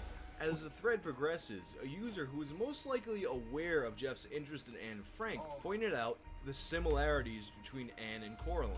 I can kinda see it, but a lot of people are seeing the resemblance, and a theory starts to unfold that Jeff Mangum didn't just dream the time machine, he actually did do it. And then another user points out a group picture with Coraline where behind the kids, there's something that seems to be a Star of David. I don't really know about that one. I mean, say hypothetically, they really did have time-traveling Anne Frank in class with them. I don't see a high school teacher going, hey, you know what? Let's throw a Star of David back there so people who see the picture, they know the hints. Another wrinkle in the story appears when a user posts a picture of Jeff Mangum's wife, Astra Taylor. They point out that Astra also resembles Coraline and/or Anne, so I guess he's got a type. And that's when the full scope of the theory comes together. Guys, Jeff Mangum saved her in some sort of time machine, brought her to the late 1970s as his sister. They both graduate high school, and under the fake name Coraline Mangum. Once they graduate, they leave state, and Anne has her name changed to Astra Taylor. And some of the song lyrics were used as further evidence. From Ghost. She was born in a bottle rocket with wings that ring around the socket, obviously symbolizing Jeff's time machine. I know that she will live forever. She won't ever die. What the fuck, man? Then, one day in New York City, a girl fell from the sky. Jeff bringing Anne to our time period. It Allah. was also noted that Anne Frank's exact date of death was unknown and the remains weren't identified. And now, of course, there are some things that we need to consider with this theory. Say, hypothetically, Jeff Mangum really did go all the way back in time to save Anne Frank, which I'm not so sure how a 90s indie rocker manages to infiltrate a heavily guarded German camp. But let's just say he pops in and out too fast for them to react. And then he brings her to his childhood to be his childhood friend. And then he goes back to 1997 and finishes the album. I would think that the introduction of a brand new childhood friend would alter the course of his life in such a way that he might not ever come to the point where he would create that album. And if he never gets to that point, he never has the reason to go back in time and save Anne Frank, creating some kind of a time paradox. You see, this is why John Teeter did the multiverse thing. But I think there might be some merit to this idea in the sense that perhaps Anne Frank's resemblance to his sister might have played a role in why this story affected him so much and caused him to go on to create one of indie rock's most iconic albums. If you're a Tool fan, you've probably heard the news by now. Their new album, Fear Inoculum, has leaked online 5 days ahead of schedule. But this particular leak has much more of a story than your average internet album leak. It begins early on Friday the 23rd when an unboxing video of the album's deluxe edition makes its way onto YouTube. The video depicts a child opening up the album, and it was believed by many at first to be the child of Tool's guitar player Adam Jones. This theory went out the window, however, when the unboxing video was taken down by a copyright claim. Although, as some have pointed out, it would be the label taking down the video and not the band itself, meaning that Adam Jones could very well have been behind the video. Either way, it was clear that this thing was tightly locked up and they didn't want a single detail getting out about it. And the next day, August 24th, retailers began receiving their copies of the album preparing for the week's release. And you had a few eager Amazon employees posting pictures to Reddit trying to show off, where of course some other Redditors tried to coax them into leaking the album. Consider the following. Your job is irrelevant and will be replaced by automatized robots in the near future. It's dead end, it does not really give you a chance to get you promoted, plus you're working for the literal Babylonian hyper-capitalist slave company run by a bold sociopath. You don't lose anything by stealing it or ripping it. Just a suggestion. You know, nothing personal or pushy. Just a suggestion. None of these employees were convinced, of course, perhaps job or worse legal repercussions from the band or their label. But that all changed later on that night at approximately 11 p.m. That was when a man who would later become known as the Chosen One appeared, a user named Circle of Nine. I might be able to get this for you guys in the next 2 hours. Circle of Nine was a Target employee who was promising what that morning's Amazon employees refused to deliver the goods. But by that point, everyone had already seen plenty of pictures of the album, and it just could be another guy yanking everybody's chain. And even if he wasn't, 2 hours is a lot of time to convince yourself not to do something that you probably shouldn't do. But then, Circle of Nine's shift ends, and he posts this. Guys, I fucking have it. That ain't no Target floor. That's a car. So it's pretty simple. Circle of Nine drives home, rips the album, uploads it, and it's game over, right? Well, not quite. You see, Circle of Nine couldn't quite figure out how to rip the album. The drive on his laptop wasn't working, and his desktop didn't even have any kind of disk drive because, you know, it's 2019. Who even has physical media anymore, right? And then I could have very well ended there. Circle of Nine could sit down and enjoy the album by himself, drowning out the screams of Redditors calling him a fraud. But if that's what happened, we wouldn't be here. Because you see, Circle of Nine was the chosen one. He was the one destined to deliver the album. So not ready to give up yet, he makes another post. Somebody in Vegas fucking helped. And somebody responded. Griznich. Dude, we are here for you. What you need. Come to the Mirage. Right now. We are here waiting for you, OP. Bring that shit. The Mirage, that's in Vegas. Drive, OP. Drive like you've never driven before. You come here, we rip that shit and destroy it. We have computers. The world loves you forever. Sounds great, right? Come here now. Stop Ne tu, questioning ne what radi. you know is right and come here now. And finally, Circle of Nine responds. I'm on my way. How do I find you? And thus, Circle of Nine began his journey to the Vegas Strip. And at this point, Reddit was still pretty skeptical. I mean, it's not unheard of for a couple of guys to get together on Reddit, bounce a few messages back and forth, and pretend to be doing something that they're not really doing. Reminds me a little bit of some kids in a hard drive, yeah? Brate, na kraju krajeva ja i tijem da zavrišti. Nešto se čuje, brate, nešto mora da zavrišti, brate. For free, all while putting himself at great risk, not just, you know, legal risk, but because what kind of weirdo is out there inviting strange Redditors to their hotel room late at night? But some time passes and Circle of Nine posts this. On my way to Mirage. Now shut the fuck up about this being fake. There it is. The Strip. We're getting close. We are all in. And a little while later, Circle parks his car, takes the album, and makes his way into the Mirage. Waiting for friends. And then, his friends would arrive. Circle of Nine makes his way up to Briznich's hotel room in the Mirage on the Las Vegas Strip, where he rips the files from the album. Circle of Nine and Briznich say their goodbyes, Circle gets back in his car and drives home after a long, long night. But the files didn't make it online. Time was passing and the people were getting restless. Can you give us some more info about what went down? The guy grabbed the display case, not the actual CD, and proceeded to troll the sub for over 2 hours. And Circle of Nine himself was starting to panic. I'm sorry. Don't know what the holdup is, I'm not involved anymore. My CD drive didn't work on my laptop, and my pre-built gaming PC didn't come with one. I'm waiting for this just like you guys. If it doesn't happen, I'm sorry I let everyone down. Aje, što su skroz gore, ja mislim da ćemo mi na dan tranč odmah. Hoćemo, samo ako nema tu nekog okolo. Može biti u optici samo jedna ekipa, sve ostalo nema. He gone. Yep. The Reddit user Circle 9 drove all the way across Las Vegas Ako neko već nije prišao, neće niko doći. Ja glavu dajem. Without uploading any of the damn files. So what was this guy's game? Did he just want to keep the files for himself? Maybe auction it off to the highest bidder? Was this entire story a ruse from the beginning, just like Secret HDD? Did Circle of Nine actually just grab a display case? Well, no. Circle of Nine would then come to debunk this particular claim with this post. People still don't believe. God, I'm so stressed out. And there it is, the contents of Tool's Fear Inoculum packaging. And with a sigh, Circle of Nine decides to try one more time. Is there anybody fucking else in Las Vegas? Round 2, baby, let's go. But there's no need. Before Circle of Nine could get back in his car to drive all the way across Vegas to meet yet another online stranger, Briznich, wherever he was, came through.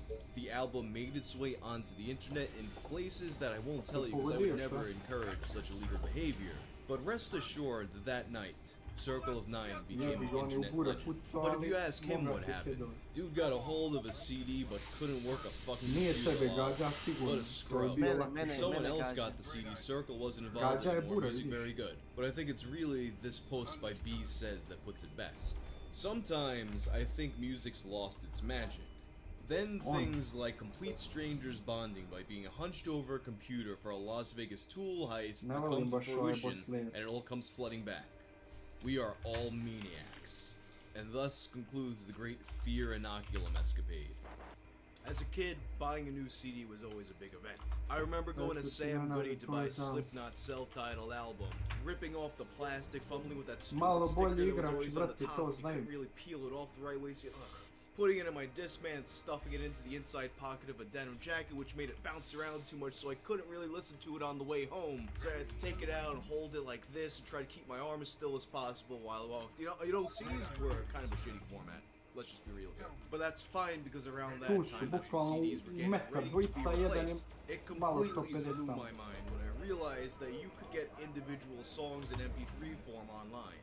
And yeah, it took forever just to get a single song with my terrible 14.4K connection, but It was a start, stop and it, it was stop free, it, and stop I it. didn't have to go to the store. But at that point, I was still going out and Huh? buying CDs because it was just more convenient. Sad I mean, if you što wanted to get MP3s at that point, you had to go to a bunch of Bukvalno different odmah čim se websites siđe and dole, odmah forums, and the selection was very limited. But then, a little program came along and changed everything. This is the story of Napster.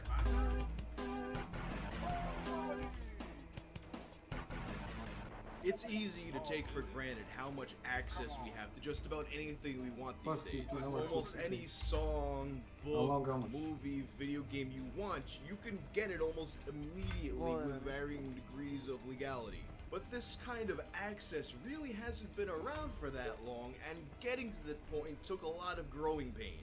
And one of the biggest sources of these very necessary growing pains was Napster. Napster was originally not the name of an app, but a username on IRC.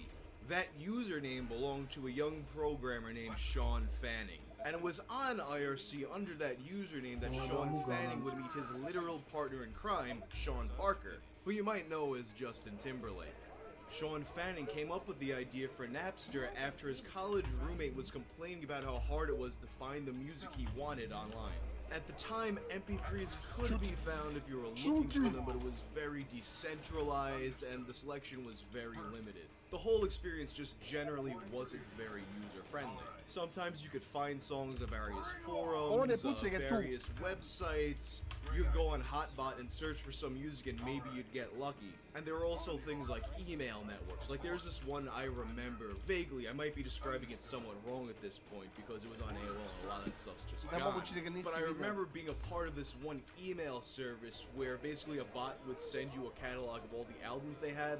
You respond with the number of the album you want, and then the bot sends it to you. At that point, it was pretty convenient, but still not as convenient or as expansive as what Napster would bring to us. And on June 1st of 1999, after a few very, very long coding marathons, the Seans finally unleashed Napster upon the world. And even with that very first release, Napster began to set the internet on fire. Word of mouth spread very quickly, and within basically no time, there were already millions of people using the service. I mean, who could realistically pass up, for the first time in all of human history, having unprecedented access to a massive library of free music that was growing every single moment? Access to a library that was user-friendly, easy, and immediate. Well, I mean, as immediate as you can, at least for me, I still had dial-up, so it wasn't immediate, but you get what I'm saying. And it wasn't even like you just have access to the same stuff you'd find at a record store. There were all kinds of rarities and unusual files to be found. Old concert bootlegs, rare out-of-print albums, unreleased demos, and there's also a lot of mislabeled, off-the-wall weird stuff. Like, you probably remember this one song about The Legend of Zelda that it said was by System of a Down, or Group X, or Mr. Bungle, but in reality it was none of these bands.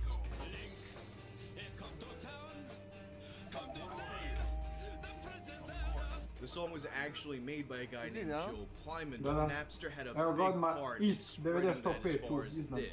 Or if you were a J-Rock fan, you might remember the supposed song Sea of Retards that was allegedly by Darren Gray. That's definitely not Darren Gray. Napster very quickly outgrew its status as some college kid's pet project and became a big deal. Sean Fanning dropped out of college and focused on Napster full-time. And in pursuit of making Napster a legitimate business, they moved out to the San Francisco Bay Area. Ironically, the San Francisco Bay Area was also the home of an entity that would come to Napster's doing. As you probably know, I'm talking about Metallica. Oh yeah! In early 2000, a new Metallica song entitled I Disappear started to be played on the radio across the country. But there was one problem. Metallica never actually released this song. In fact, the song that was being played on the radio was an unfinished demo. It was planned for release that summer as a part of the Mission Impossible 2 soundtrack, so how did it get out? Lars Ulrich, the drummer of Metallica, explains. Cliff Bernstein, Metallica co-manager, calls one day and says, "We were working on a song for this Tom Cruise film, Mission Impossible 2, called I Disappear, and we recorded it in between some touring commitments, and it was gonna be held back till the next summer. And so one day I got a call from Cliff saying I Disappear is being played on 20 radio stations across America. And we're like, how the fuck is this possible? And he said, there's something called Napster where people can go and share. And we're like, how the hell did they get iDisappear? It lives in our vault somewhere. And so we traced it back to this company, Napster. And as you did in those days, it was like, well, let's go fuck with Napster then. And what Lars describes as fucking with Napster took the form of legal action against the company. And although Metallica believed themselves to be justified in this action, public opinion turned wildly against them.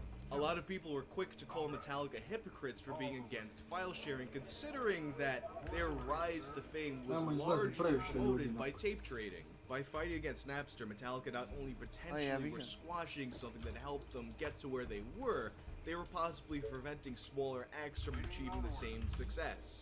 Critics also pointed to a study conducted in 2000 that showed that people on file sharing services such as Napster actually spent more money on music than people who weren't.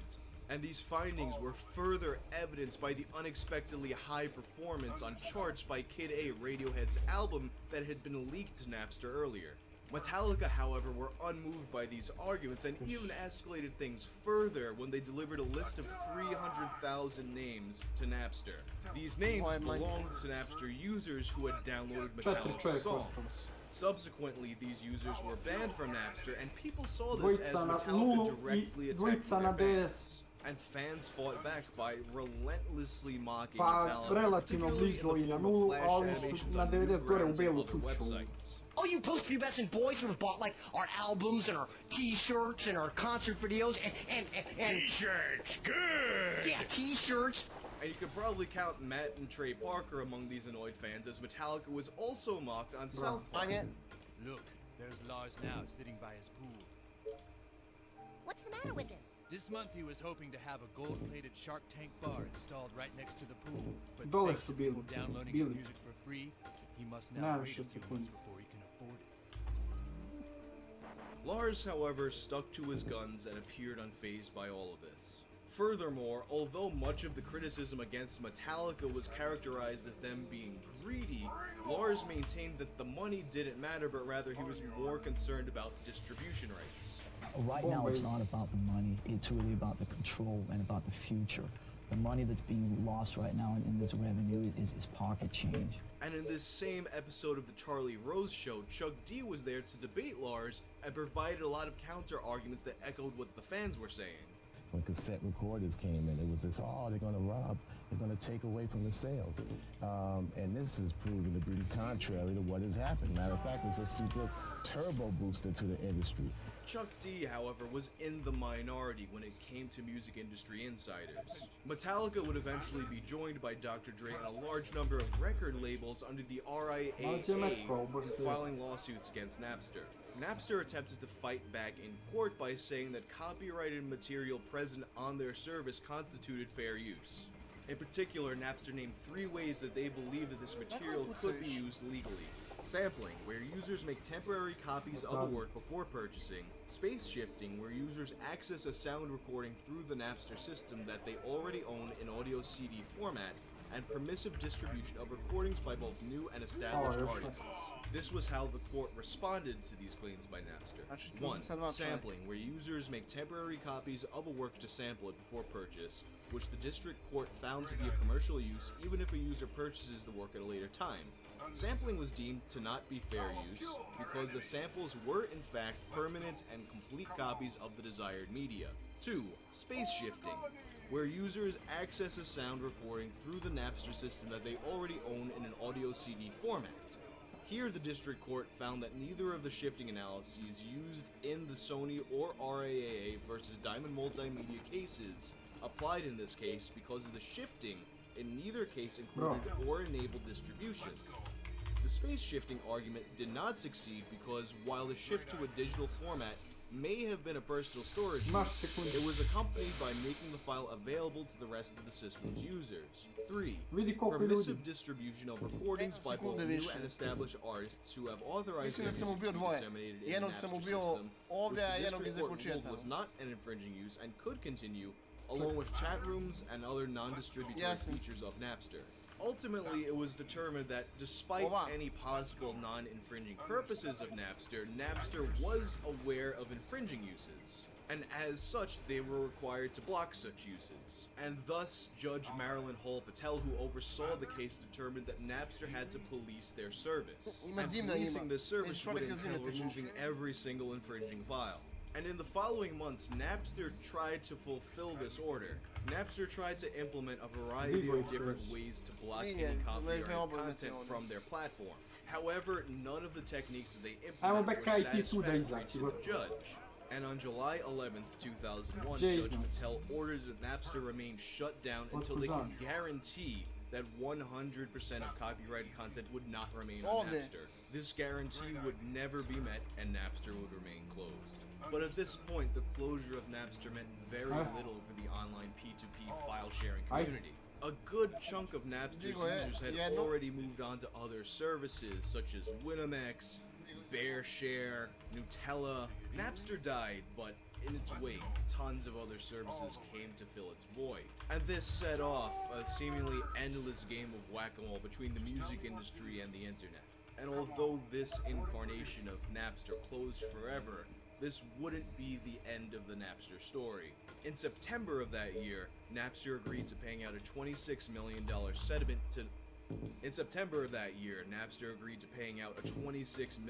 settlement to the music industry. After that settlement, they filed for bankruptcy, and after they did file for bankruptcy, there was a bankruptcy auction in which they were purchased by a company named Roxio for $5.3 million. A bit later in 2003, the very same year that iTunes launched, Roxio relaunched Napster as a paid service.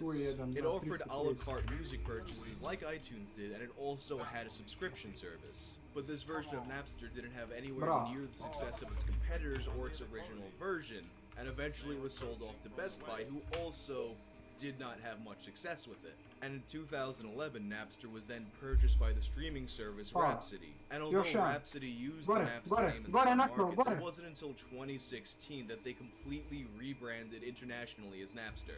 And now to this very day, you can actually go onto Napster and stream music. The fact that revelation probably surprised you goes to show how successful this version's been.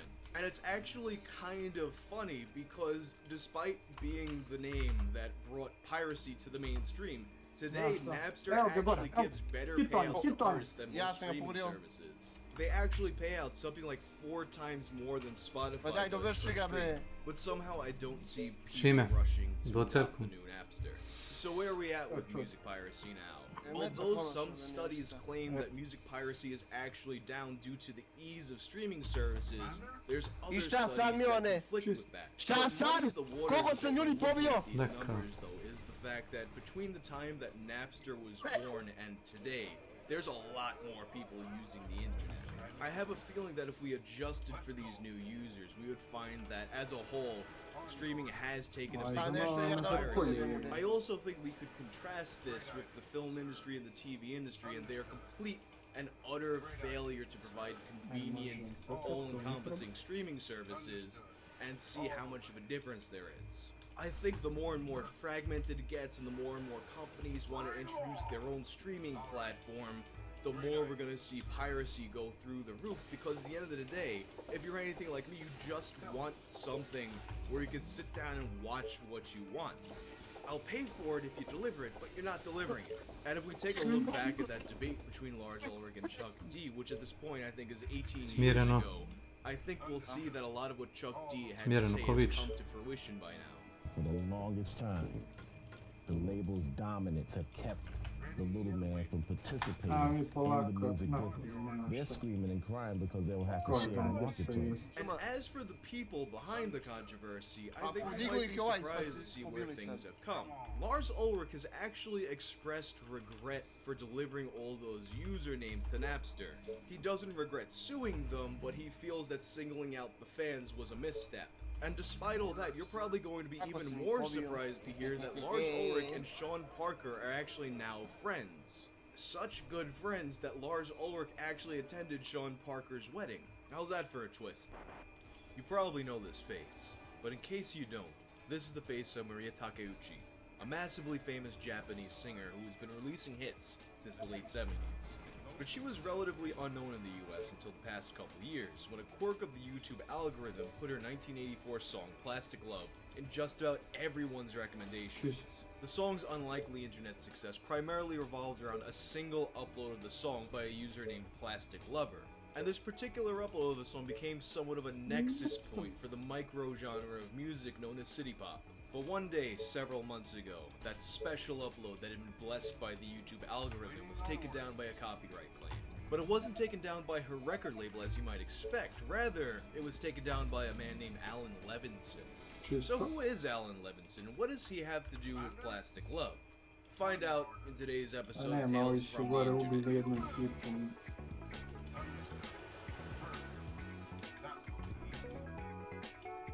The YouTube algorithm is a funny thing, and it's something that most YouTubers struggle to really understand.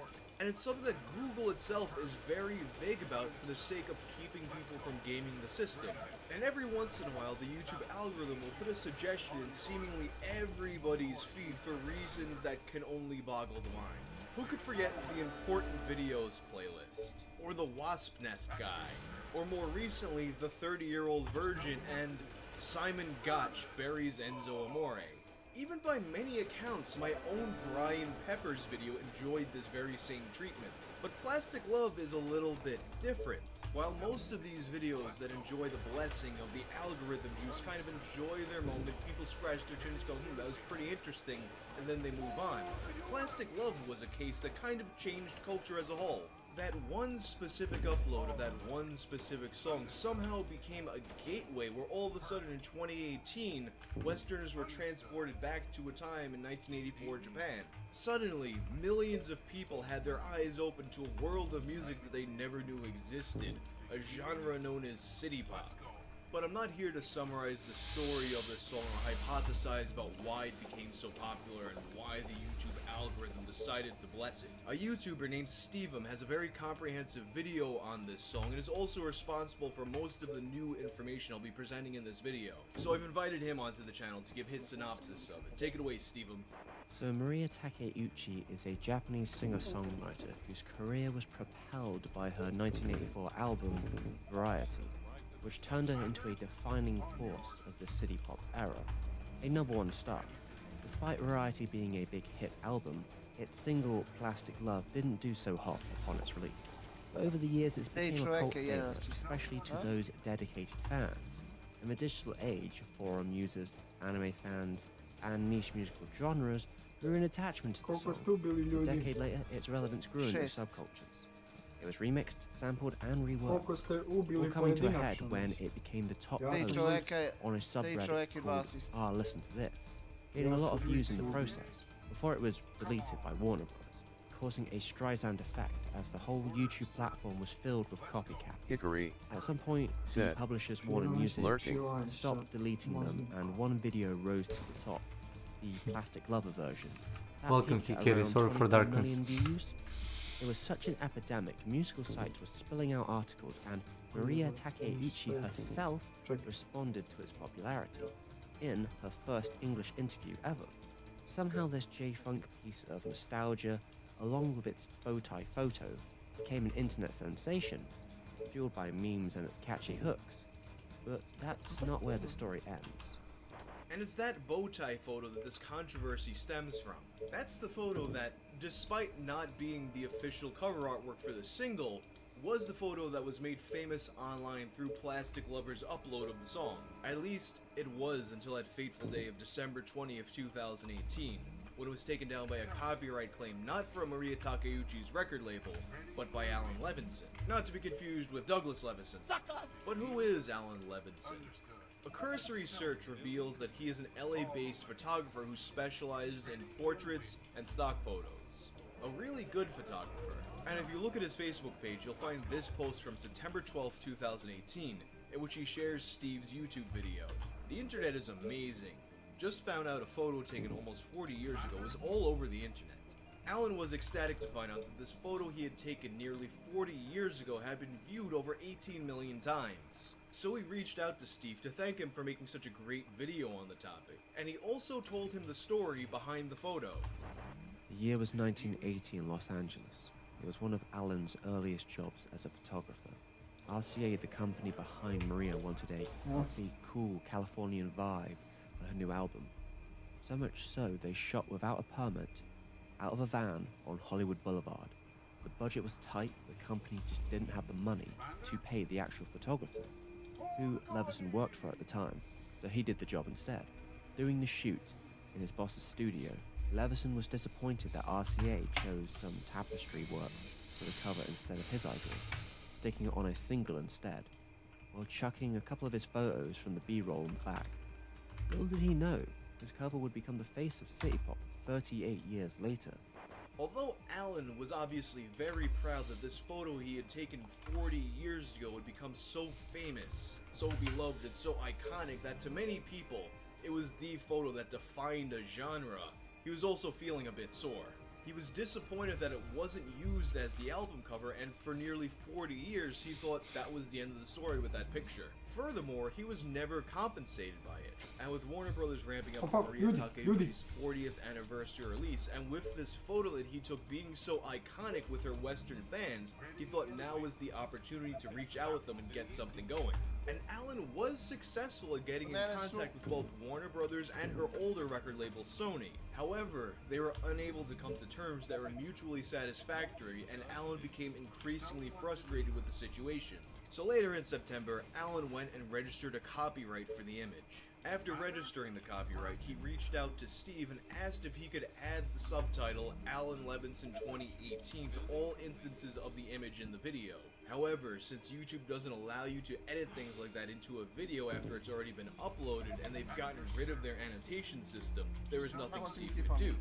So Alan and Steve came to the agreement that Steve would simply add 2018 Alan Levinson to the description instead. Something that Steve didn't really have to do since commentary is covered under fair use, but a request he was more than happy to oblige. At this point, Alan also stated his intention to issue cease and desist letters to the larger infringers. In particular, he tried to get in contact with Plastic Lover, whose upload was now up to 20 million views. Although neither Plastic Lover nor Warner Brothers had received any money from that version of the upload, Alan was still upset that his photo was used without permission. It wasn't until a few months later, on December 20th of 2018, that Plastic Lover's upload of the song was removed, and the internet learned the name, Alan Levinson, and the internet was not happy. Alan almost immediately began receiving hate mail, and in addition, tweets and threads began popping up all over the internet cursing his name. As much as people loved Plastic Love, they hated Alan Levinson. But Steve, who had previously been on friendly terms with Alan, saw another way, and on December 21st, he tweeted this. As you may know, Alan Levinson has taken down the original Plastic Love video. Now, I don't want any of you to send him hate, but I would like you to write him a message on this tweet where you ask him to remove the strike or tell him how important that video is to you. I will then send Alan an email where I plead the case of the people against Alan. And several people replied to Steve's tweet pleading the case of this specific upload of Plastic Love. Steve compiled these tweets into an email that he sent to Alan. However, Alan was unmoved. According to Alan, he had never intended for what had happened to the video to happen. He simply wanted his image removed from the video. He didn't understand that the way YouTube would handle this would be to take down the entire video. Furthermore, he felt that all the people sending him hate mail should have been on his side. He felt that he never got it from the record labels what was rightfully his, and he thought that if he worked together with the fans to get in touch with the record labels, that they could work something out that made everybody happy. But now, everybody was at an impasse. The fans saw Alan as a greedy old man, and Alan saw the fans as a bunch of entitled kids. And it seems like this is where the story of that particular upload of Plastic Love ends. With Plastic Lover's upload of the song gone, many more have popped up to take its place. And despite none of these uploads hitting the YouTube algorithm quite the same way, the internet legacy of that upload, the community around that City Pop in general, had already been cemented.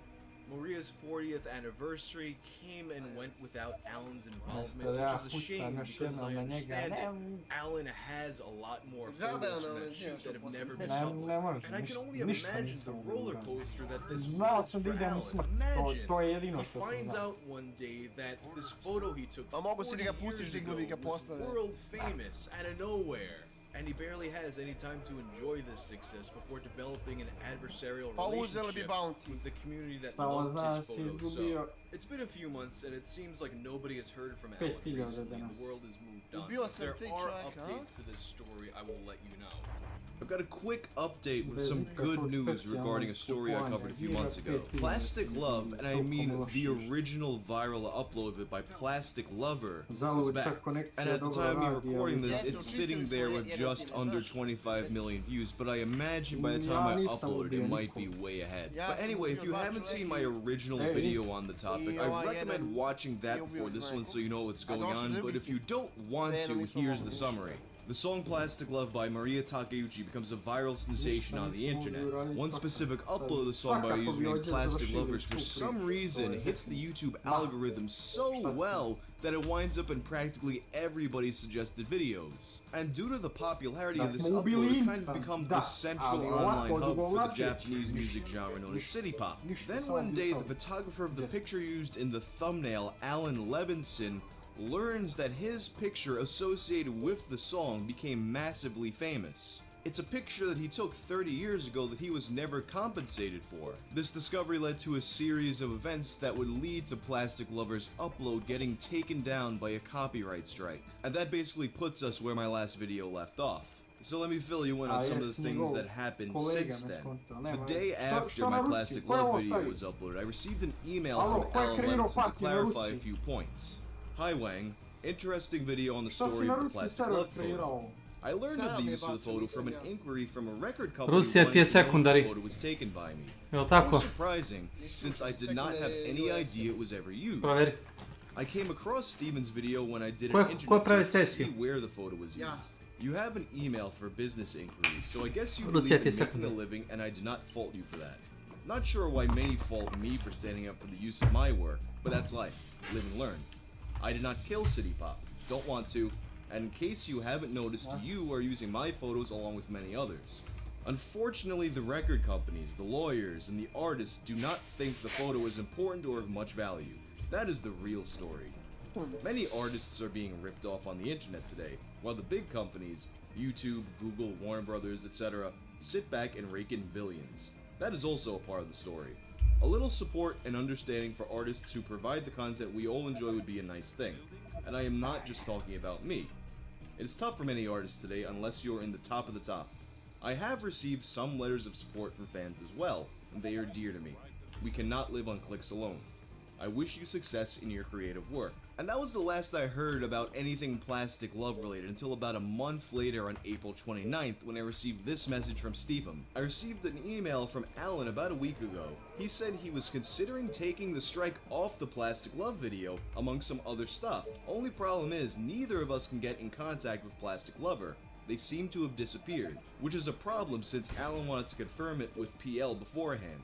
The video might be gone by now, but who knows. I had assumed that the original upload was just completely gone now, off of YouTube, can't be retrieved, that's the end of it. And there was a chance that that was the case, but then, the very next day, I received another message from Steven. I got a message, but from Plastic Lover, so I'm gonna help him with the thumbnail. Think Alan's only demand is his name on the side of it. And from that point on, a couple of weeks passed, I would occasionally check to see if the upload was back up yet, and I kind of assumed that it fell through the cracks and just wasn't happening. But then on May 14th, a few hours before I started to record this video, I received another message from Steven. The original upload is now back up. And sure enough, I clicked on it and there it was. The original upload still there with all of its views and all of its glory. Now updated with Alan Levinson's watermark on the thumbnail. And Plastic Lover has provided their side of the story in a pinned comment. Months after the takedown, Plastic Love has been fully restored, and it's all thanks to Alan's willingness to negotiate and tell me more about the case, and Steven's support throughout this journey. Please keep a civil discussion here and try not getting too off topic. Explaining the situation. Alan tried contacting me about the use of the picture since he already had a messy history with Warner Brothers regarding the picture, and all he wanted was to be credited. However, I was absent and did not respond to any of his messages, resulting in Alan filing a copyright claim against the video. He did not know that once he filed the copyright strike, the video would be removed. Once the video was removed, Alan faced a lot of harassment and insults. I'll say it right here. Although you might not agree with his actions, you should still respect him as a person, and quite clearly a lot of people did not. I even saw some of those messages. This is certainly not okay and painted a bad image on what Plastic Love fans are.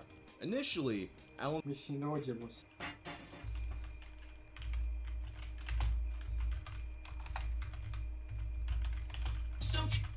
Da, ođe, boss. Right, we need birthday songs.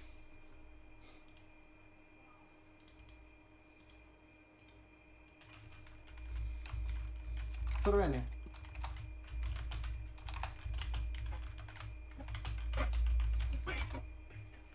Krenuli si ga tući sad. Thank you very much, Snake. I appreciate you, bye. What's about? I'm gonna get, like, got day by Twitch tonight, but I don't care.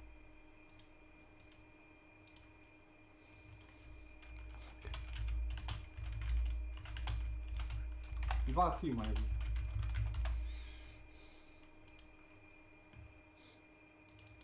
Da. Ovdje da ne može da se uđe. It's going awesome. I'm having fun anyway. Don't care about anybody else. I'm having fun. Iza, Kesiću, pazi. Iza? What's streaming? Neki 14 metri od kuće. You know what time it is.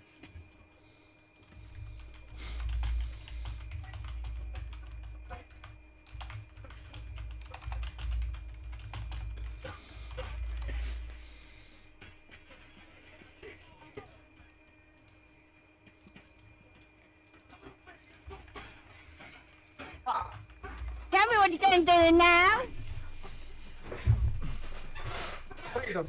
Fiona, diži ga, diži ga. Screaming, screaming, screaming, screaming on. Keep screaming, screaming, screaming, screaming on. Keep screaming, screaming, screaming, screaming on. Previše ljudi. Wanna know you'll be loving this right now. Ti ovako mora prođe, brate, neviđeno, usrano, jebe mi mater.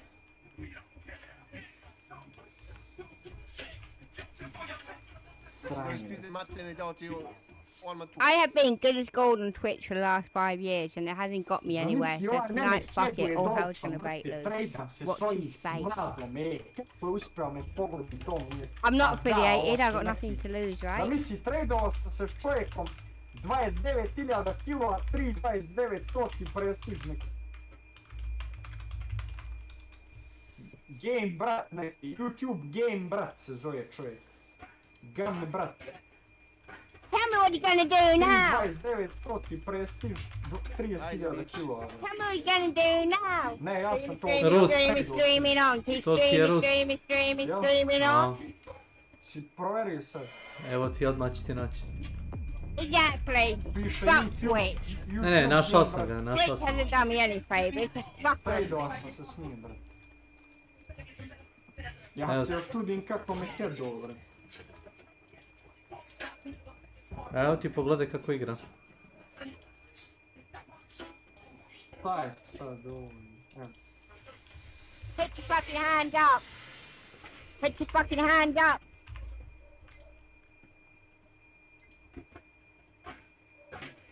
Da, ne, ajde napravio na Rusi. Sam ju upas, inače ga ne bi upadao s njim. Come on, gonna do it now. Keep screaming, screaming, screaming, screaming on. Keep screaming, screaming, screaming, screaming on. A ništa ne mora se čuti.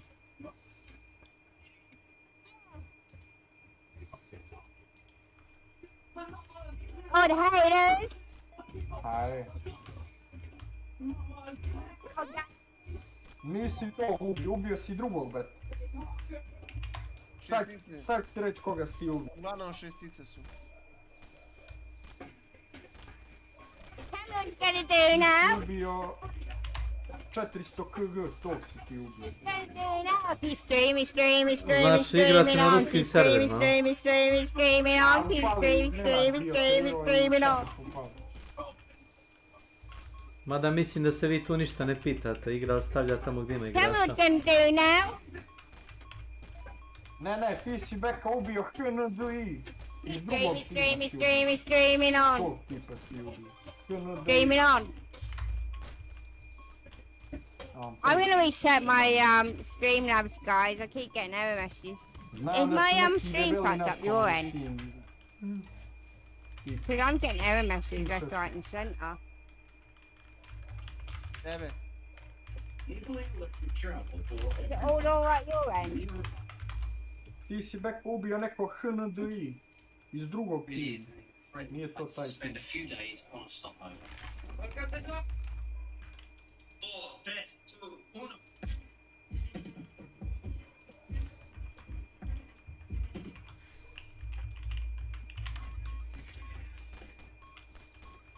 Let me know if it fucks up again. I'll reset my router. Coming up, so we better get this party started. Coming up, so we better get this party started.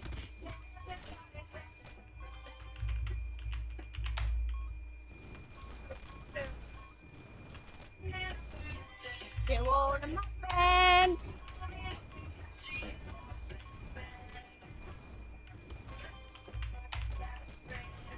I can go for hours if you know what I mean.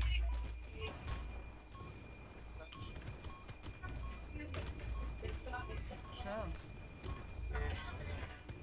Ulozice. Better get this party started. Ti si u centralnoj Srbiji, je li njena? Čuo sam da je Milan napravio če dobar skeče. Sam otišao sred meča, to nije istina, jel tako? A onda ti nije toliko previše daleko Loznica. 230 km, 234 km. Kako jebote, pa onda je bliže nama dosta. Pa bliže, pa to je... To ti je u Vojvodini, tako je reći.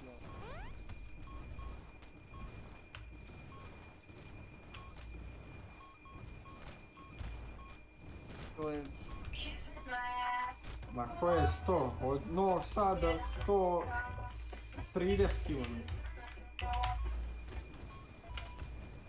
I'm coming up, so we better get this party started. Sad će u Loznici.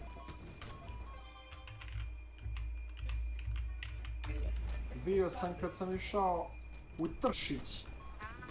Blizu je Tršić Loznica. Coming up, so you better get this party started. Ko u kuću Tršić. Jojte kurac. Da. Prije 10 godina ima. 10, koje 10, 15 skoro je. Ma da. 15 godina. To je to.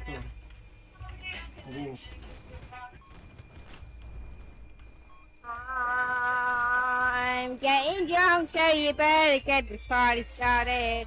Sad mi je ping, izgleda su optimizovali malo server, sad mi je ping 42, brat. 42. 32. A noćas je bilo katastrofa, ti kažu. Možda su restartovali taj master set, tako nešto. Možda.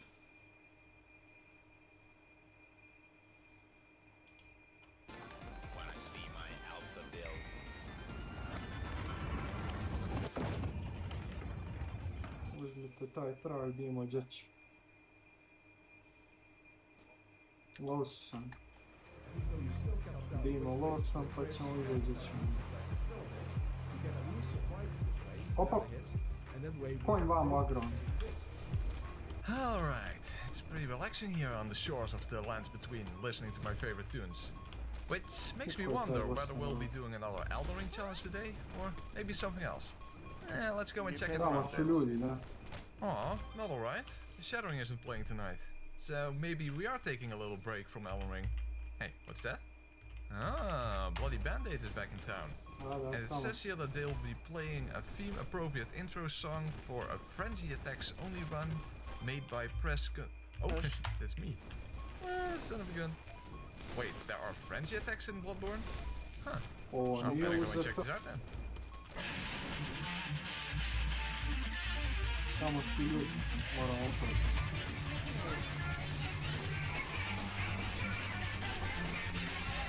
Kasi, zato što se bijem simulatorom, koliko si digao, a nisi se ubio. I on se Ajde, javio na moramo mene. ga čekati. Moramo ga čekati. Daleko je, da prvi. Znaš što ti?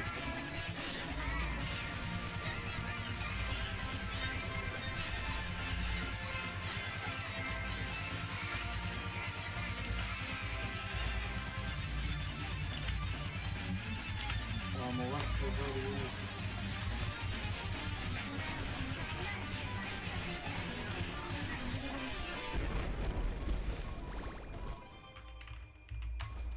Okay then, the Blood Ladder in Bloodborne. One hell of a unique type of weapon, and one of the only options available to do pure blood damage with melee attacks. However, it also has a unique L2 attack that inflicts Frenzy, which, unfortunately, like Madness in Elden Ring, which is that game's version of Frenzy essentially, is only applicable to players and not enemies. So in PvE, whenever you use it, you yourself are the only one suffering the Frenzy buildup it causes. So what would it be like to go through the game using that specific attack exclusively? Meaning that every time you attack, you inflict Frenzy upon yourself. Well, that sounds pretty harsh, but hey, it might just be crazy enough to work. At the very least, it's a nerfed version of Frenzy that takes away only 50% of your health, rather than the usual 70% from other Frenzy sources. And for a single attack, it has at least potentially a high damage output, although that definitely requires a massive blood tinge investment. Now, because the Blood Ladder is a late game weapon, meaning New Game Plus is a requirement for this type of run, however, I decided to start the New Game Plus cycle as close to a fresh start as possible. So I only leveled to meet the stat requirements, and I got rid of everything I picked up in regular New Game, apart from the most standard non-cursed blood gems and Numbing Mist to prevent a potential soft lock against Vicar Amelia. So the rules are simple. I can only inflict damage using the L2 attack of the Blood Ladder, and the only exception to that is the minute physical damage you inflict when hitting Amelia with a Numbing Mist. Or, you know, accidentally falling on an enemy's head or something. I also did not want to use any runes before defeating the witches in this playthrough, even though I technically already had the rune tool. Although, to be fair, I got rid of all my runes, like all other items to begin with.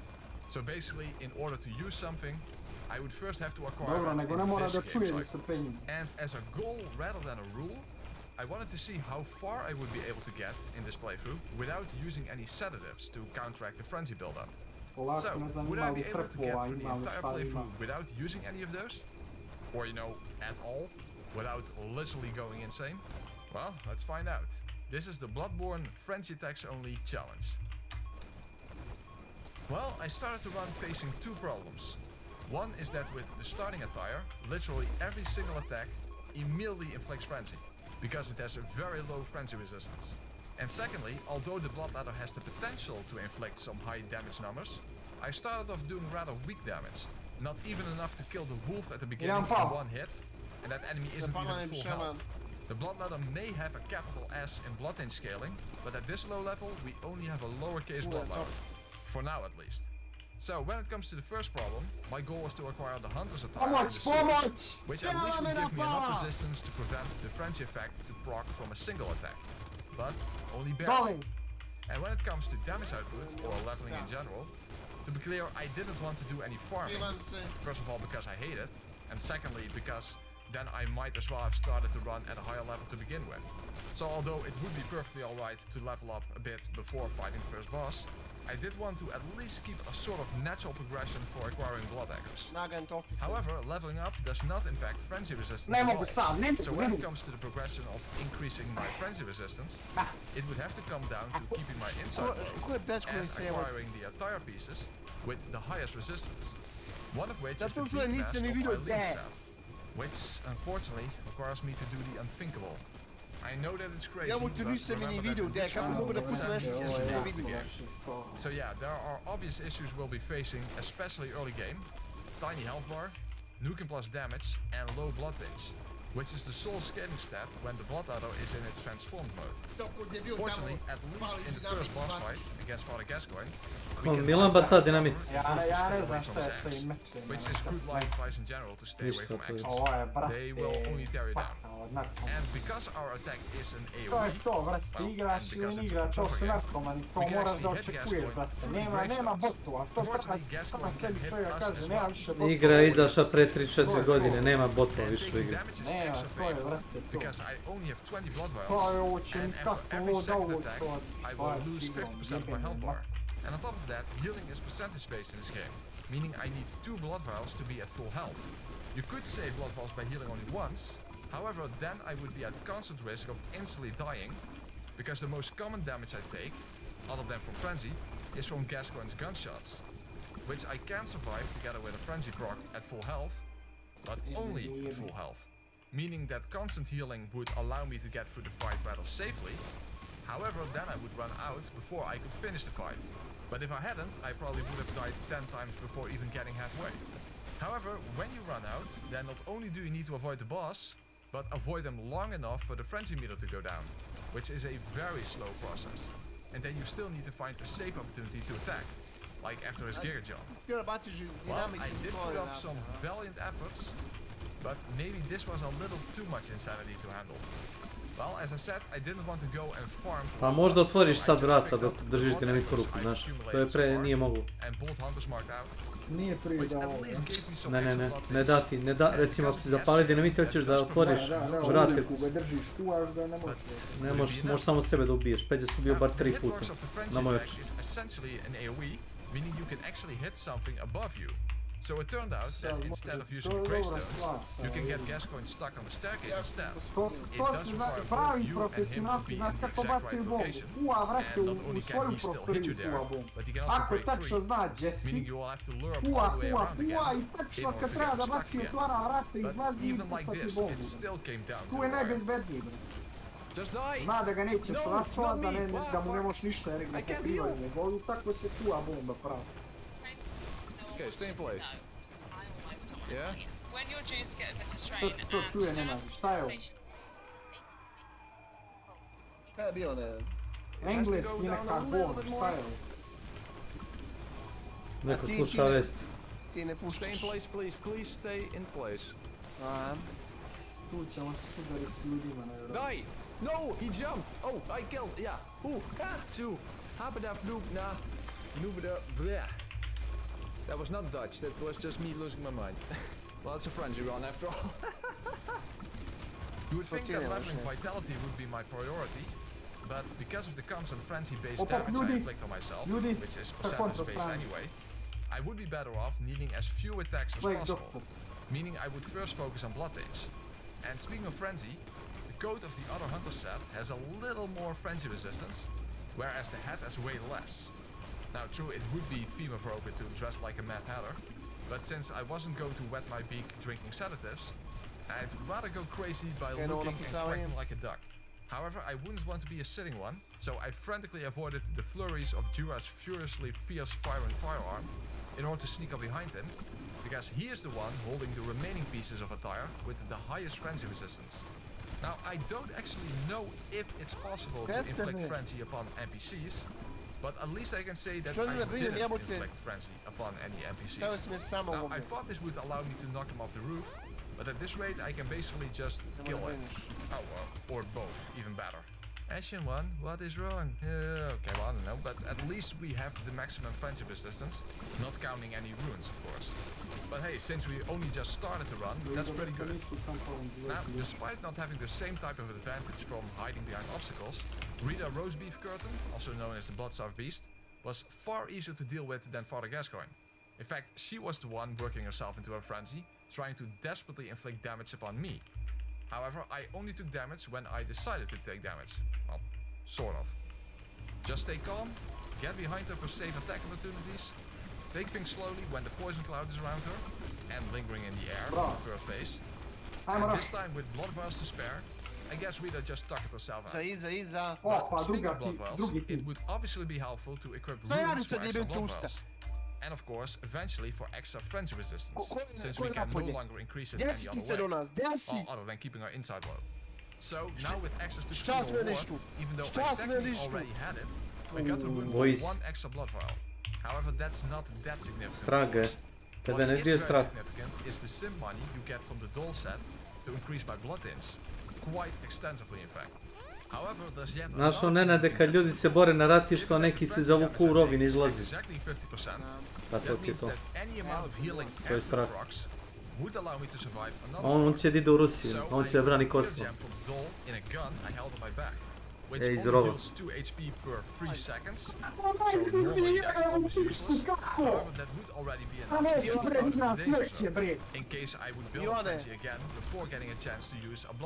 Iz rova će da brani Kosovo. But you got to admit, at least in principle, it was a pretty solid idea. Well, as I said at the start, I would only allow myself to equip runes after defeating the witches, even though I technically already have the rune tool. Now, feel safe, no. Seriously? So how much damage do I do? Fuck. Oh! Fuck. Teleported before. Shit. That's not a good thing. Which spelled stoppertje? Ume se dođi s nama da se biješ ti... Pa strah ga je. Ne razumiješ kada je čovjek kad strah, šta? Može je čovjek da se... Logamo ne znači ništa. Nećeš ti se kad sam ga težo da ih pobiješ nego ja.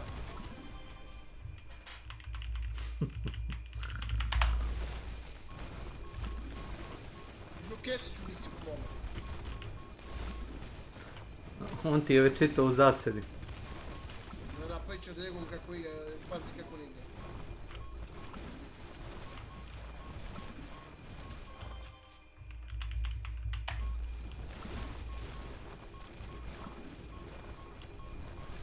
Pravi mi se čekušu, ne znaš ti šta je to, to je strategija. Nije balaga te kada se strategija. Da, Vombuz mu je dao dobru strategiju, znaš. Ja znaš tu priču? Ubiju Kesića i ko je igrao još Kesić s tobom? I Borisa, ovoga Makića. Ubiju ih i zapali ih. A Milan uzme i postavi žice oko sebe i sakrije se u compound, znaš. I ovi uzeli Bounty, a znaš ko je bio u drugoj ekipi? Vombuz. Onaj, znaš, koji su to streamer iz Srbije. Vombuz uzme, skenira i vidi da je jedan čovjek unutra i čuje se, na njegovom streamu čuješ, da je neko aktivirao žicu. I čovjek ukapira, znaš, mora da neće, znaš, ima šotku nešto, nema da se puca s njima. Kaže on, he got inside, let's get out, let's burn these guys and get out, if he doesn't wanna fight. I fino zapali Kesića i Makića i ostave Milane samog po sereni, uzmu sad bounty i izađu smak. Moguće. Kad igraš ko pička, jebelno i te. Zamisli to, uzmu bounty i odu. Ova dvojica ostanu izgoreli. Ovo je što ti neće da se rađuje s timom. A kako će da se rađuje? Čime da puca? Čime? Koji logamo, evo te u compoundu su bili po 5 metra od nas. A ne može onda ubije ni na 5, a kamo li na 3. Brate, mene, ja ne mogu da shvatim ovo, brate. Ja ti nisi ubio ovoga. Ja ne znam Mogu se ga 2 puta u glavu, evo. Stvarno ne znam što je s ovom igrom, ne znam.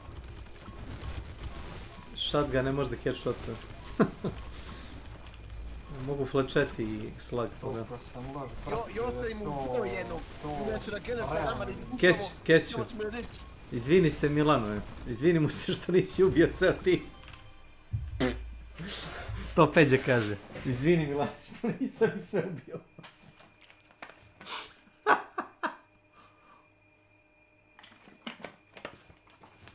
Kažu prosto što nisam sve pobio. Nemaš, ovo je komedija.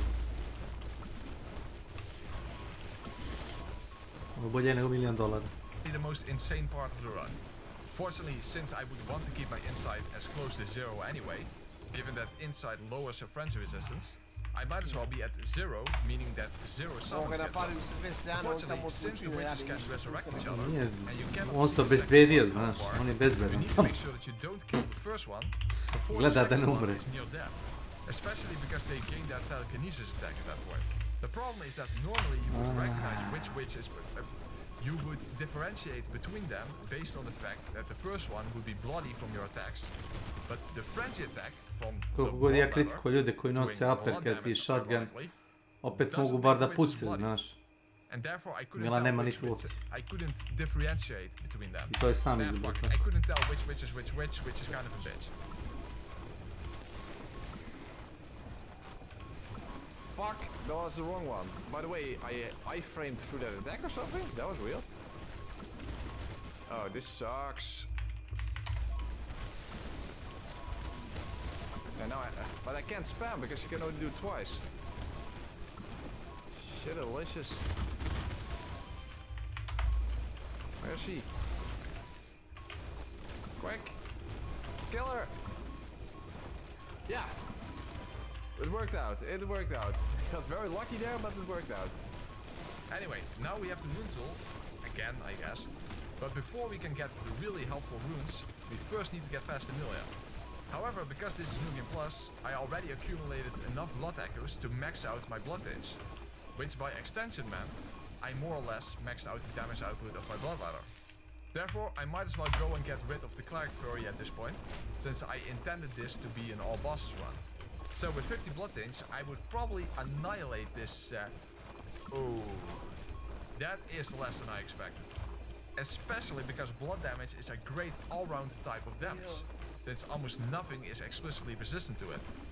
Yeah, if only it did fire damage instead, but this was before the Flame of Frenzy was invented, and even then there are still some douche trying to extinguish your flame.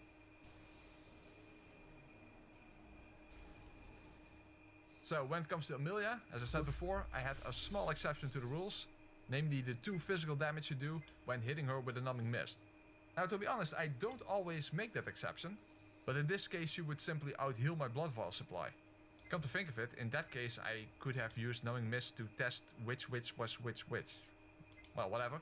Emilia is often a very easy fight, because you can stun lock her for the entire duration of the fight. But not in this run. Because although this attack is powerful for a single hit, it's not exactly the fastest attack in the game.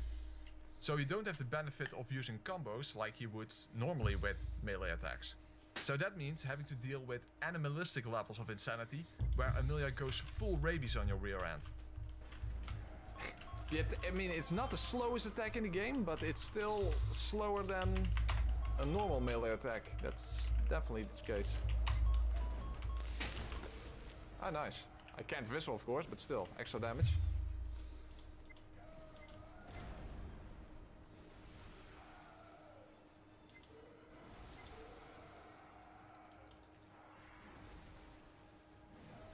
Whoa, do I have to watch out?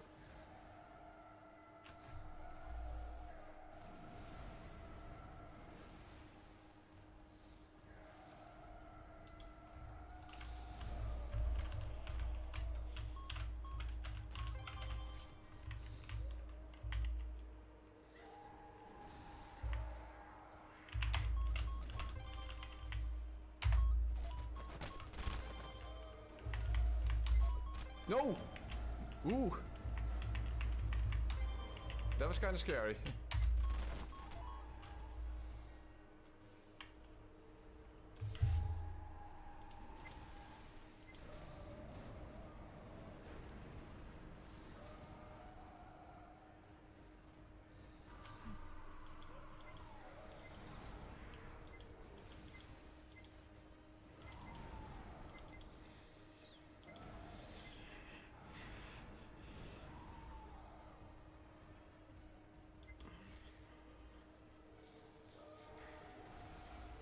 Alright, that went a lot better than I expected.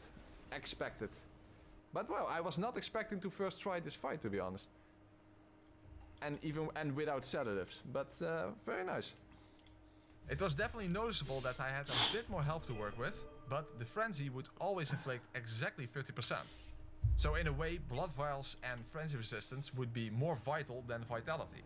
Fortunately, now with access to the Forbidden Woods, I had access to upgrades for both. Obviously the Communion Rune from the clinic for vials, but no, not the Grave Warden set for frenzy resistance. Yes, it has very high frenzy resistance, but as I said before, I already have the best attire for this run. However, we can increase our resistance massively by the rune found in the Viper Pit. Now I wasn't going to include challenge dungeons for the other versions, but this one alone provides 200 extra frenzy resistance, which is a massive increase. Meaning that as long as I keep my insight low, I could get 3 attacks in before inflicting frenzy. And we're definitely going to need that, because fighting the shadows, 3 bosses at the same time, with only this attack is insane enough as it is, so I decided to get some extra blood echoes by taking on Amygdala first. Therefore, I had to traverse the Nightmare Frontier, and oh, wait, no. Now, I thought I heard the doorbell because I'm expecting a package, and it would be a real dick move if they would deliver it in the middle of a boss fight or something. But that was of course the sound of the bell ringing women in this area, because when you're online, it can mean getting invaded, like what happened during my no stamina run. Well, I did not get invaded, but I did die in the most From Software way possible. Still, that's just story of my life, I suppose. Oh, what the? Really? Well, at least the shortcut is open. I'm going to take a piss. God damn it, I really need a break from this madness. Tinkle, tinkle, tinkle, tinkle, tinkle. Flush. Sorry, I initially wanted to Google for piss and flushing sound effects, but then I realized how that would look in my search history. Then again, I could also just have not included this part in the video. Okay, so then we got to Amygdala, and my damage output was incredibly good. And on top of that, the Frenzy Rune made one hell of a difference. At least it would have, if I actually paid attention. But from falling down the elevator, you could probably already tell that I'm a bit too easily distracted.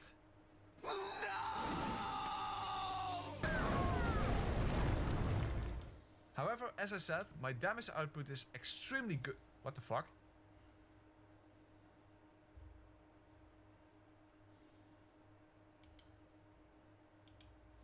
How's this gonna go? First time running a while for Sim Mercador.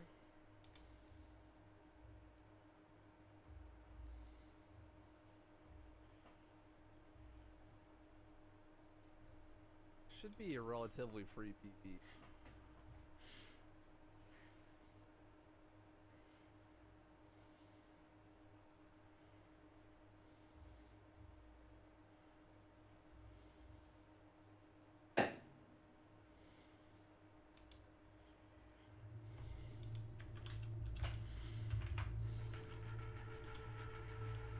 For over a decade, one single website would reign terror over the entire internet.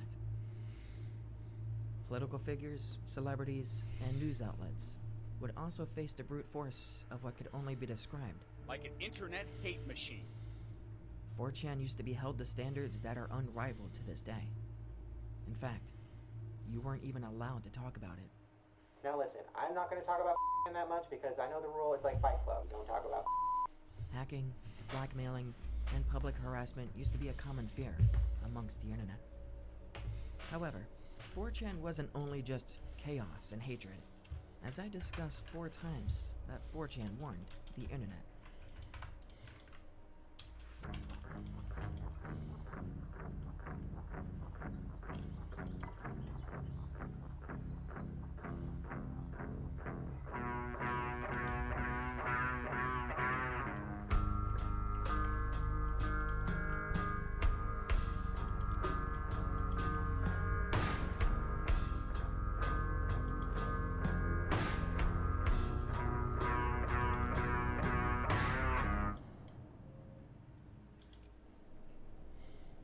On July 21st, 2014, a user with the trip code IDF Deserter created a thread titled Goodbye. And within minutes, the thread would garner large amounts of traffic. IDF Deserter wrote the following. I can't take this anymore, guys. Me and my squad were ordered to demolish a hospital because it was supposedly a Hamas de facto HQ. I know this is not true because I was sent to that hospital on an undercover mission not too long ago. And there was nothing there, just the nice staff. I left the battlefield as I now know the true intentions of my higher-ups. I will probably be tortured and left in jail for quite a while for deserting, but I don't care anymore. Too much innocent blood on my hands. Goodbye, Pole. I've had a fun time hanging here. Don't give up hope, and I hope you live a good life. Users in the thread were quick to split into both sides of skepticism. Some instantly called this a hoax, while others began bombarding with questions, demanding to know more. Without saying another word, OP posts a picture of what appears to be his own dog tags, and an Israeli passport along with a note to show that this isn't just some image found off of Google, thus proving that this could very well be someone who just abandoned the battlefield. OP claims that his connection is weak at best, but will try to answer some questions. Can you share some more information? What is the hospital's name that is going to be attacked? Al-Aqsa or something. It was in the Deir Bala neighborhood, if you know it. Last post. Goodbye for the last time, everyone. I have some family in a neighboring country. I will leave sometime later tonight. I won't let them take me. I'll probably return to 4chan when everything calms down. You have been my only true friends. Thank you. And with that, OP departs the thread, never to be heard from again. No more updates from the IDF deserter, and no more pictures. Went suddenly. It's happening. OP's legit. A user posts a breaking news article that states the following. Deaths as Israeli tanks shell Gaza hospital. Civilian toll rises as patients die in the Al-Aqsa hospital in third attack on medical facility since start of offensive. And it's not long until BBC News reports. Gaza conflict. 5 dead at hospital hit by Israeli strike. At least 5 people have been killed and 70 injured by an Israeli strike on a hospital in Gaza, Palestinians say. Now, there's speculation that the time of the thread was actually after the article, and that IDF deserters simply found the article and made a fake thread. However, that still leaves his photo to be discussed. Was this Anon attempting to warn others of a war crime about to be committed? Or was it just a troll post to rally up reactions on 4chan's political board?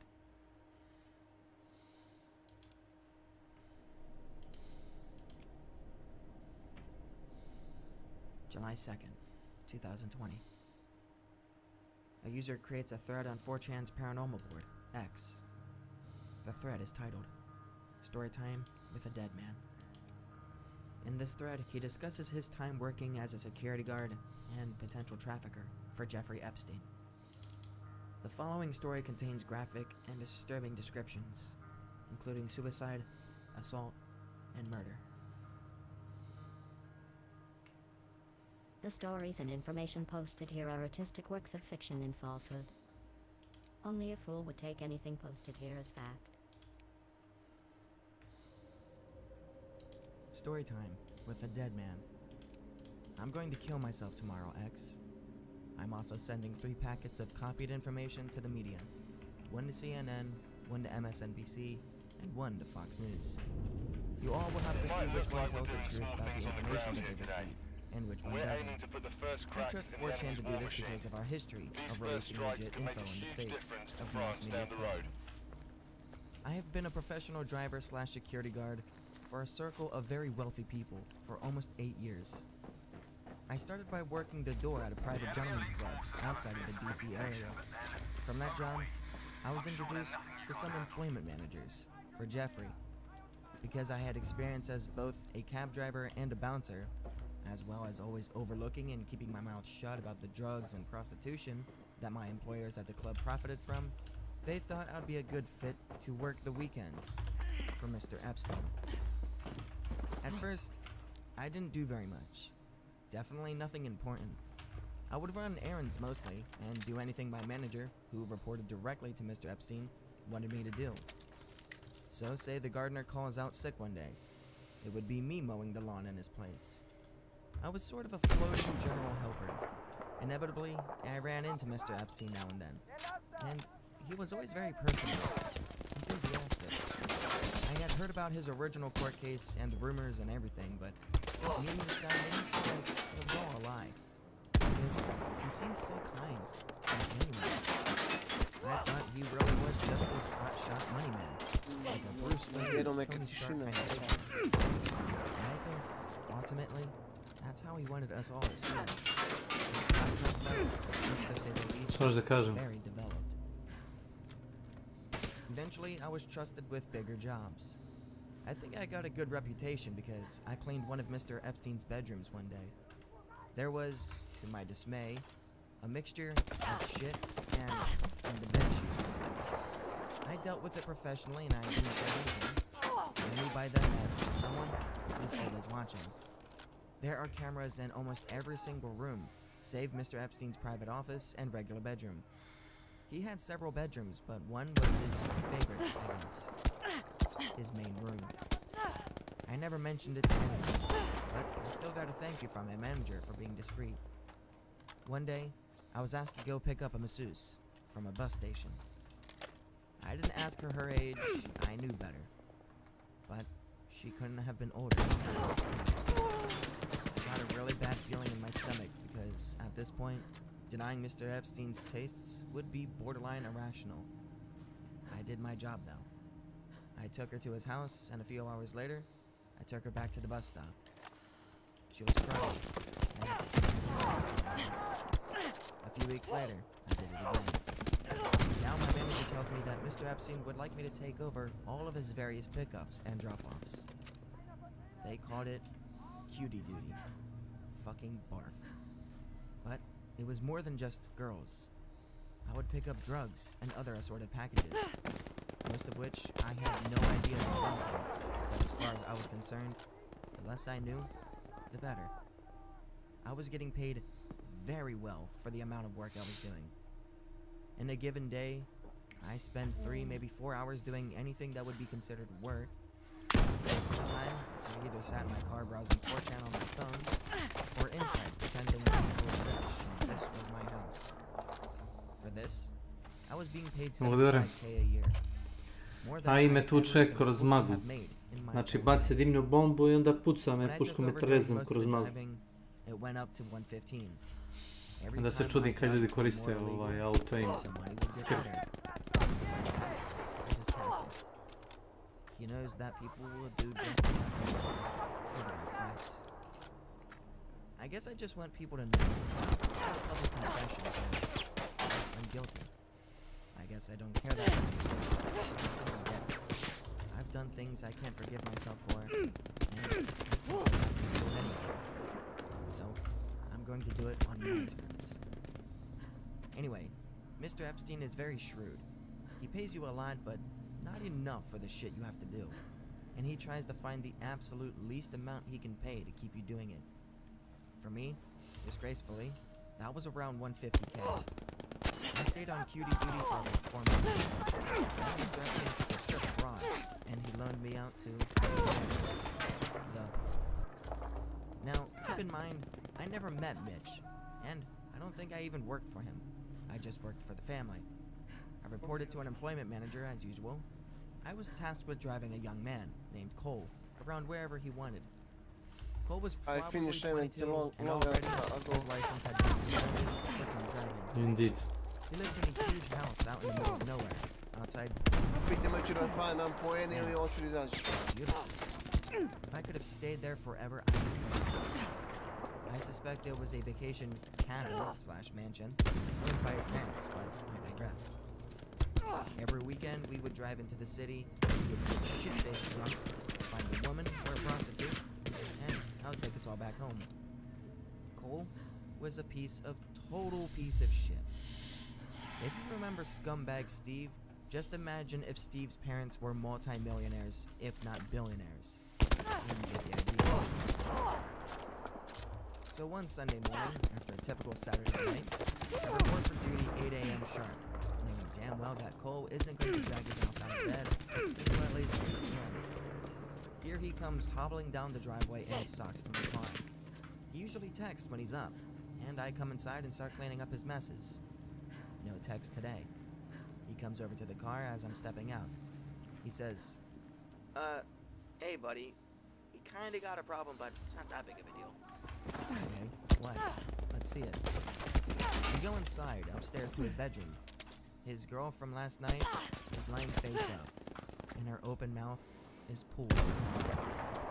She is most definitely dead. As far as I can tell, she overdosed on whatever combination of prescription drugs that they were doing, then passed out, puked, and suffocated on her own vomit. I'm absolutely flipping my shit, and I've got my phone out. Cole slaps it out of my hand and tells me to hold on. He says he can't get in trouble because it'll look bad on his family. I said, Cole, you've already been getting into trouble. He says he knows it's not this kind of trouble. He says I'll get a big bonus if I just deal with it myself. Now, I'm way out here at the middle of nowhere, and the implication from day one of my employment in this circle has been that if I mess up, I might suffer harsh consequences. I know what I did here was wrong. I know that. And I'm so sorry. I asked him what I'm supposed to do. He says, just wait. He gets a different phone out of a drawer and starts making calls. After a few minutes, I'm waiting in the hallway. He's casually pacing around the corpse. He gives me GPS coordinates for a little spot off of 111 out in the mountains. I'm supposed to wrap her up, take her there, and drop her off. He said there would be guys waiting there to take her. It's a long drive and I don't look forward to it one bit. I wrap her up in his comforter. He stops me. Bro, He says, bro, not that blanket. That's like the softest blanket in the world, dude. No way. and he gets me a different blanket from the closet. Fucking real gentleman, Cole was. He's got an F-150 at the property, used for landscaping work. I put her body in the bed with a tarp on top, and then I fill the rest of the back with landscaping supplies. Fertilizer, tools, I tried to make it look really natural and boring. I'm shitting bricks. I can't believe I'm actually doing this. But he's promising me that if I get busted, I'll have the best lawyers money can buy. And I believe him. She's dead already anyway, and it's unlikely he would even get into any real legal trouble. Just bad press. So, what's the difference? The whole time driving, I'm just sweating right through my clothes. I have to stop twice to puke. When I get there, there's a little dirt spot you can pull off into. And sure enough, there's a big black SUV and a Jeep with off-road tires. I'm not about to just assume these are the body people, so I stop and get out and I approach the SUV. The window rolls down, and there's a woman who's probably in her 50s, and a big guy driving. I don't know what to say, so I'm just kind of like, how's it going? feeling like a complete fucking idiot.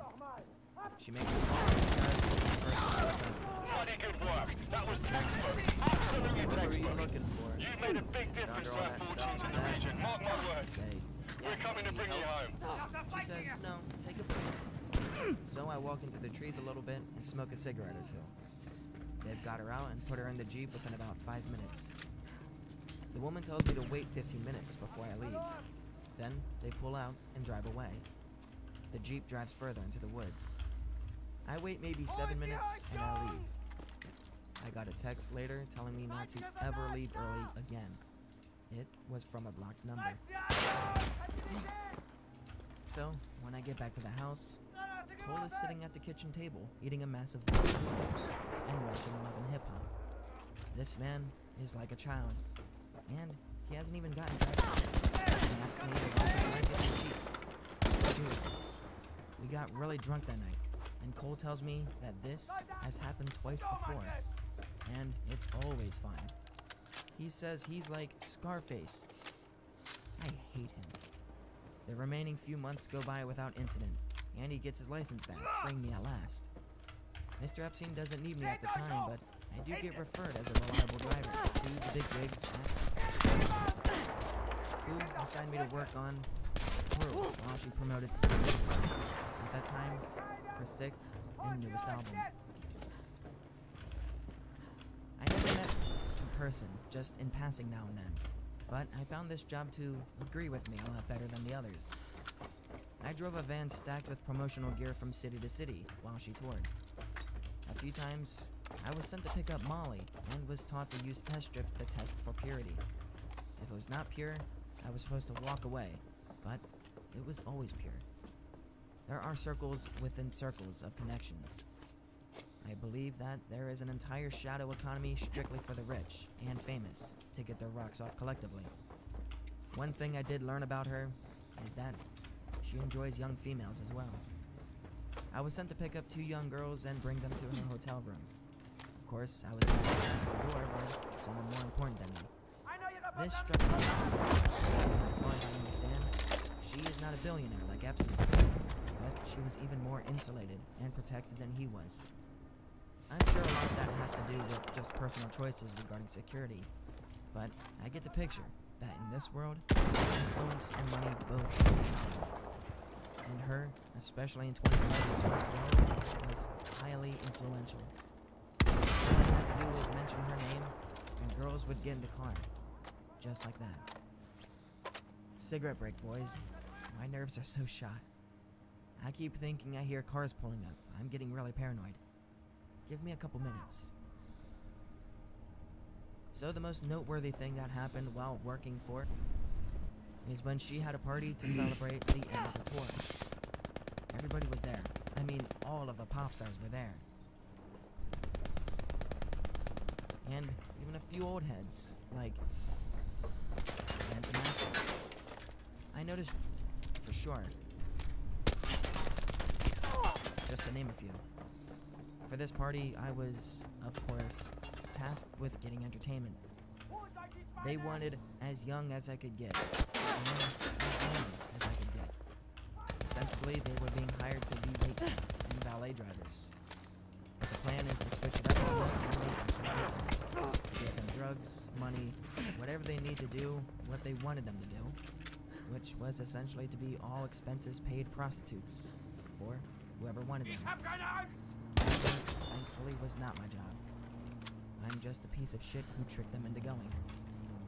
I picked up 5 young girls from a mall, a couple of teenage boys I found walking around the road, and then I got a hold of an escort company to fill it out and make it an even dozen.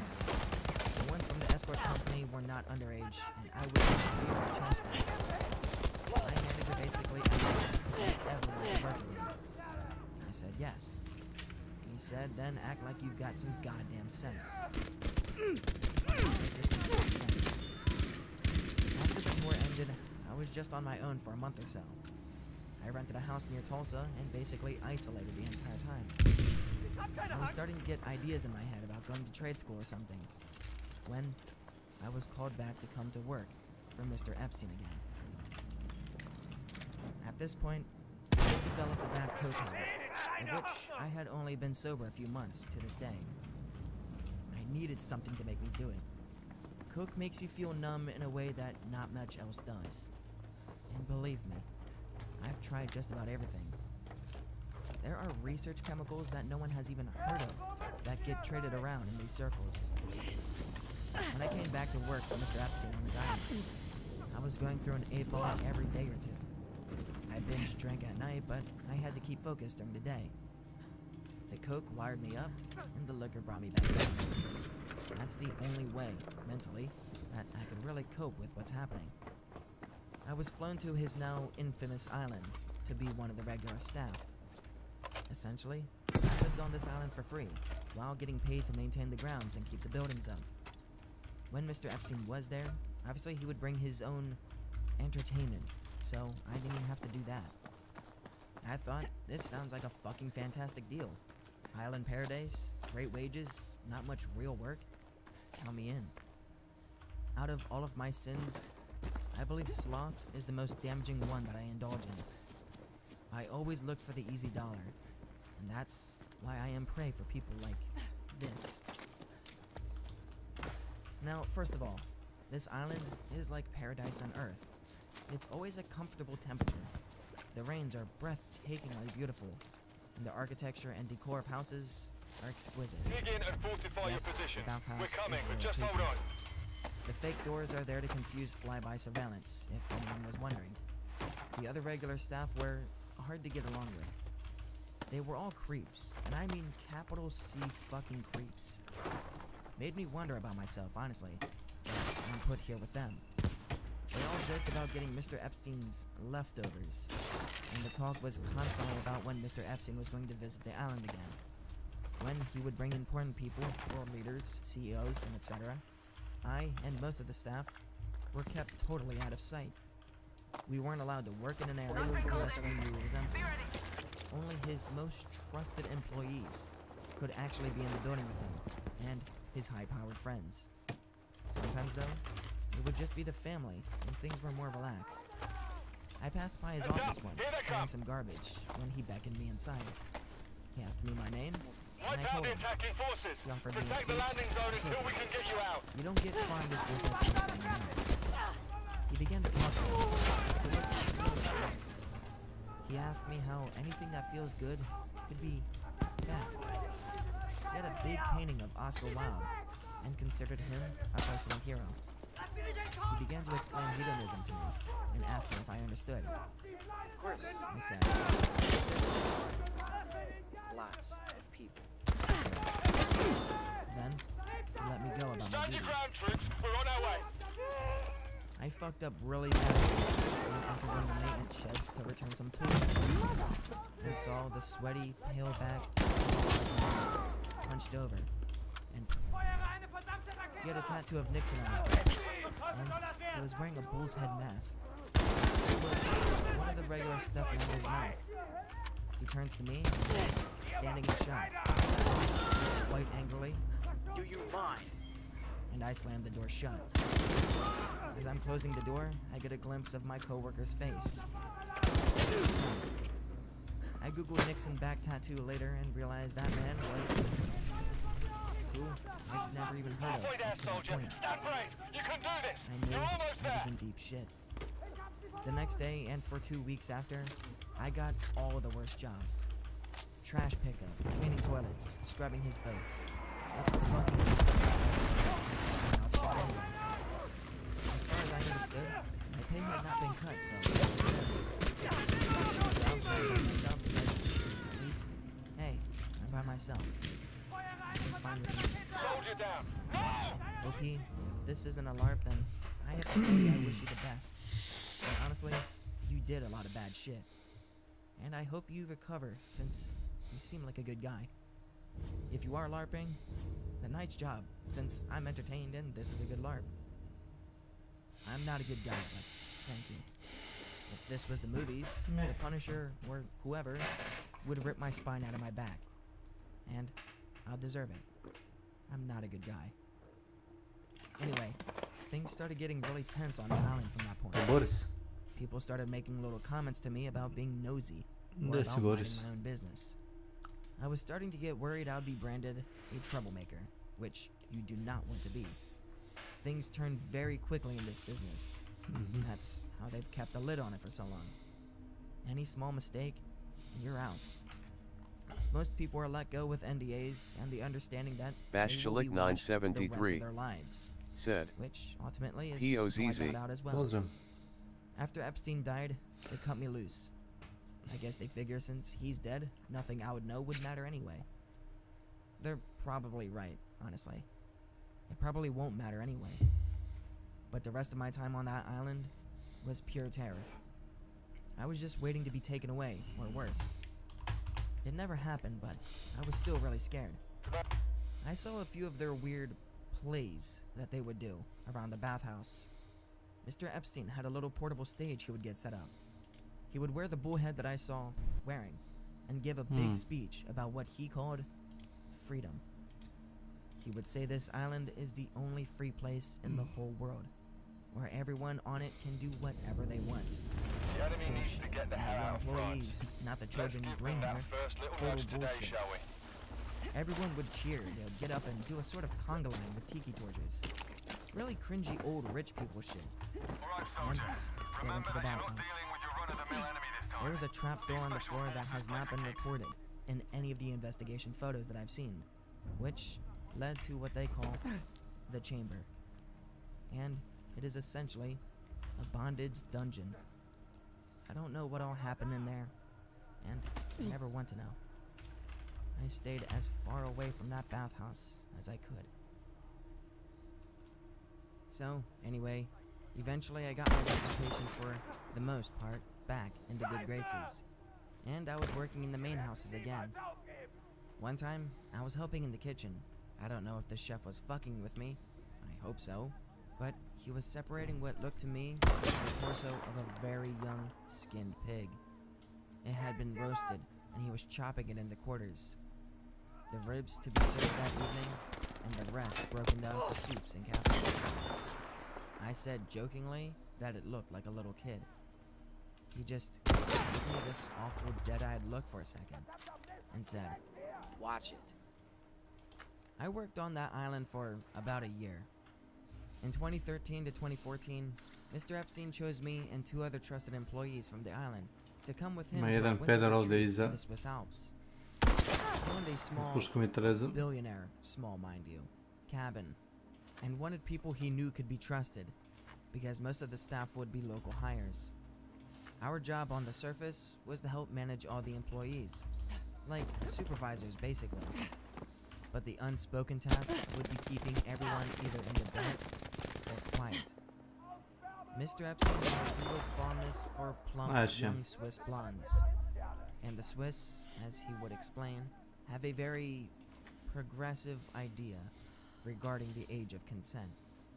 He viewed this as a more relaxed way to do what he does, more casual. Part of the thrill for these people, I think, is in the fact that it is illegal, and they could get in big trouble. When they go to places that are more friendly with the idea of older men having sex, it's to take a break, so to speak. The Alps themselves, though, wow. I mean, I've been all over the United States, and nothing in this country compares to Europe in terms of sheer beauty.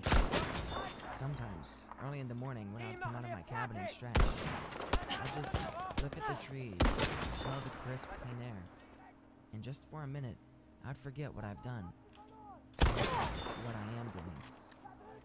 When it came back to me, I would have to hold back tears. I want the mountains though to be the last thing I think about before I die. Ne, brate, iz snajpera. Znači, 7,9 mm. Nemoguće. Nema te tehnologije u to vreme. Nema tog šlema danas. I think I might get back on the wagon just for tonight and go get some liquor. Be a little patient with me. Šta to gađam uopšte?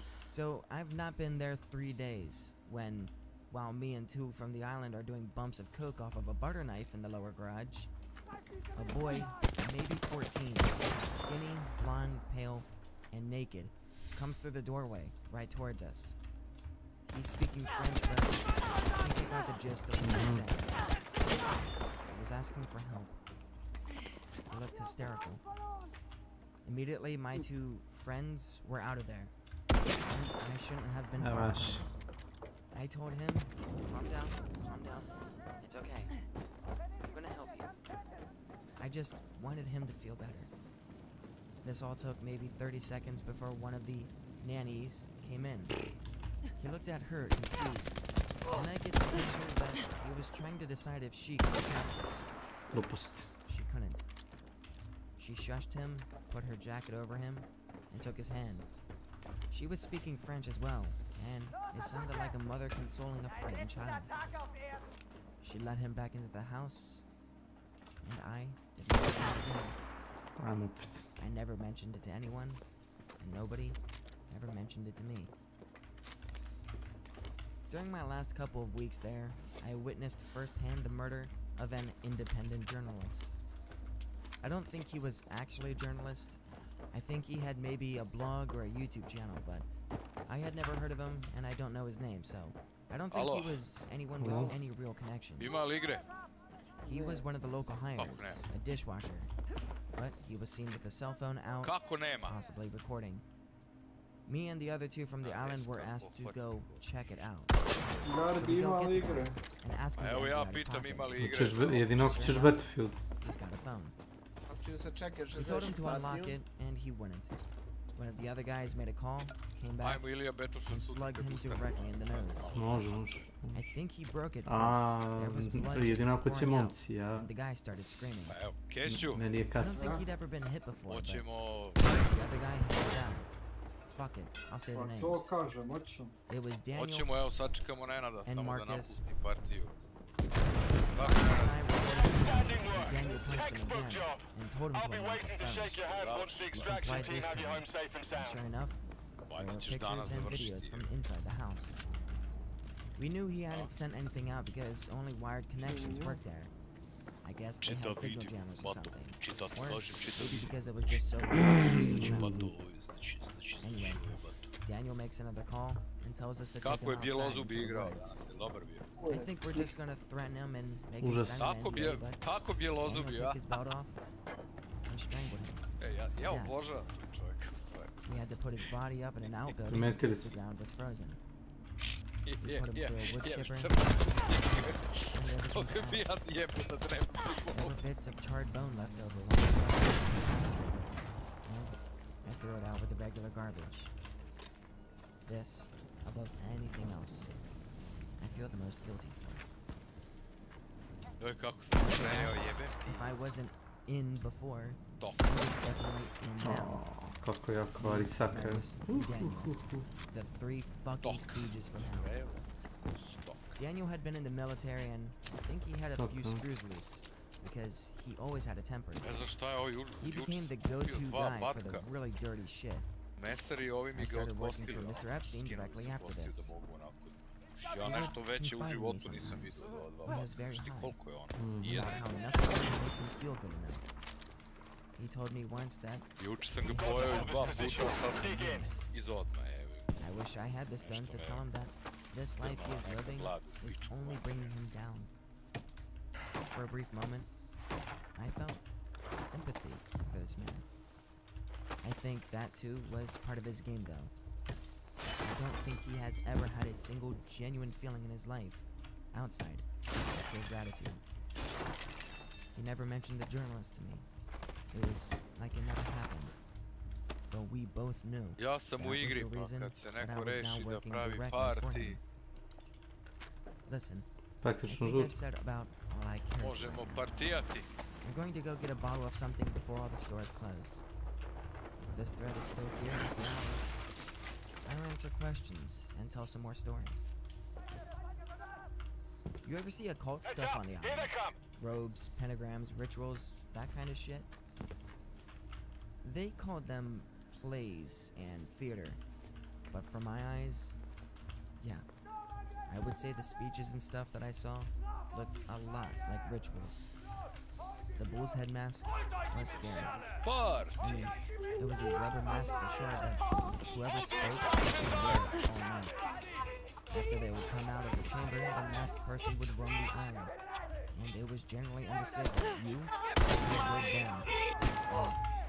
them. When they wear the mask,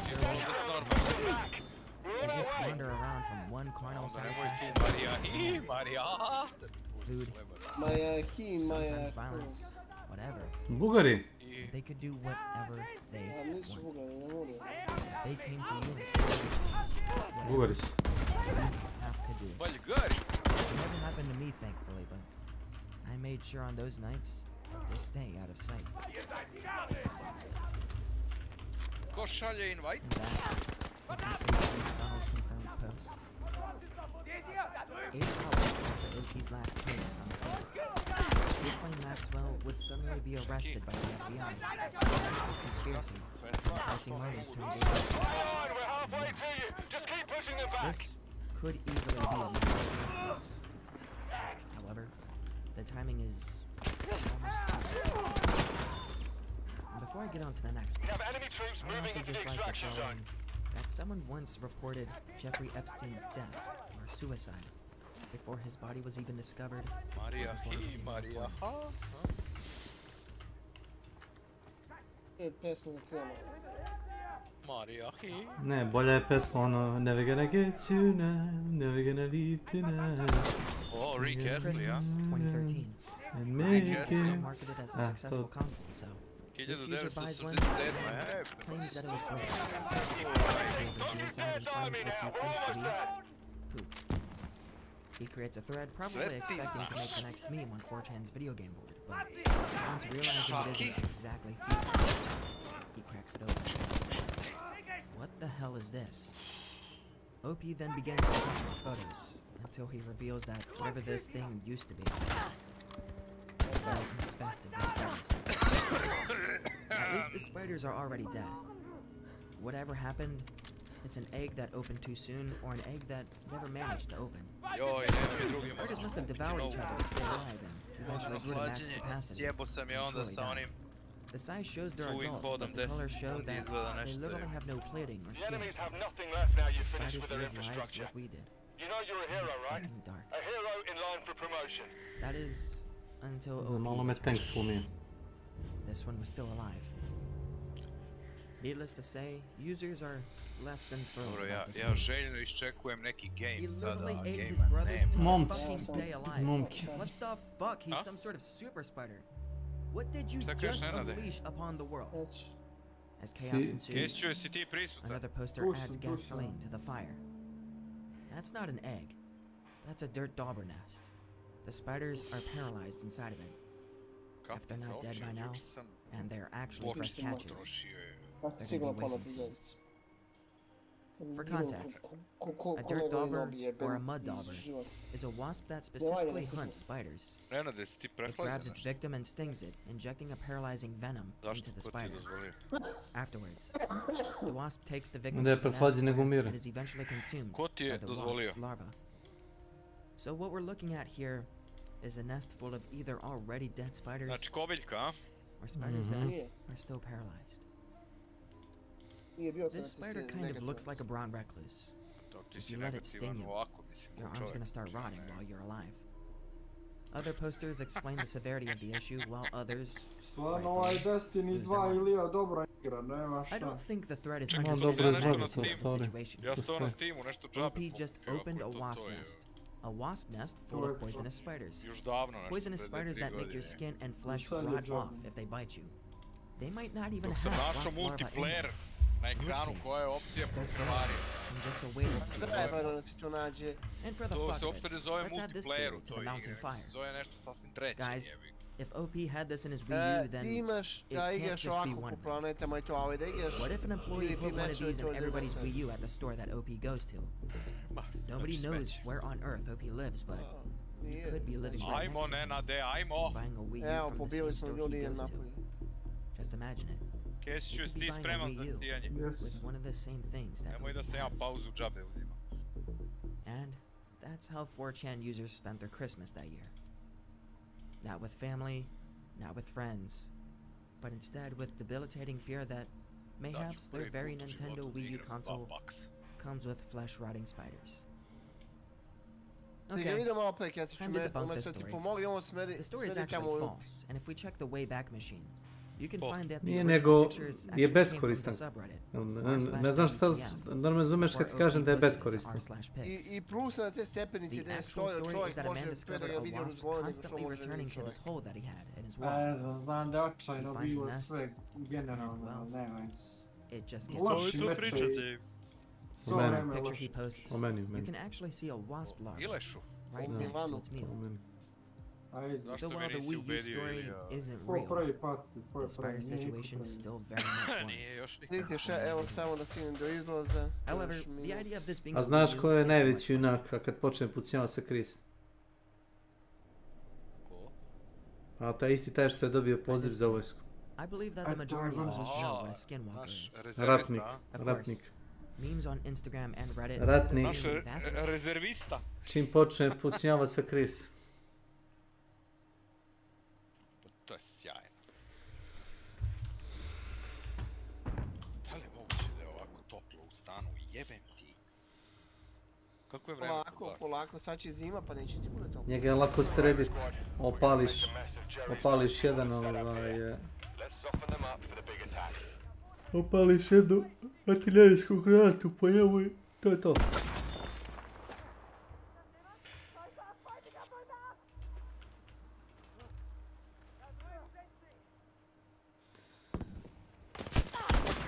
Ajmo dalje. Fire raketa. Ovako pre, evo, jebem. Što si? Pa sa stoka je, što je. Mi smo zaklali sinu, 280 kg. Kako ti je bilo žao? Uzeo si jedan život. Stvarno, ne nade. Sad si me razočarao.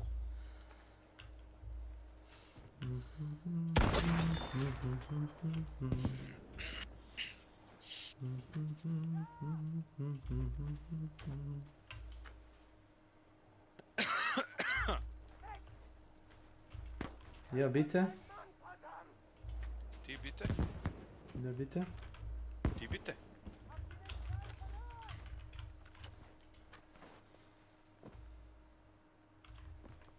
Naočare su mi prljave u pičku lepe materine. Obriš. Pa imam Keva mi kupila ono pakovanje onih papira, onih vlažnih pakovanja, onako ovako kako ti obrisim, ne znam. Evo sad cepkam jedan. Sad cepkam jedan gi obrišem, bre.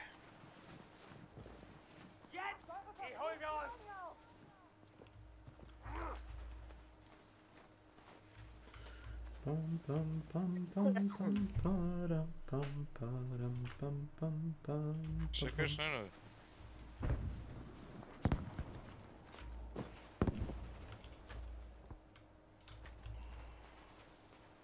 Sutra petak ili subot? Petak. Ako remećeno, ovo je strašno. Neću doći.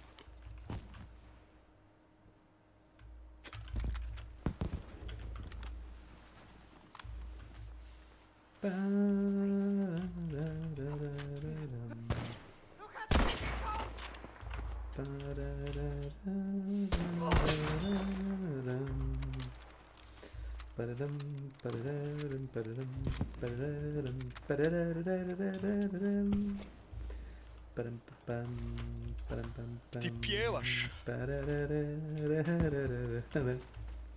Ti pjevaš. Mladi, ti pjevaš.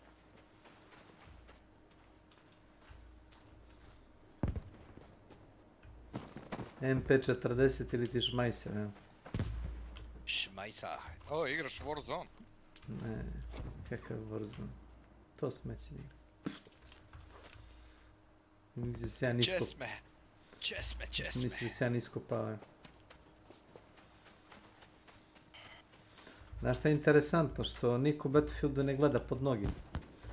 Onih pešadijskih mina posadiš... O, to zna da bude jebeno. 6 kilo napravim u meču samo na mine. Jednog sam možda ubio iz puške. Ja sam tenkove, jebu se. Minama, ne? Onim... AT minama.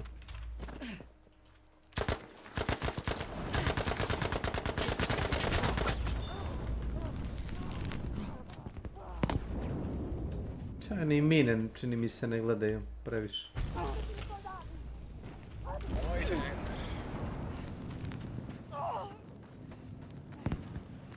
Da li ja mogu nekoga da pogodim s 2 prstolja?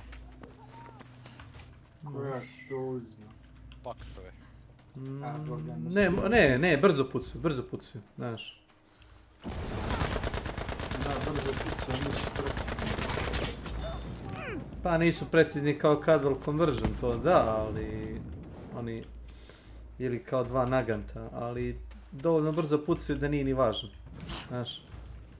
Ako ti njega primetiš pre nego što on te može da ga zaspiš sa olovom, znaš. Može samo da beži od tebe. Samo treba biti uporan.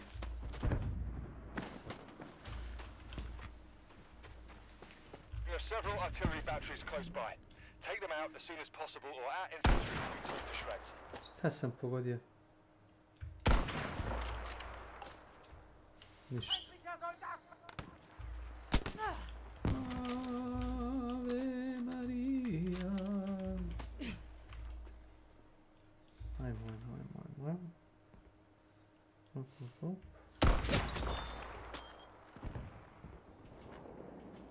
Hurry! Our infantry are depending on you! Blow up the batteries! Tu je Ovdje je boss. boss, Ajmo, odlično, mu jedemo kill.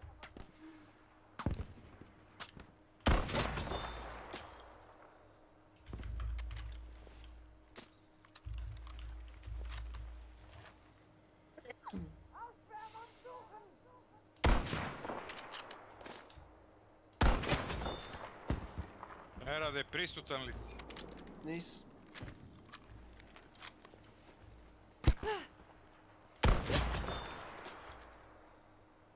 Samo nemoj pucat, niko da ne puca dok ne ubijemo bossa.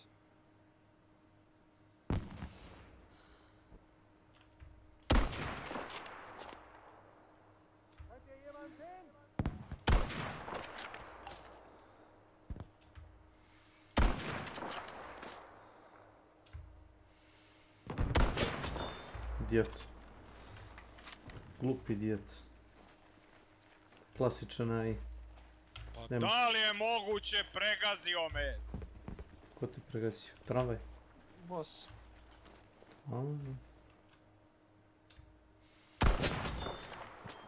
Moguće.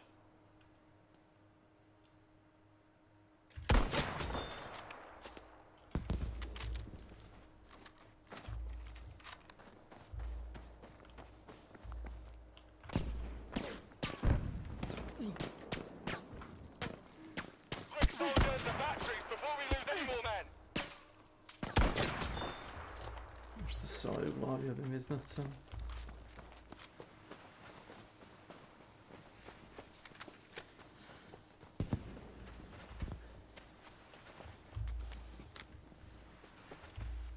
Dobro, Kesiću.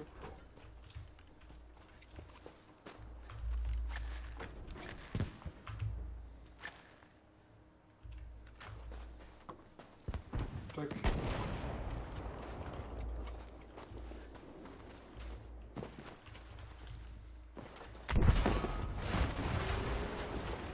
Excellent work.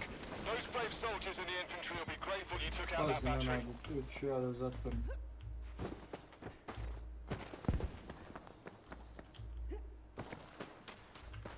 Martiraj ovo, ne?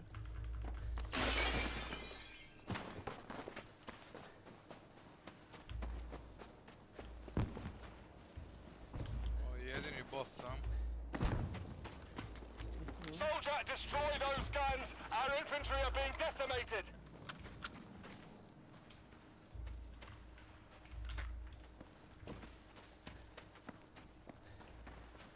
Ali poslije žicu.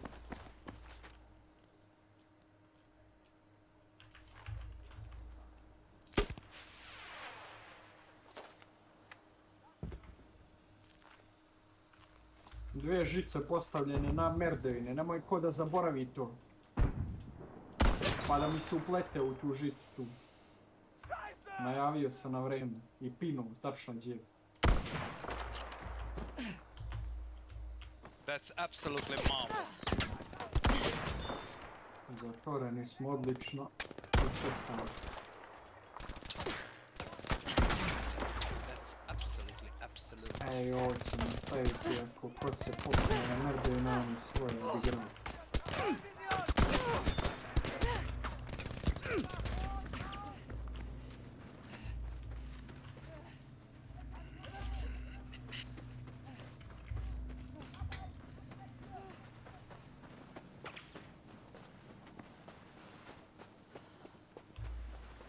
Kako je danas toplo, jebote, ja ne vjerujem. Znači...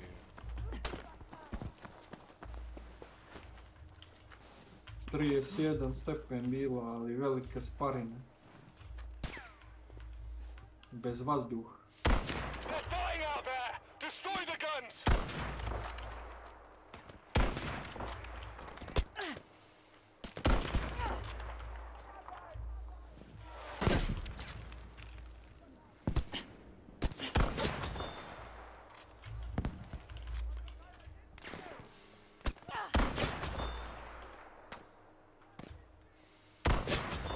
Znaš što po čemu još vidim koliko je toplo, znači sve mi je otvoreno, toplo je u stanu, evo i po temperaturama vode, jebi ga, jedno 4 stepeni je.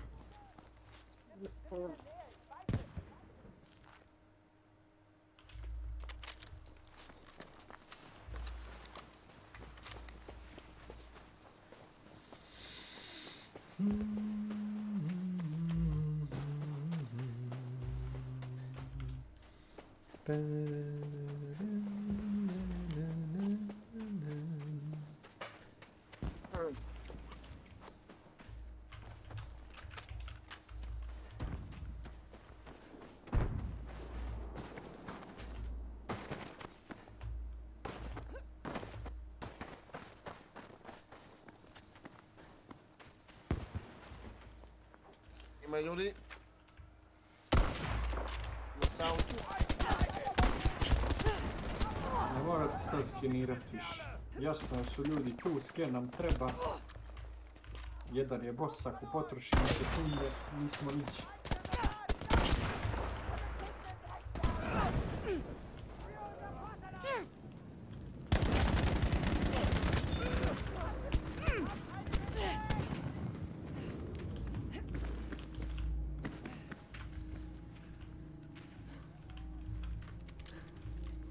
Dolaze još, mislim sad isto.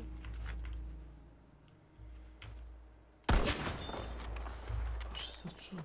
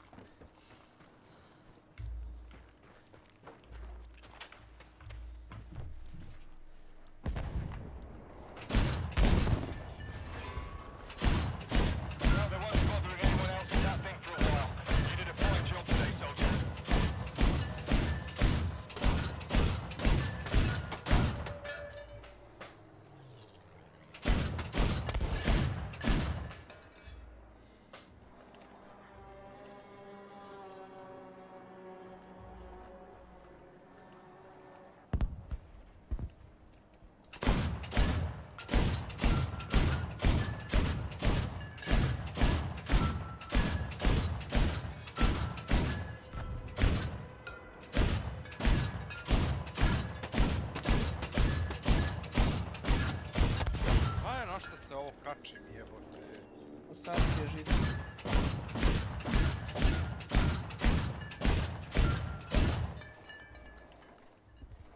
Gdje, ima neki ping.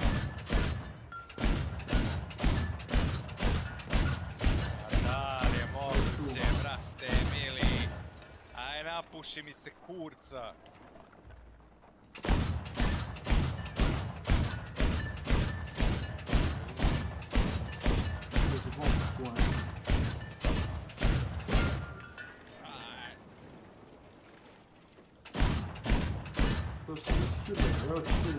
Stavio sam onaj đavo za dopunjavanje. Da. Oho. Ovo su novi momenti, Kesić.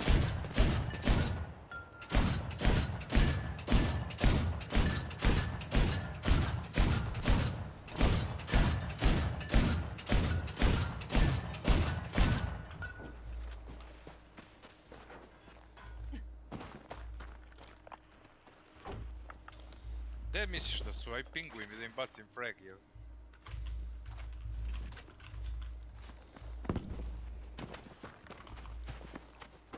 Jedan manje. Pa daj kako, brate mili! Aj popušite mi kurac više! I'll be waiting to shake your hand once the extraction team have you home safe and sound.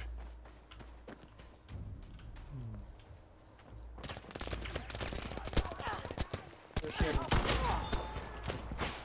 Skinut će me odmah. Gdje si ih ubio? Kurac. Kad ja gledam s vama. Hit on? Uzmi, digni me da ga ubijem. Diži ga. Jebote, živo. Beži nazad, beži. Pa skloni se! Možda skačem preko tebe.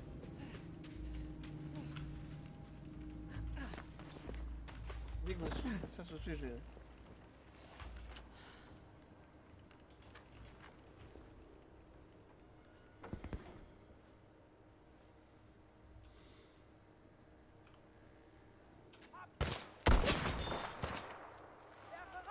A kurac jebote. Koji kurac bacaš te bombe više? Koja? A bonus. Sad oni uzvraćaju bombama. Imam 50 HP-a sad. A imamo ljudi na sve strane. A jebite se bre, u kurac i vi dizanje bre. Jebite se bre. Jebo mi pas jebite. Ja dižem to debil bre. Idi digni me, ako umreš, umreš. Kraj, završili se. Čime te ubili? A ubio me hedao me, gleda me čovjek do dižem ovog bre.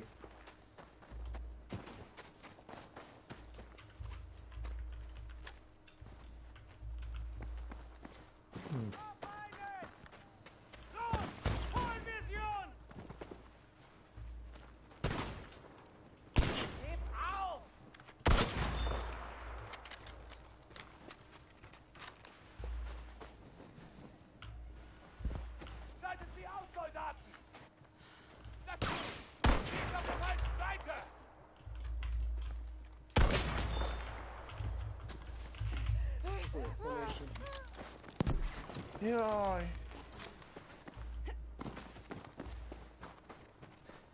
Kako sam glupo izginuo.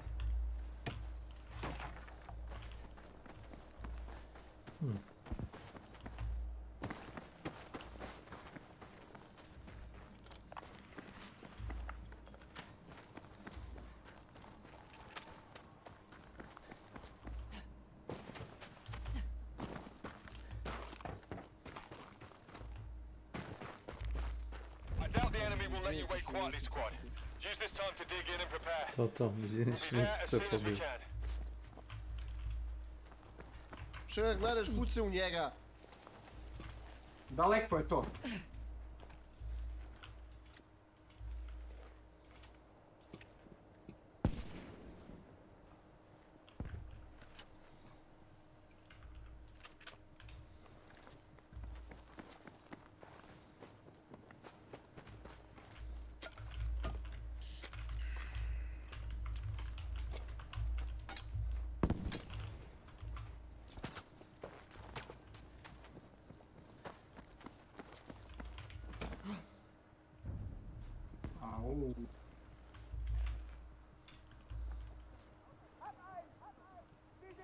Wipe out the attacking forces. Protect the landing zone until we can get you out.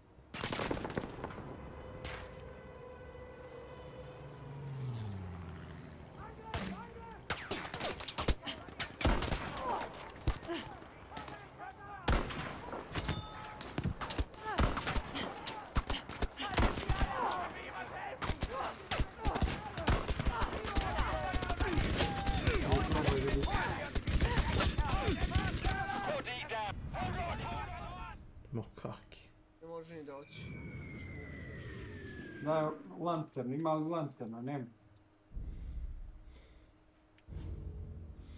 Impossible.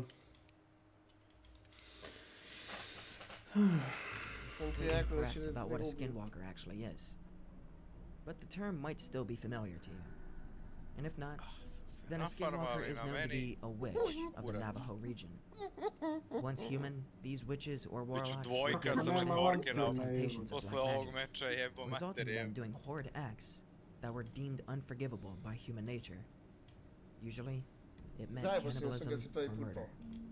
Afterwards, the witch would transform into a monstrous being, thriving off of an incurable hunger. It is believed that human meat is the only thing that temporarily satisfies the skinwalker's hunger. It is said that this creature is so feared by the Navajo tribes and culture that they refuse to ever discuss the idea with outsiders. So it doesn't come as a surprise that it took the internet ages to finally discover it. And where else to be discovered than 4chan's paranormal board?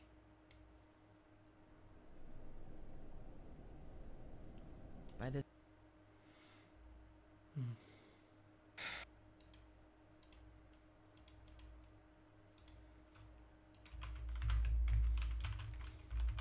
S.W.Frost 1 said.